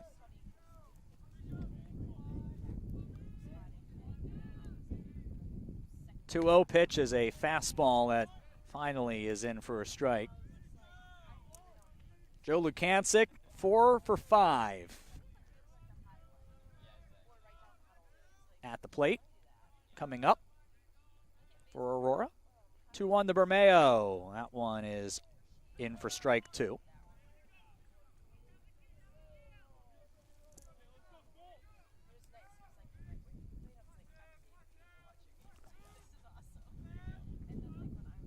And the 2-2 to Bermeo, and foul tip into the glove for strike 3.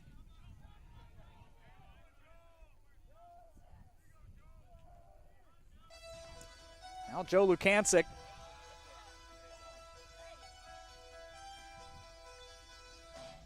Number 26, Joe Lukancic.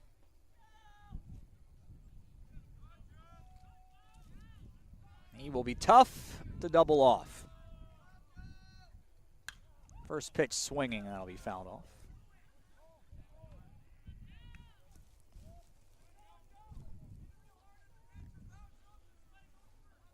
Two runs ends it.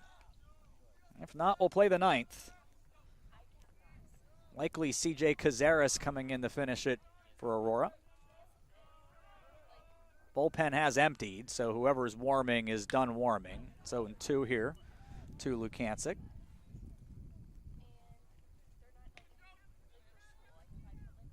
Either that or Jack Fisher is going to finish it off.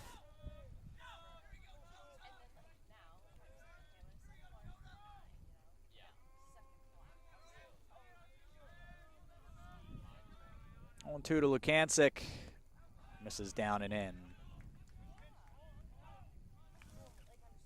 Aurora has won an incredible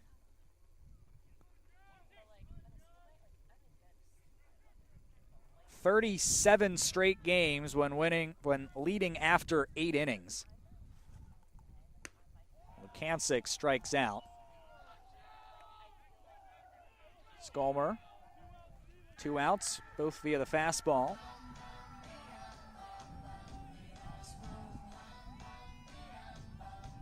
And Derek Angelo will bat here. He has 3 doubles, 4 RBIs. Oh, also a single and a sac fly in his 5 trips. He's 4 for 4, trying to go 5 for 5. Taking a pitch off the plate here.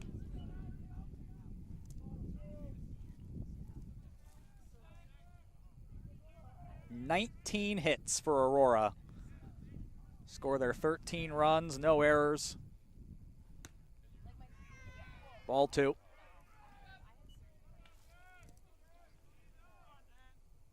9 hits for MSOE, 5 runs, but none in the last 3 innings. As Jack Fisher has slammed the door. 1 error. 2-0 to Angelo. Off the plate. 3-0. Normally this is a red light situation, but I wonder if, given the chance to maybe finish the job early, maybe if he has the green light here. We'll see. We'll find out in a moment if it's over the plate. 3-0 pitch. Did not matter. Well off the plate. It's a 4-pitch walk. And Nick Panico will bat. 3 for 4.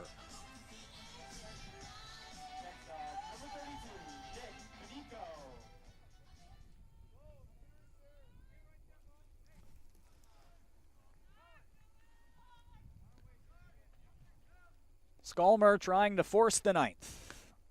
Misses up.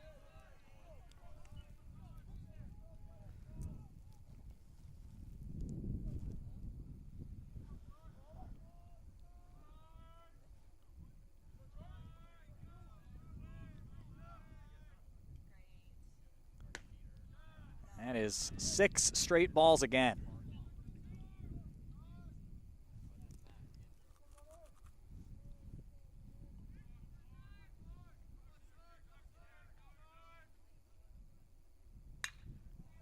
And this one is belted deep center field. Labez to the wall. This one is gone, and the ball game is over. The dugout will empty. And it is a game-ending 2-run home run for Nick Panico.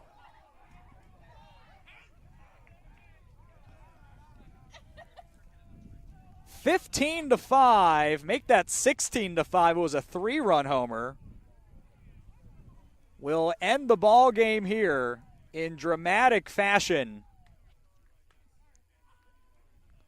And Aurora will enjoy the split here today as their 20th hit of the ball game ends up being the one that concludes matters early today. 16 runs, I mentioned 20 hits. Aurora leaves 10 today, incredibly, despite scoring 16 runs. MSOE 5 runs on 9 hits, 6 left, 1 error in the field. Jack Fisher ends up with the complete game. Moves to 4-2 with the win, 5 earned in 8 innings, 9 hits, 2 walks, 8 strikeouts. And Nolan Vincent went an inning and a third, takes the loss, falling to 3-3. No save today. The game that ended in 8 innings. Aurora now 23-8, 13-5 in conference play. MSOE finishes the day 18-10 overall, 12-4 in conference play. Game 2, 2 hours and 19 minutes. Thanks to all the athletic communications and facilities teams, especially the ones who were here for all 15 innings, who were out here in the cold and who didn't have a facility, who spent most of their day at softball where there was a press box. Thanks to everybody who was cold out here today, making this one happen. And, of course, the Brian Kipley, Ali Texera, Ryan Swanson, who's not here, but and as well as Chad Trudeau, Kaylee Underwood, everyone for sticking with it and putting this one on the air. A split today, MSOE 10-4 in Game 1, Aurora 16-5 in 8 innings in Game 2. The finals here. I'm Sean Fry. We'll see you next time for Aurora University Baseball at athletics.aurora.edu.